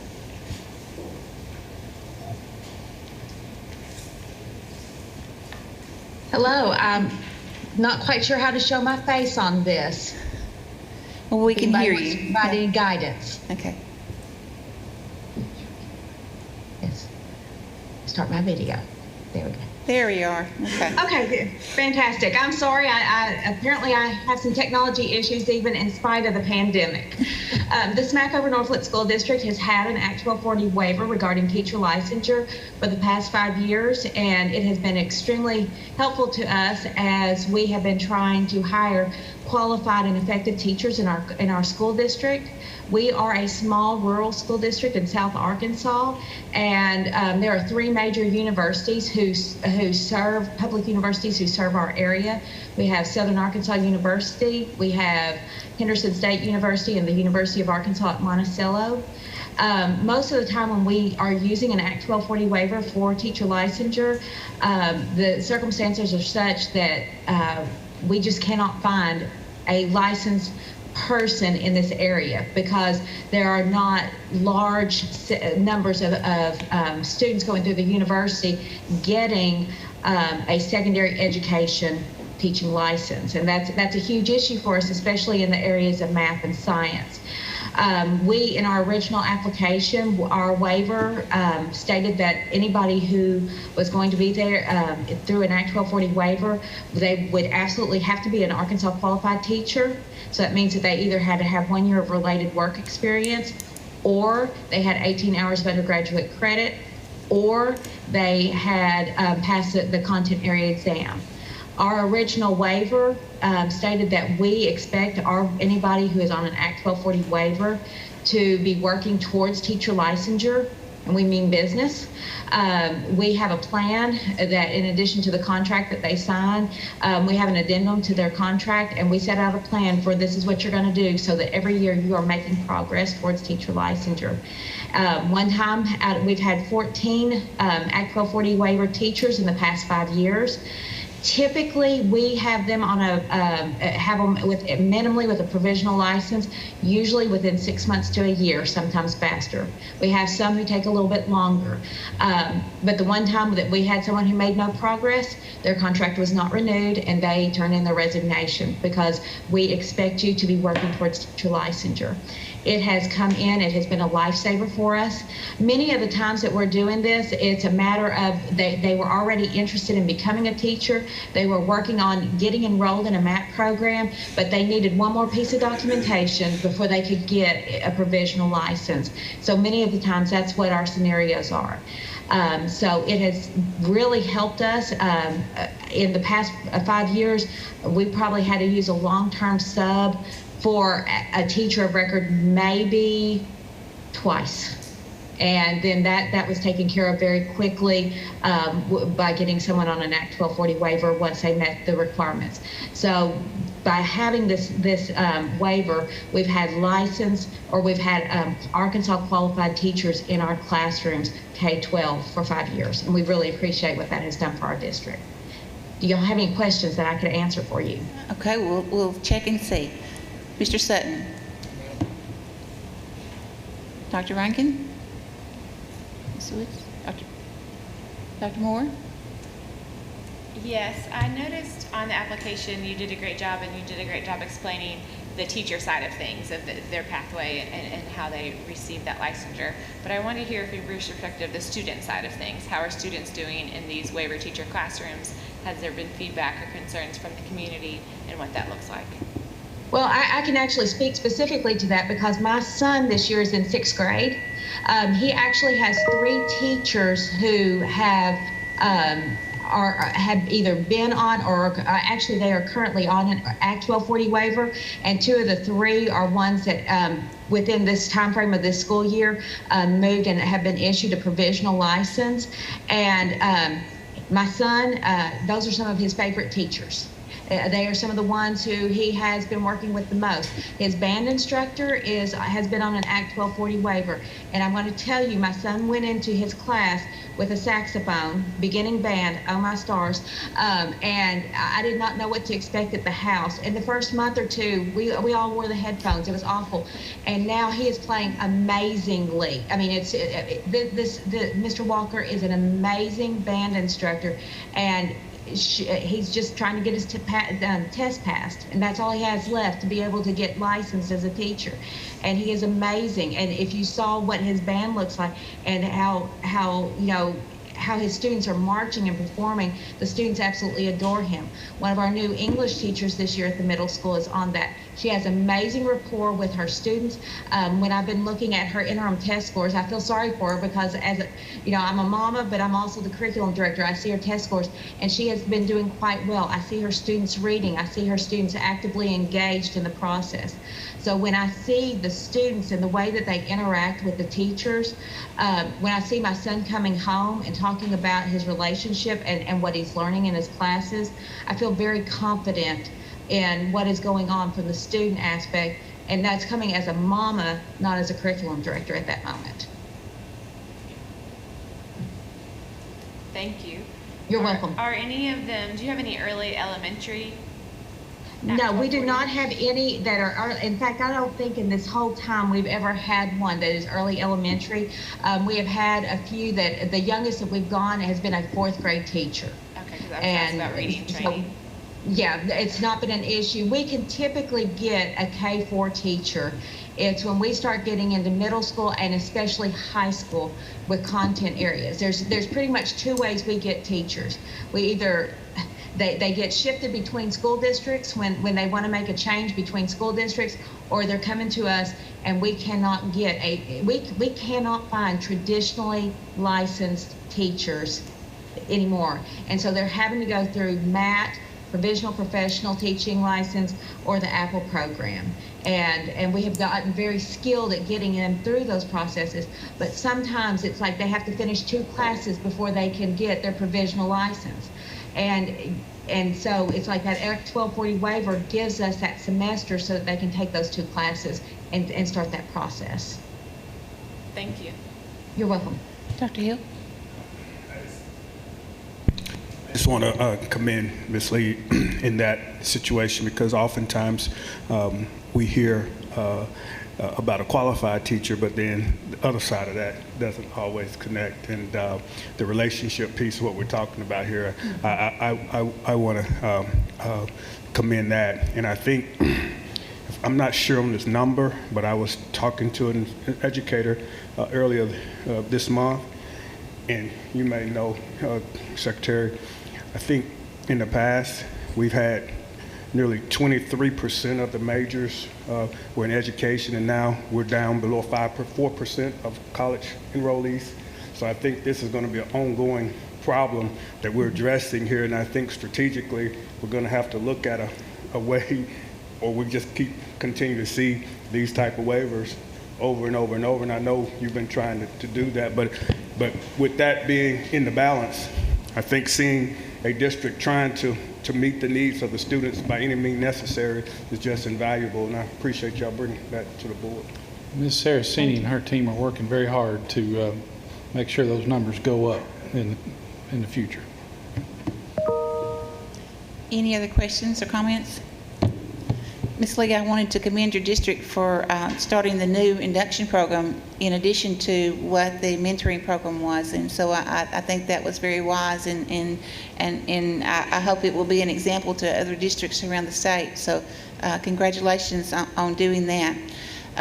Just one comment that I had, I guess probably at the department, would be is if we could somehow or another have we're getting good teacher data on how many teachers are being certified, but a little bit more on the student data, the effects of a 1240 waiver teacher on students. Maybe we could, I don't know, have districts include that with their report. I think it would be good if we could have some student data along that lines. Any other comments? Okay, we're ready for a motion.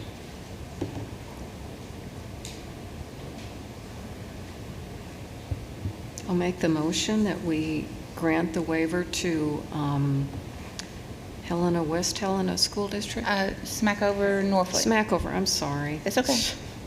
All right. So, motion to grant the waiver. Do I have a second? Second. Okay. Dr. Rankin. And all in favor? Aye. Any opposed? All right.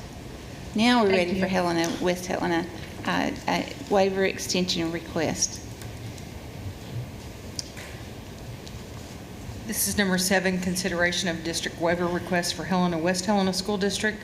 The West Helena School District is requesting an extension of their waiver for K-12 teacher licensure.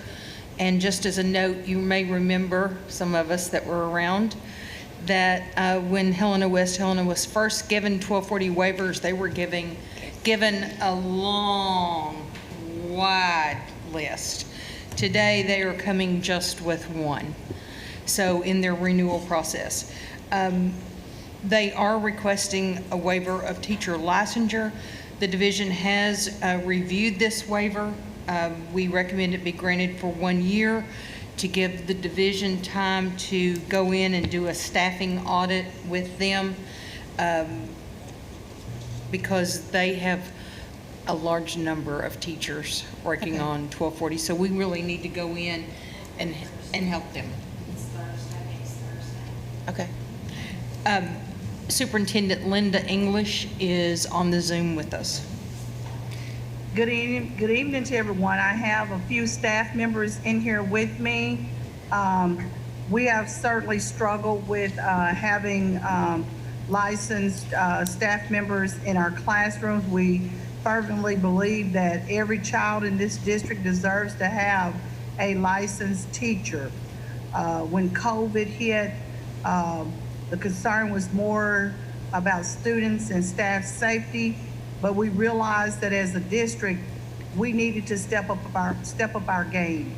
On these waiver teachers' contracts, if they do not remain in an Apple or MAT or complete a PPTL program, there will not be issued a contract. But we still struggle with the need for teacher support. We did surveys. We talked with the teachers. We worked with Great Rivers Education Service Cooperative and some staff members from DASI. We had to really put a lot of teeth into developing a program called Helping Our Peers Excel. It is a mandatory required program for every Act 1240 teacher to be in, and we have a district administrator who monitors that program, and they have been working since April on Saturdays, coming in face to face. The Act 1240 teachers informed us that they were struggling with passing the praxis and passing the test. We have strict guidelines in place to help those teachers. Also, we have other degreed persons in our district who are interested in becoming a licensed teacher. So we are very ecstatic, and we are so looking forward to having DASI licensure to come in on Thursday, May the 20th, to work with us on those 2 schools. Currently, we do have our staff, those Act 1240 waivers, either in the Apple program, the MAT program, or the PPTL. We do have 2 staff members that are in a critical situation, meaning that most likely the contract will not be issued for the 21-22 school year. We have diligently tried to pivot and help our staff to understand those that have been in the program for 4, leaning into 5 years. It's too long. So we wanted the 5 years, but we understand that DASI needs to come in and help to support us and do an audit and see what is needed in the district, because we want what's best for our students. And we do have some data. We have Ms. Felita Reed in the room who did do a comparison of data between the Act 1240 waiver teachers and the certified licensed teachers, as well as we have Ms. Anderson, who, district office staff member, who is the coordinator and lead of that whole program, Helping Our Peers Excel, which has high accountability. We also have Ms. Watkins, our federal programs coordinator in here, as well as our SPED director. So we acknowledge that we do have a high number of Act 1240 waiver teachers that have not progressed as well as we had hoped. We do have some that have become licensed, but several have moved on to other districts, and that is our problem here in the Delta. The Great Helena, West Helena School District, and the school and the town. We are a very rural district. We don't have the theater, we don't have the upscale restaurants, we don't have the bowling alleys. It's very difficult to recruit young people to come or anyone to come. So what we have started doing is is using the teacher cadet program, which is now Educator Rising, which Ms. Fuller Reed is also a part of. We'll be going to that training. As a matter of fact, yesterday I met with a young man who just graduated, and he's a long-term sub. He has a biology degree, and he will be meeting with staff from DASI on the 20th because he has told me he wants to remain here. He graduated from Central. He wants to make an impact. So we're very ecstatic. We want to grow our own because we believe that our own will stay here and be vested here. But any licensed teacher that is best for students, we're going to go after and recruit. We put it in the newspaper. We put it on the AAAE website. It's on our website, but it still is a struggle. I'll take any questions. Thank you. Okay, thank you. Dr. Hill? Dr. Moore? Yes, so I don't know if this department or the question. Do we know what percentage of teachers in the district currently is on a waiver?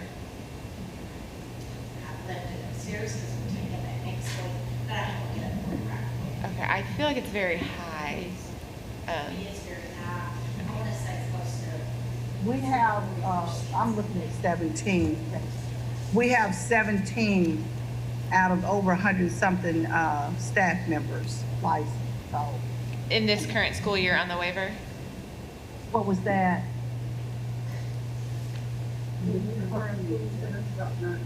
About 9% of our teachers, but here's a caveat to that. We have had 10 licensed veteran teachers to retire, and I'm hearing that we're going to get more. So here we go again. It's just it's a frustrating thing, but we're going to keep on pushing because it's worth it for our students. And we believe the best way is to grow our own, but you know, it's going to take about 4 years or more longer, depending on what grade those students are that enter that Educator Rising program or Rising program. And we do a lot of talk. We have educators here at the district level and in the different buildings who know these students who are coming from these different four-year universities, and many of them are coming home. They want to be vested here. They are hearing about the challenges that we're having in locating teachers. Mr. Lookadoo? Switch. Dr. Rankin? Mr. Sutton? Okay. I do have another one, sorry. Okay. Dr. Moore? Again, and I think we've seen this from most districts, but the fourth question asks how the waiver has ensured success in the school. And I know certainly you're in a rock and a hard place not being able to find teachers to begin with. But could you speak to a little bit of any student data around this, student success, and what that looks like for your school and community? I'm going to let Dr. Moore, I'm going to let Ms. Felita Reed speak of that since she did a big research on that.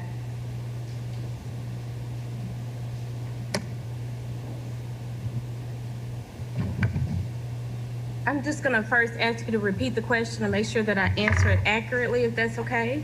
Yes, I would like to hear how the Act 1240 teachers have impacted students. Okay. I would like to start with the data. We did a comparative analysis of the STAR math and literacy scores. And we found that in the cases where we compare the waiver teachers to the certified staff, that there was not a significant difference in the test scores. Also, I've had the opportunity to work with several of the waiver teachers, and I find that they are dedicated and they often have an excellent rapport with the students. And they're very diligent about helping their students. As a matter of fact, I too have a son that graduated from Central High School a few years ago, and at that time, that's when we first began to struggle with finding certified teachers in the areas of science and math. But he did graduate from UALR with a degree. He's gainfully employed as a product analyst with US Able Life. So I have seen the students in this area, despite the fact that we have a large number of waiver teachers, I have seen them excel. Thank you. Miss Saraceni, did you have some data that you wanted to share? Okay. Dr. Moore. Dr. Moore also is the superintendent of the Great Helena West Helena School District, doing class walks and with the principals and going into those Act 1240 teachers' classrooms. I can't tell the difference in the rapport of the students, the level of engagement. Over the years, the Helena West Helena School District has provided quite a bit of training to all of its staff in various areas, strategies, best practices, book studies. So I'm seeing where these teachers are committed, but there is a struggle to pass the practices. And that's what we're doing with this Helping Our Peers Excel program. Once they get their test scores back, they're paired with a content area or a grade level teacher, and they drill down into the test results to help them to understand that question. Although we know that when they go back and take the test, it will be a different version, but at least they'll have a deeper understanding and whatever support else that they need. Thank you. Yes, the data is mom. Miss Saraceni?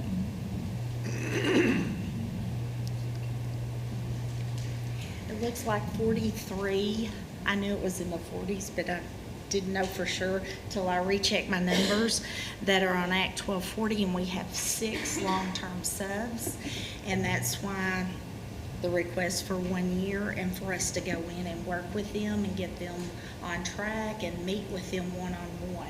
We did this at Lee County, and we take a team and we go in and we schedule 30 minutes for each person that are on these waivers, long-term subs, so that we can have one-on-one, go through, have a conversation, and get them on the right path to see what best fits them. Okay. And we are looking at the data for the praxis, and we know that there are biases on that praxis, and so we are trying to launch in June. There'll be a commissioner's memo come out for a licensure ready assessment course, and it's we're going to have a week boot camp in June, one in July, and then again in November. Try to get it around the times when people need to pass the praxis to get positions. And so we hope to launch that by the end of the month, because we know we need to address that problem and help them. Yes. But we're working with higher ed, we're working with our recruitment and retention coordinators at the co-ops, and then we're also bringing in teachers to help us. So we're going to teach them how to take the test. Then we're working with learning services for those math, reading specialists, science specialists to work in the content areas. So we're trying to hit all components of that test. Excellent. For them to be successful. Yes. Because we know we have to give them the tools to do so. Yes. Great. Thank you. Any other questions or comments? Okay. We need a motion. So moved. Okay. Move to approve the waiver for 1 year. Second by Dr. Hill. All in favor? Any opposed? Okay, motion passed. Thank you, Ms. English. Thank you. All right. Now we have considerations of a one-year standard accreditation waiver for North Little Rock. The North Little Rock School District is requesting a one-year standards for accreditation waiver. You don't see these very often. We use them very sparingly. This waiver is for principal licensure for the remainder of this school year, 2021. Their principal resigned April 1st. They've put in another principal that's not licensed for that age group, and that principal is only staying to help them out through the remainder of the school year. So this is the most effective waiver. Dr. Greg Pileski is the new superintendent at North Little Rock, and he is available. Welcome. Thank you. Good afternoon, members of our State Board of Education and Commissioner Keys. For the record, my name is Greg Pileski, the proud superintendent of the North Little Rock School District. And that was a great summary. I am more than happy to take any questions for this request just to get us through the remainder of the school year. Okay. Does anyone have a question? Okay. What about a motion?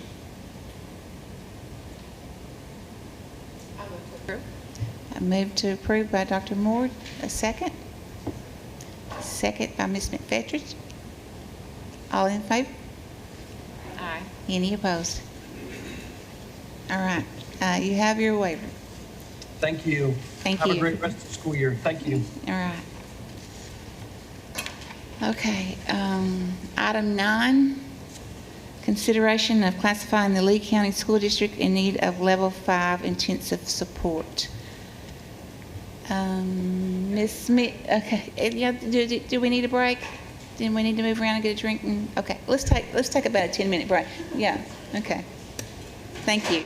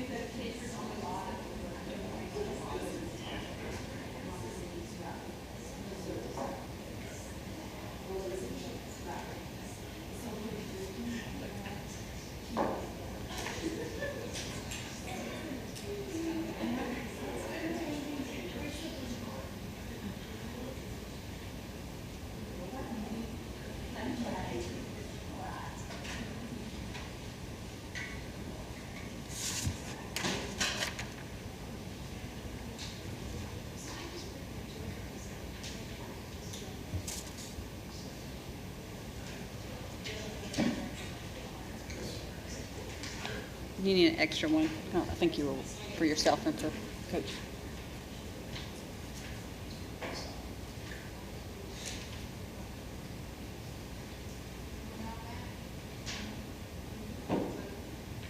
Smith. All right. Well, good afternoon. Stacy Smith. Okay, so we're going to give you a little bit of information, and I've put together a presentation, and everything that's in this presentation is data that you've had access to in previous legislative reports or data that you have heard over the last 2 years regarding Lee County. Okay, but I've wanted to kind of pull together a narrative and a why of why we're asking for this today. So today we're requesting for the classification of level 5 intensive support for the Lee County School District. The current status is that in April 2020, well actually back in March 25th, 2019, Lee County was placed under state authority, and the superintendent and the school board were removed back in 2019 for standards for accreditation violations. And they centered primarily around graduation credits. Okay, we had lots of students who didn't have the credits needed to graduate, students that had graduated that didn't have the credits to graduate, just lots of issues around that. So that's why the district was placed under state authority. Last year, we continued state authority due to assessment violations, and that had to do with ELPA 21 state assessment last year. And with that continuation of state authority due to a standards for accreditation violation, they were put on a corrective action plan. Okay, and the corrective action plan centered around the assessment violations. So when you have a violations for standards for accreditation, you have to fix it, all right? And so the first year it was around graduation requirements and course credits. We fixed that. And then we had an assessment issue, and so this year we have focused and we have fixed that. So right now, they're on track to not have that particular violation cured, okay? However, in working with the district this last year, and Ms. Murdoch is the superintendent of Lee County, and she is here with us today, and I'll give her an opportunity to speak to you guys in just a minute. In working very closely with the district this year, we have seen that there are other areas of concern that we both share. And we feel like we have got at least a good foundation started for improvement, and that work needs to continue. So that's what we're requesting today. So some data information I wanted to share with you. In 2020, last year, the school's graduation rate was 80% of their students compared to 89% of the state. And you can see in the 2 previous years before that, they were behind the state average. Other school data that I think is important, if you look at their college readiness, their ACT readings average score for their juniors in the last, it was a 14. English was a score of a 12 average score. Math, 15. Overall composite was a 14, all well below the state average. So to enter into college without taking remediation classes, you need a 19, okay, in the state of Arkansas. So we're well below that entry piece. And just as a side note, when I went through and really looked at the number of juniors that they had to take their last ACT for 11th grade, they only had 35 students who actually took the assessment. And most of their grades have around 50-something students in it or so. Did you say that? Around 50 or more students in it. And of those 35 students, the bulk of them, okay, like 16 to 17 were below that 14. They were down like at 12, all right? And you had 5 students, only 5, who actually scored a 19 or above, and the highest score being a 20. So, and that data right there on the performance for ACT, you're going to see as we look at ACT Aspire scores, it's all tracking the same, okay? Of their 14 students that took AP exams, only 10 exams were taken, and no student had a qualifying score for college credit. In high school right now, these are the numbers that were given to me this week. 144 students in person, still have a very large number of 157 virtual. Enrollment for elementary, 196 in person, 133 virtual. Current enrollment was 617, and the numbers all don't match up exactly. And that's kind of one of those data pieces still on accurate data and enrollment pieces and data management that we know that is an area we still have to clean up in. Overall ratings for Lee County High School and for the elementary school in the last two, 18 and 19, both had Fs, okay? And so to put that in perspective, in 2019, I believe there were 38 schools in the state that had Fs, and Lee County had 2 of those schools. And in one year it was 44, and then one year it was 38. So looking at their summative data for ACT Aspire, and just looking at their grades going across, of course the last summative test data we have is from 2019, but I did put the previous years on the chart. Again, if you're looking at 3rd grade, and these are different cohorts on this grade level, very, very low percentage of students meeting ready or exceeding. Okay, so this is the percentage of students. So if you look at 10th graders, that very last corner box, that's 9%. In 2019, of their 10th grade class, only 9% of their students either met ready or exceeding on the ACT Aspire exam. In 9th grade, 0%. So you can see we have very, very low consistent scores across. I flipped it for you on this one in 2019. This is actually the percentage of students that are scored on the opposite side, either in needs of support or close. So ACT Aspire has the 4 categories. So 87% of 3rd graders are scoring in the 2 lowest categories on the summative assessment. And then you look down at 10th grade and you see 91%. Over 60% of them, majority of the school students, were scoring in the lowest category of in needs of support. And what we know from our ACT Aspire test that has that trajectory all the way through 10th grade, that if you're in that lowest in needs of support, your predictive score is between a 13 and a 14, 13 to 15 on the ACT, which is what's happening. Okay, so we had this is a school-wide issue, it's not a specific grade level. This is a chart that just shows cohorts across. So you can see in, no, I'm into math data. That was the cohort across right there. I'm sorry. Did we remove, oh, he must have nodded. He downloaded it. That's what it is.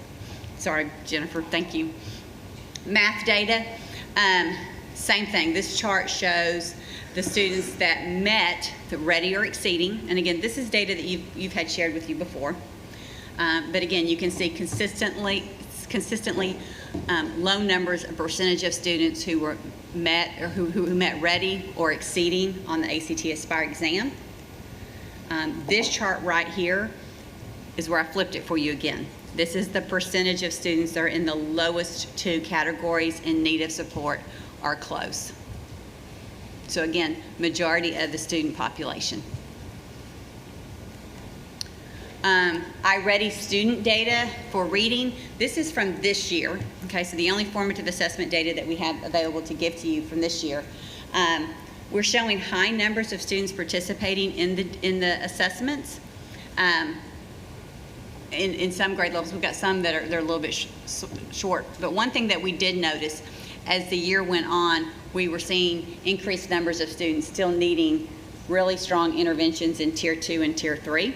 And I think part of that for this year, and Ms. Murdoch will probably share this as well, the pandemic has been really hard on getting kids back to school or getting kids engaged. I think Ms. Murdoch one time shared with me, you know, in our community, the value of school, we had a hard time pre-pandemic just getting kids to be at school on time. And now we've given them permission to stay at home. We're having a really hard time just getting them back. And she took a very bold stand after semester and said, if you're not passing, you got to be back on campus, and going out and trying to get people back in school where they need to be. So I appreciate her for that. But again, the trends on where the students are performing academically are low, okay, and very much a concern for us as well as Ms. Murdoch and the district staff. Fiscal services, again, as you know, Lee County was put in fiscal distress May 9th, 2019. Contracted with APSRC for direct district services and support, and Ms. Murdoch has been very pleased with the services and the partnership that she has with APSRC. You know, when I talk about data management and business and standard operating procedures, that's an area in the district that we struggle with. Part of that is because of the tremendous turnover. We had 100% of administrative turnover this last year, from the entire central office to every school administrator. And so when that happens, that standard operating procedure of making class lists, getting your data, counting your attendance, business practices, checks, money, all those things are very difficult, and you're coming back and having to establish those procedures.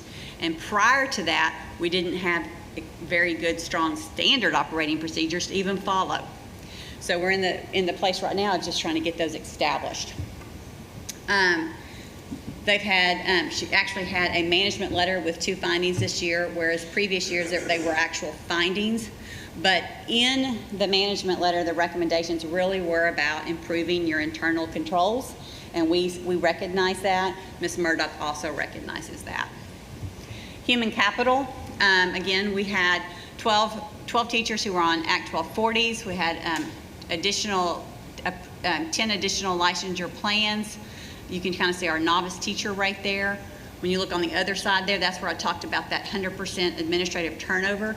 However, we are looking at consistency going into this next year. I think we have 1 administrative change that will occur for next year. So we're going to be able to maintain our central office staff, our elementary principal, and we'll have 1 administrative change within the district. Operation Lee County, where Carly's team came in and met with the staff that is on 1240 waivers and created individual plans for teachers. That's what we want. If we have a teacher who is starting in a school district that is not licensed, we want to get them licensed, okay? And we want them working towards that. So Carly's team has been on site, I believe, twice, and have a 3rd trip planned. Again, all about supporting teachers to get them across the finish line. So that's that support piece. Curriculum instruction. Over here in the corner, I've got Miss Jennifer Barbary. Jennifer, wave of everybody. She's an assistant state superintendent that works in my office. And Dr. Brent Miller back there as well. He's a curriculum leadership coach. Or, well, I just gave you a new title. You're a leader. I kind of liked that though, didn't you? He's a life coach, leadership coach. You can cry on his shoulders. You can do lots of stuff with Brent. But they actually completed 101 classroom walkthroughs in 2 or 3 days on a specific, just collecting data. Okay, they were just going in and out of classrooms. And in that, one of the things that they saw was they didn't see any discipline issues. Okay, again, we still have pretty low numbers. And they saw average engagement. However, they felt like it was generally compliant, just completing the assignments that were given. But over 61% of the time, they marked that the assignments and instruction were found not to be on grade level. And again, I think that matches with what we're seeing in performance as well. And they also noted that routines and procedures, or a lack of expectations, was lacking in a lot of the classrooms. Okay, again, well-behaved kids, teachers, just genuinely inviting environment. I've been there. I can say the exact same thing. See Ms. Murdoch with her teachers. There is definitely a relationship piece. We've got to get the expectation and instructional strategies at a higher level. Standards monitoring. So across the team, this is Deb's group. They went in January as well, and they did another standards for accreditation monitoring on everything. And there was 9 specific corrections that needed to be made. That was a pretty typical number for most districts when they have that. They were all able to be corrected with support, and the district is working on those. So we're not concerned about them having any standards for accreditation violations this year, okay? And like I said at the beginning, they had a corrective action plan for the assessment. We expect this to be completed satisfactorily by the end of the year, okay? So identified areas of support, maintaining staff and administration, which is that retention recruitment plan, the work we're doing with the Lee County operation where we went in and supporting teachers directly. Improving student academic performance is a must. That is a priority. Improving classroom instructional practices with high-quality curriculum. In the walkthroughs that Brent and Jennifer conducted, they said there is plenty of evidence in the elementary school of utilizing the phonics program that the district purchased and that teachers were using that. Our literacy team has been on site multiple times coaching. They're there regularly with the co-op, regularly working with teachers. So we're seeing an improvement, but we only have about half the curriculum in place, okay? And again, it's bite-sized pieces when we're trying to move folks. Again, setting up the standard operating procedures, leveraging our external partners. They've got a great relationship with Solution Tree for professional learning communities. We've really seen that take hold in the elementary school, and we're seeing progress in the high school with coaching and partnership there. Establishing the school and classroom expectations that I mentioned a minute ago is another focus area. And if I had to split between the two schools, elementary and high school, elementary at this point, we can see clear evidence of improvement. Okay, still working with them, still have a long ways to go. High school was a little bit slower start, and we still, with COVID and the impact of COVID and students not engaging and having the split of virtual, we've got a lot of work to do, okay? We want our kids back on site. So basically, we're asking for continued time and support and classifying Lee County in need of level 5 intensive support. I've got Ms. Murdoch here. I'm going to let her give you a few comments, and if you have any specific questions for Ms. Murdoch, myself, or any of my team, I've got John Hoy back here who is in the district weekly from our OCSS team, also working with Ms. Murdoch. So Ms. Murdoch, you want to visit? Well, good afternoon. I didn't know whether to cry when she was talking or just suck it up and just get tough with it. As you may know, I was the previous superintendent of Lee County and worked for higher ed for a little while, and came back in May, and that was tough because that's my home. But we are making progress, but we need more support, and so we're getting that, but we need a little more time to get it together. And I was listening to Dr. English from Helena speak about her waiver. Our issue is getting teachers, highly qualified, effective teachers, as well as retaining those high-performing administrators. As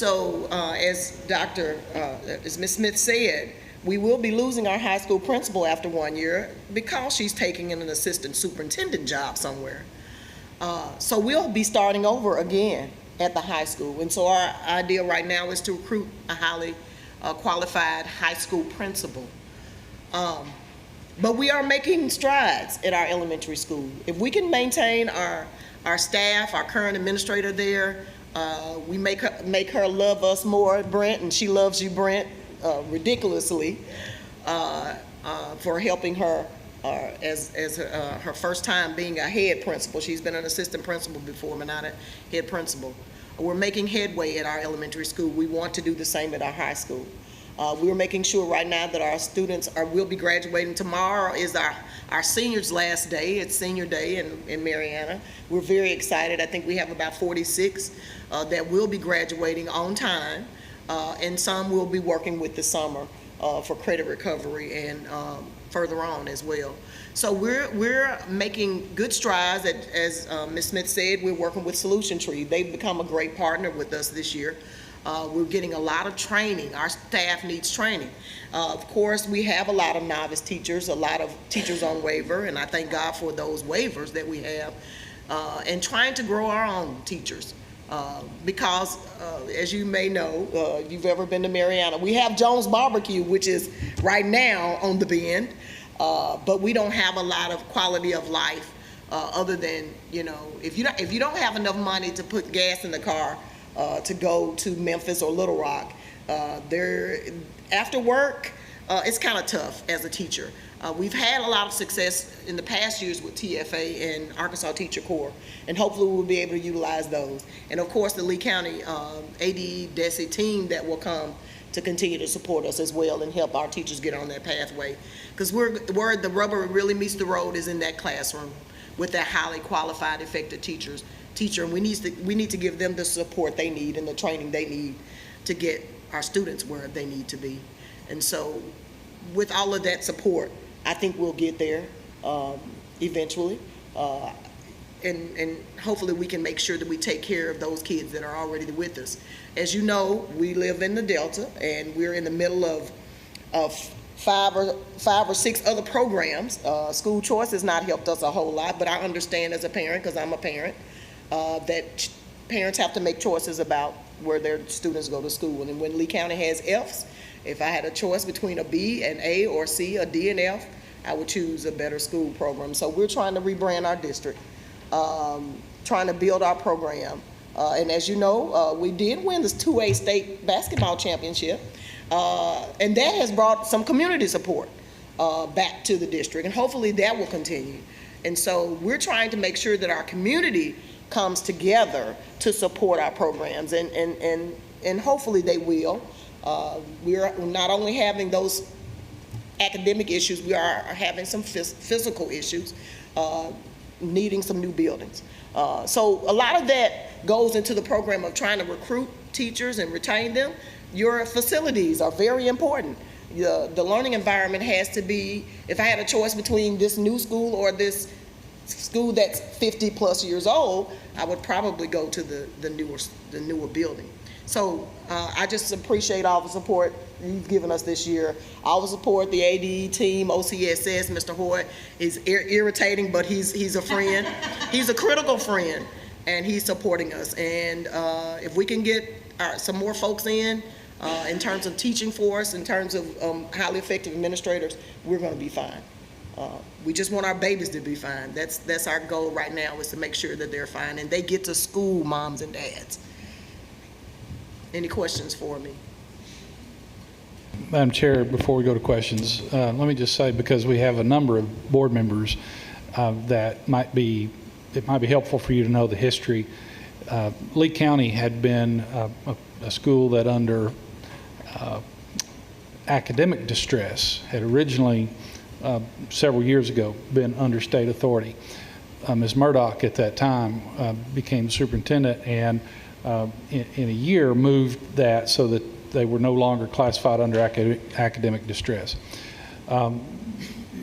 It was returned to local control, and this is and I'm getting somewhere as an example of why we do things differently now. Was returned to local control, and unfortunately, over a short period of time, practices and decisions were made, including Ms. Murdoch no longer being allowed to be superintendent there, that necessitated us to have to go back in. If those of you who remember, you remember that a couple of years ago, what we brought to you was a situation where seniors, nobody was keeping track.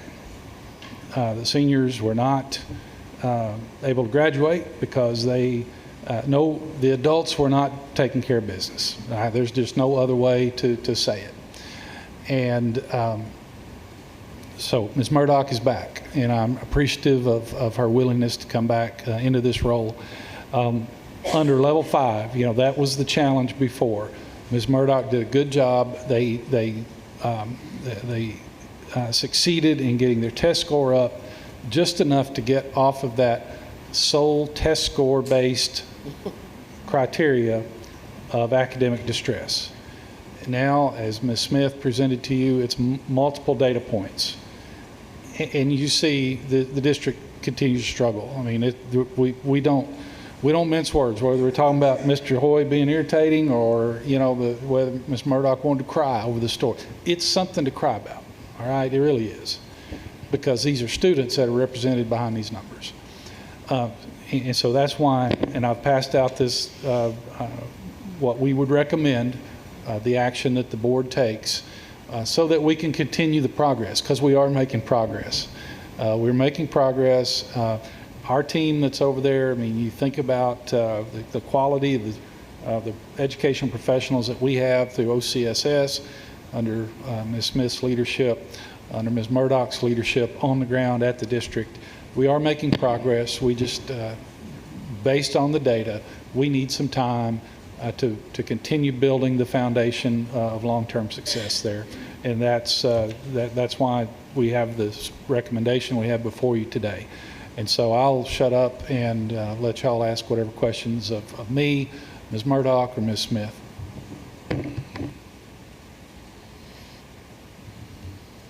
Dr. Hill, do you have questions? Just wanted to let you know how much we appreciate what you're doing, and jumping into a situation that's challenging. But when you look at why we're doing what we do, I'm sure you're there for such a time as this, and appreciate it in any way we can be supportive and helpful. And congratulations on your basketball championship. Thank you. Thank you, Dr. Hill. Appreciate that. Mr. Sutton? Ms. McFettridge? I again want to tell you how much I appreciate you caring about your babies. I love that. And Secretary Key has always been so supportive and encouraging, and I've always appreciated that coming on this board. It wasn't about punishment, it was about support. Yeah. And that's what I'm sure this department and this board will give you as you go forward. Thank you. Dr. Rankin? I want to say I really appreciate the comprehensive nature and how y'all have dug into this at such a depth. And you do see the dedication just bubbling out. So thank you for that. No further questions. Okay. Ms. Woods? Mr. Luckadoo? Dr. Moore? Yes, thank you.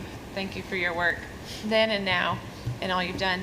I did like, just real quick comment, I heard the word support over and over again, your perspective of what this means for your district. And I hope that we are able to support the ADE so they can support you in that hard work.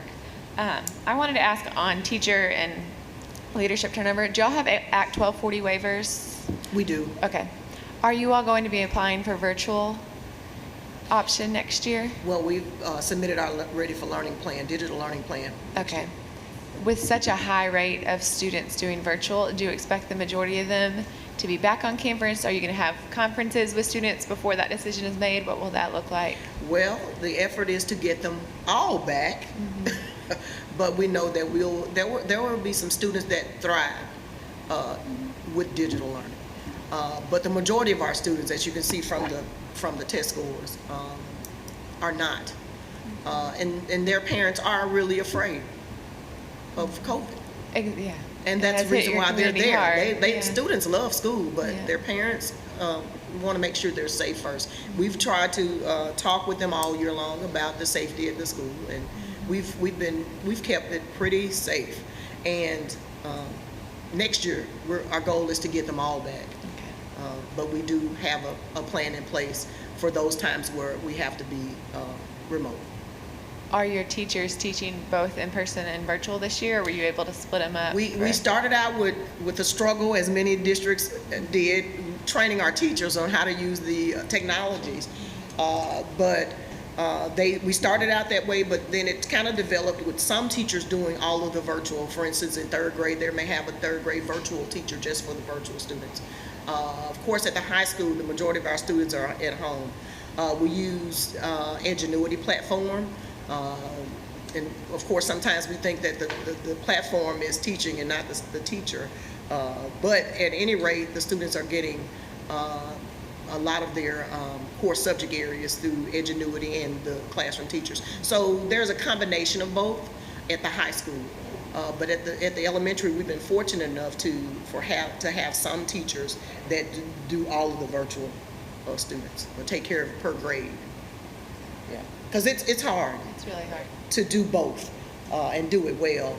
And I think it was mentioned this morning, where the on-site students and the virtual students are both on computers, but then the teacher is at the desk. That's an issue. So we want to make sure that if we can get virtual teachers, we'll have virtual teachers for our virtual students, and then on-site teachers for our on-site students. So no student will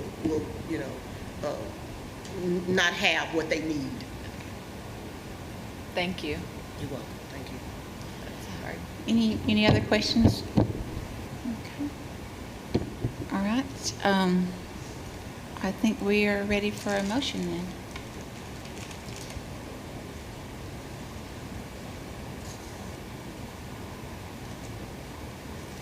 I'll do it. I move that Lee County be classified in need of level 5 intensive support. I will second. We need to do the whole motion to get it on the record. And that this board assume authority over the district under Arkansas Code 615-2916. And that we direct the Secretary of Education to assume the authority of the Lee County School District Board of Directors as may be necessary to operate the school district. I'll second again. Okay. All right. I have a motion and a second by Ms. Woods. Do we need to do roll call on this one? It's a good idea, Madam Chair. So, Okay. Dr. Moore, Yes. Mr. Sutton, Yes. Ms. McFetridge, Yes. Ms. Woods, Dr. Rankin, Yes. Dr. Hill. 6 yeas, 0 nays. Okay. Motion passes. Thank you.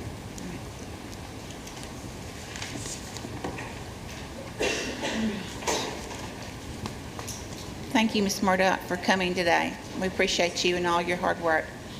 Can I just say one thing, and I know our day's long? It is hard to get up here and just tell you all the terrible things when there are so many things that are going well and that we're starting and that this team is working with. And my team will tell you they love going to Lee County because there is actually an excitement and a momentum going right now. So I appreciate you. Thank you. Thank you. All right. We're finally to our 1 o'clock agenda. So at least we can laugh about it, I guess. All right. We're needing our college and career readiness assessment request. Ms. Horn. Hi. Good afternoon, Rachel Horn, Director of Curriculum Assessment, Office of Learning Services. This afternoon, the Arkansas Department of Education is requesting approval from the State Board to amend the statewide assessment system to include ACT work keys. And this is being requested to meet Act 319 of 2021 of the 93rd General Assembly, which states that a public school that serves any student in grades 10 through 12 shall administer college and career readiness assessments, including a career readiness assessment that leads to a nationally recognized work readiness certificate, as determined by the State Board. We are recommending ACT work keys for multiple reasons. Many Arkansas schools already use the work keys curriculum and assessment. Work keys will complement the ACT assessment currently offered to all Arkansas juniors, and numerous Arkansas employers recognize and hire employees based on the work keys nationally recognized work readiness certificate. Happy to answer any questions you may have about this assessment. Okay. Do we have questions for Ms. Horn? Okay. Is it, I wasn't sure, and I probably, anyways, is it required in 11th grade? What grade do they do? As far as ACT is concerned, it can be offered in various grades. That would be a decision for us to make. Our preference would be to offer for this first year flexibility in how it is administered in order to allow districts to administer it in similar ways that they are already. Okay. Is it taken at the beginning of the year, end of year? What does that look like? There are multiple models. There is a state model in which it is administered typically in the spring. There's also a national model. It gives a wider flexibility of how it can be administered. It can be administered at any time throughout the school year and in different ways. Okay. Any other questions?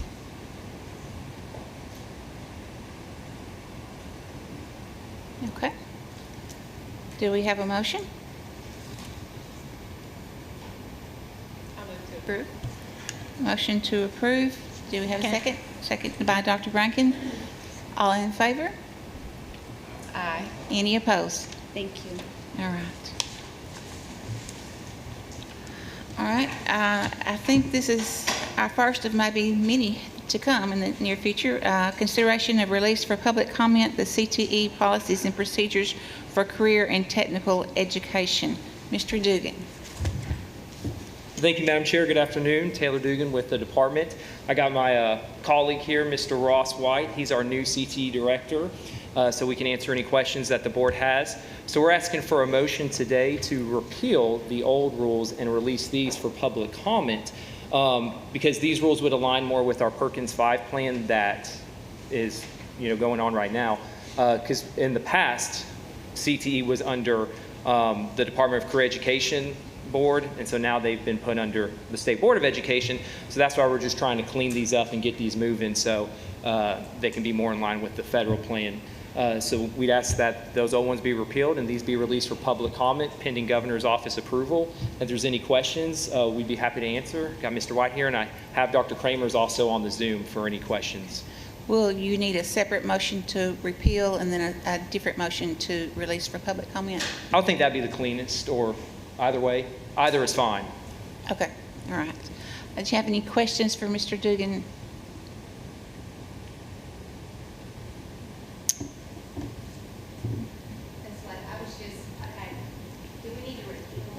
Yeah, Michael, I'm sorry. Do we need to repeal them before we have the new ones ready? So I to think go they'd still into be in effect? effect because they haven't gone through the full promulgation process. Would that be correct, Lori? Because they're still active and they're still current law, but until they finally make it all the way through, then they would still be good law.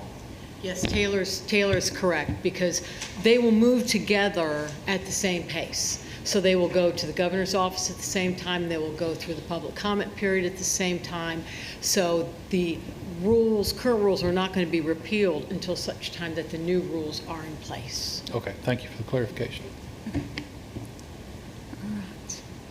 So if you got all that, I need a motion. I know this is a long time coming and a lot of hard work on both agencies now one's part. So thank you all. I move to open I move to approve the rules for public comment pending Governor's office review. And to repeal. And to repeal pending Governor's office review. That's perfect. Thank you. Okay. All right. Do we have a second? All right. Second by Ms. McFetridge. All in favor? Aye. Any opposed? Thank you so much. Thank you, guys. So before Mr. White gets too far away, I would like to introduce officially our new director of the Division of Career and Technical Education, Mr. Ross White. Ross is joining us from Siloam Springs, and we are very excited to have him here. And he has relocated, or is in the process of relocating. Just Ross, I would invite you to give any introductory remarks if you'd like. Well, I'm excited to be here. I'm Ross White. I'm on day 9, so it's been a whirlwind, but it's going well, and excited for the work that we can do for our students in the state of Arkansas. My background is career and technical education. I spent 10 years in the classroom as a career and technical educator, and then in the Alma School District, and then moved to Siloam Springs to lead their career and technical programs.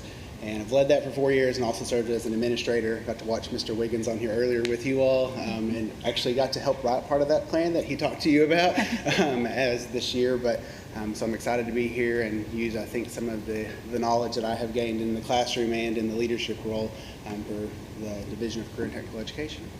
So, thank Welcome. you. We're glad you're here. Thank you.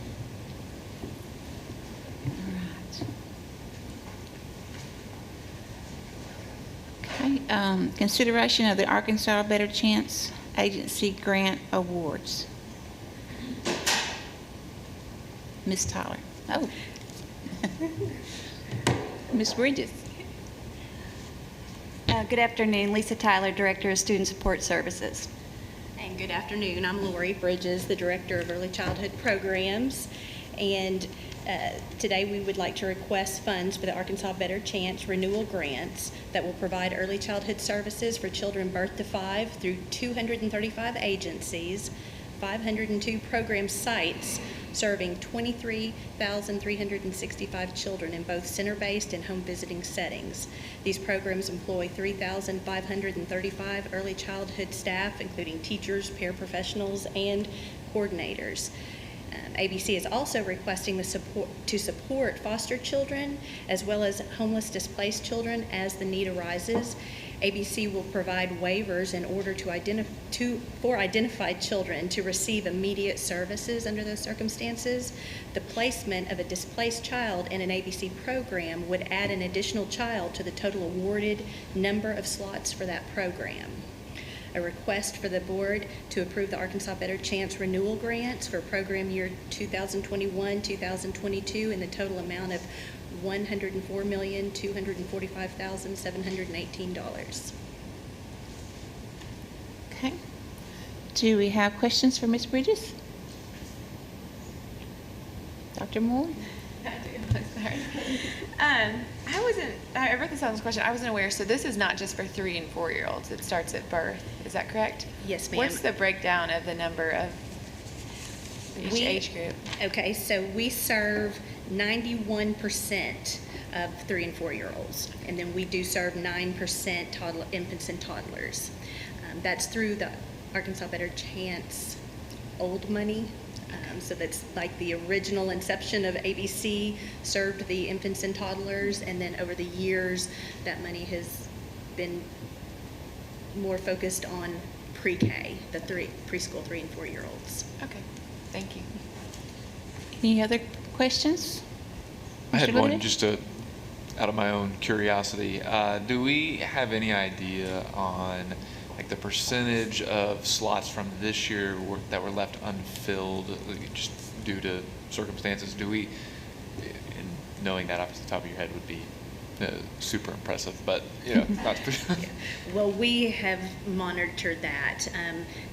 During the pandemic, we did give 100% award to programs regardless of enrollment because of the situation. They had already staffed and planned and budgeted for that, so we did give 100% awards to those programs. They know that the expectation is for those programs to be fully enrolled by November 1st of each year, and so we monitor that. We've got data from the last 4 years, and so we didn't want to just use this 1 year to determine enrollment or awards for next year. So they know that the expectation is to have full enrollment by November 1st, and we continue to monitor enrollment, and that could affect funding and awarded slots for the upcoming, the next year. Any other questions? Okay. We need a motion.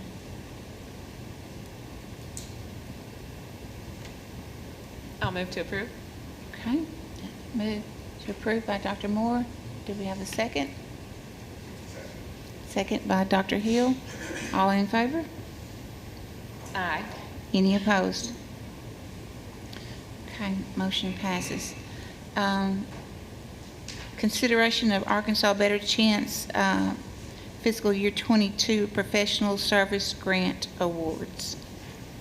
Yes, thank you. These ABC professional service grants, they support the 3,535 ABC early childhood teachers, paraprofessionals, coordinators, and school administrators with training, coaching, technical assistance, and services in order to provide high-quality early learning environments for our children.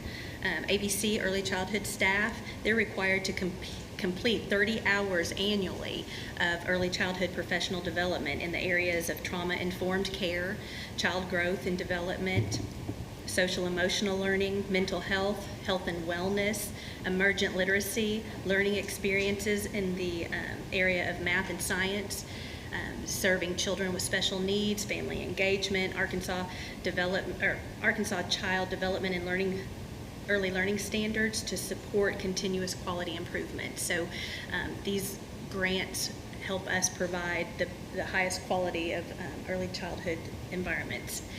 The request for the board to approve the Arkansas Better Chance professional service grants for the program year 2021-2022 in the amount of $6,504,720.15.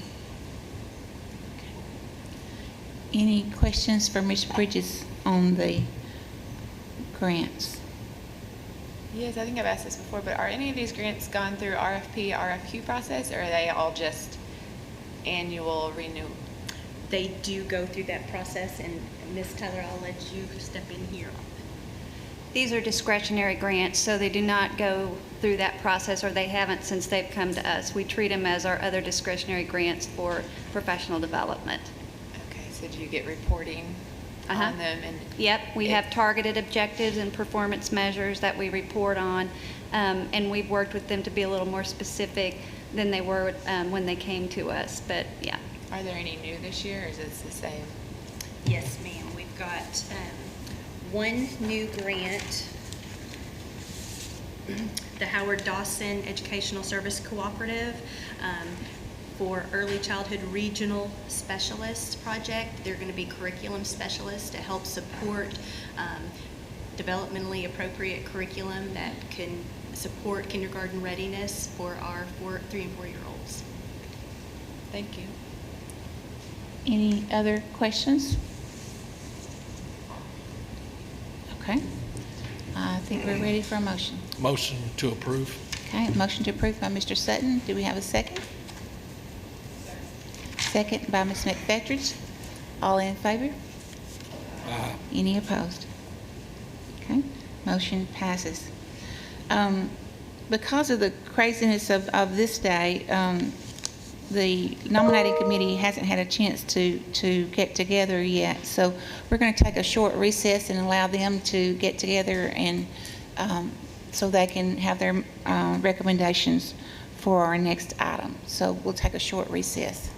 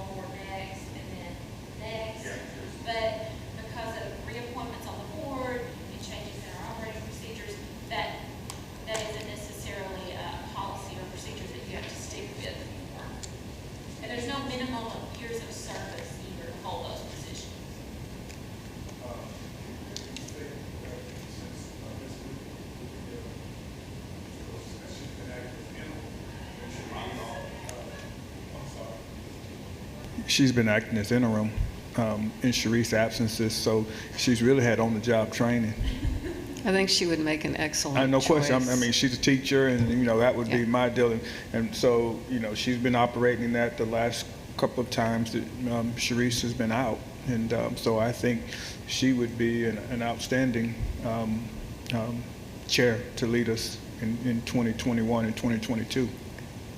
I agree. Okay. I agree. And we'll have Ms. Newton, and then. And then Dr. Hill, would you be interested in a position? No, ma'am. I mean, I'm here as needed, but I think you all saw where I think my skill set is best served outside of here. Yes, sir. But I'm here to help. But I think, I defer the internal operations to those who have that better perspective, just like I'm sure you all refer a lot of external things in community to my expertise. And so I think the day-to-day operations would not best utilize my skill set. Okay. Yeah, because I mean, I said violence is the thing I'm just totally consumed with right now. I mean, as I see what's going on in our communities, and I just wanted to make sure you had the opportunity if that that was something. But I am here, to do, because I understand that this is part of the transformation process, because you can do everything out there, and if it doesn't get back in here, if it's not legal, it doesn't matter. But I think Ms. Newton, been with her expertise, teacher, and I think who else would you recommend? Would you be interested in the vice chair role? Not at this time. I think Dr. Sarah Moore would be an excellent choice. I do too. Okay. I think you have two teachers that with expertise that we wouldn't miss a beat. I think those two would work very, very well together. They really seem like they do. Mm-hmm. So that would be my recommendation as well. Okay. So the nominating committee can adjourn? And we have. And Ms. Newton more. Okay, that's it. Also, good deal. And then y'all want to take about 5 minutes, and I'll tell the group to be back in at about 5 till. Sure. That would give y'all about 5 minutes to stretch, or y'all just want me to bring them back in? Well, you can just. I think we're all ready. Yeah. Okay. I'll run to the restroom and I'll be right back. Oh, Okay. sorry. I'll start corralling the cats.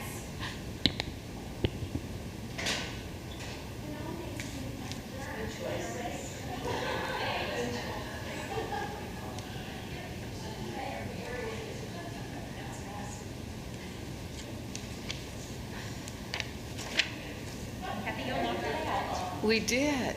Oh, it was so difficult. No. Well, I believe we have to be.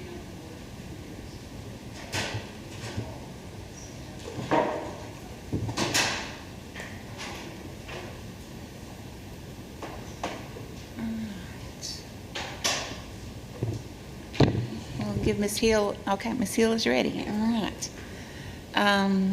Our next item on the agenda is election of the State Board Chair and Vice Chair for the period of July 1, 2021 through June 30th, 2022. Ms. Freno, do you do this one, or is it just the committee? Dr. Hill will be back in the room in just a minute. Oh, he's not in here. I'm sorry. sorry. I shouldn't have started. I didn't realize he wasn't there.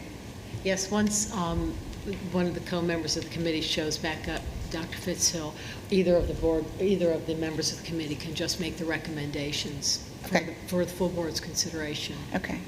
All right, we'll wait a minute on Dr. Hill.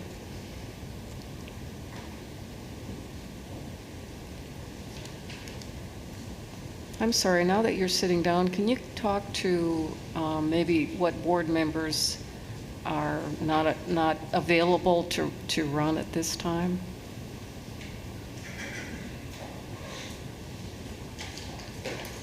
I believe they have to be on the board 2 years before they can be considered. I think we changed, I don't know. I would look at the standard operating procedures, but I'm thinking we removed that provision from the operating procedures.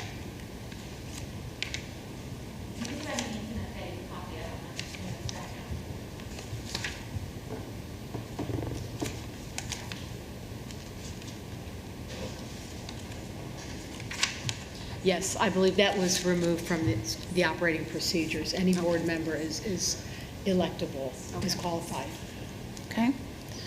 All right. So with that clarification, does the committee have recommendations? Yes, our committee would like to recommend to the board that we thought that Ms. Newton, your on-the-job training as chair over the last, in Ms. Cherie's absence, has given you the apprenticeship. It's like a student teacher. You know, you've been working in that position, and you've done a superb job. And your expertise in the classroom is something I know that I personally refer to on matters outside of my knowledge base. And our committee thought that you would be the excellent person to lead us in 2021 and 2022 as a chair. And we also thought that based on your work relationship and knowledge base of Dr. Sarah Moore would be an excellent choice for the vice chair, and you all work together would be a seamless in one absence, and that's our recommendation from the nominating committee. Okay, thank you. I think we can also have nominations from the floor, if I'm right, Mrs. Freno? Yes, that's correct. Okay. Okay, do we just vote as, how do we do this? You tell me. If there are no other nominations from the floor, there can be a motion, and a Okay. second, and a vote. Okay, Move to accept the recommendation of the nominating committee. all right, Now, second. all right. All in favor? Aye. Okay, any opposed? That was really awkward. But I, especially after today, after I pulled the meeting to almost 5 o'clock, I am very appreciative of it, and I'll do my best that hopefully I won't drag them out so long next time. But I appreciate the honor, and I will do my best to serve you, and if there's anything that I can do to help you understand an agenda or an agenda item, just feel free to let me know. Question. Yes. Who is rolling off July? Ms. Chambers She's will be, only one? yeah, that's, she will be rolling off. Her term will be completed at the end of June. And so we will celebrate accordingly. If y'all recall, we did not get a chance last year to have a proper send-off, so we may expand our celebration of the contribution of Ms. Chambers and other past members, but we'll be getting more details out in the next few weeks so that you can make preparations. Okay. All right. So our next meeting will be a Zoom work session. Do we have a potential date for that? I think it would be helpful if y'all could look at your calendars and tell us, before we leave today, if there are any dates that don't work for you. We have proposed May 27th. Sure. For the work session? Oh, that's, Special board meeting. yeah. Sorry. Yeah, so the 27th is when we were suggesting the next meeting to consider the submissions. But if we want to have a work session prior to that, then that's where we need to get some suggestions from y'all of what works for your schedules. How far ahead of that board meeting will we have the agenda items as far as each district's plan?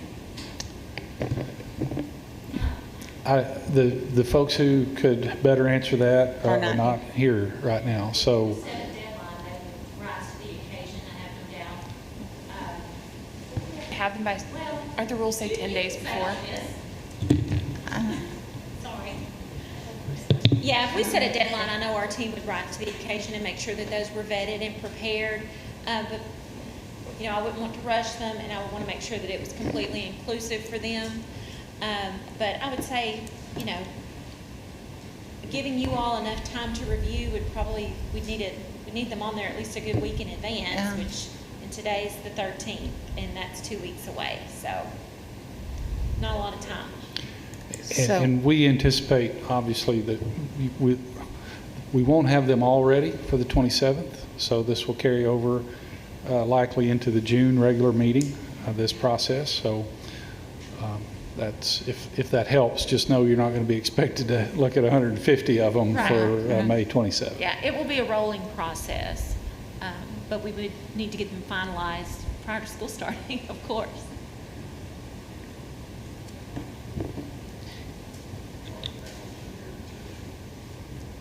Thank you, Dan. Charter panel meets on Tuesday, the 18th, right? Okay, so let's avoid that day. Does the 20th, what does that look like? Anyone that has an issue with that, and if is a morning or afternoon time better for you? I'm good with any. Yes, that would, the work session, I think we plan for that to be a Zoom meeting. We could do both. We could host in person or via If you want to be, if you want to be here, we can make that available, but we understand the need to minimize driving if possible.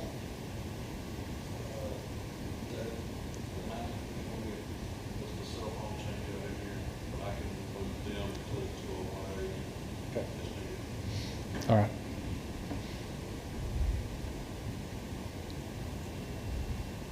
Morning of the 20th? Okay. Yeah, okay. And if we have it Zoom and you don't have to drive, is 9 o'clock better than 10 o'clock? 9's Yes, fine. 9? Okay.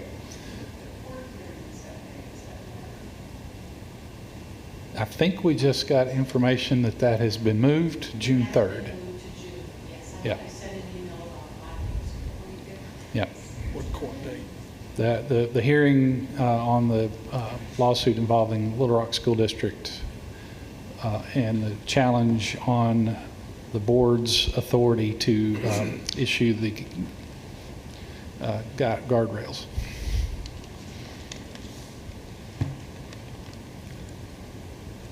Okay. So we'll look at the 20th for that, and let me make sure I'm not getting a text from somebody telling me that that's a problem.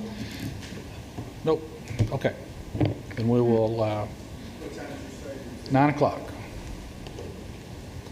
We will have the team available, and we will look to find some schools that have different, at least the 3 different options, so that we can work through those and give you all an opportunity to hear from the districts and ask whatever questions you might have. All right. Is there anything else that we need to discuss? Ms. Freno, are there any public comments? No, this is the only public comment was the one. This morning? Okay. Okay. If not, we can adjourn.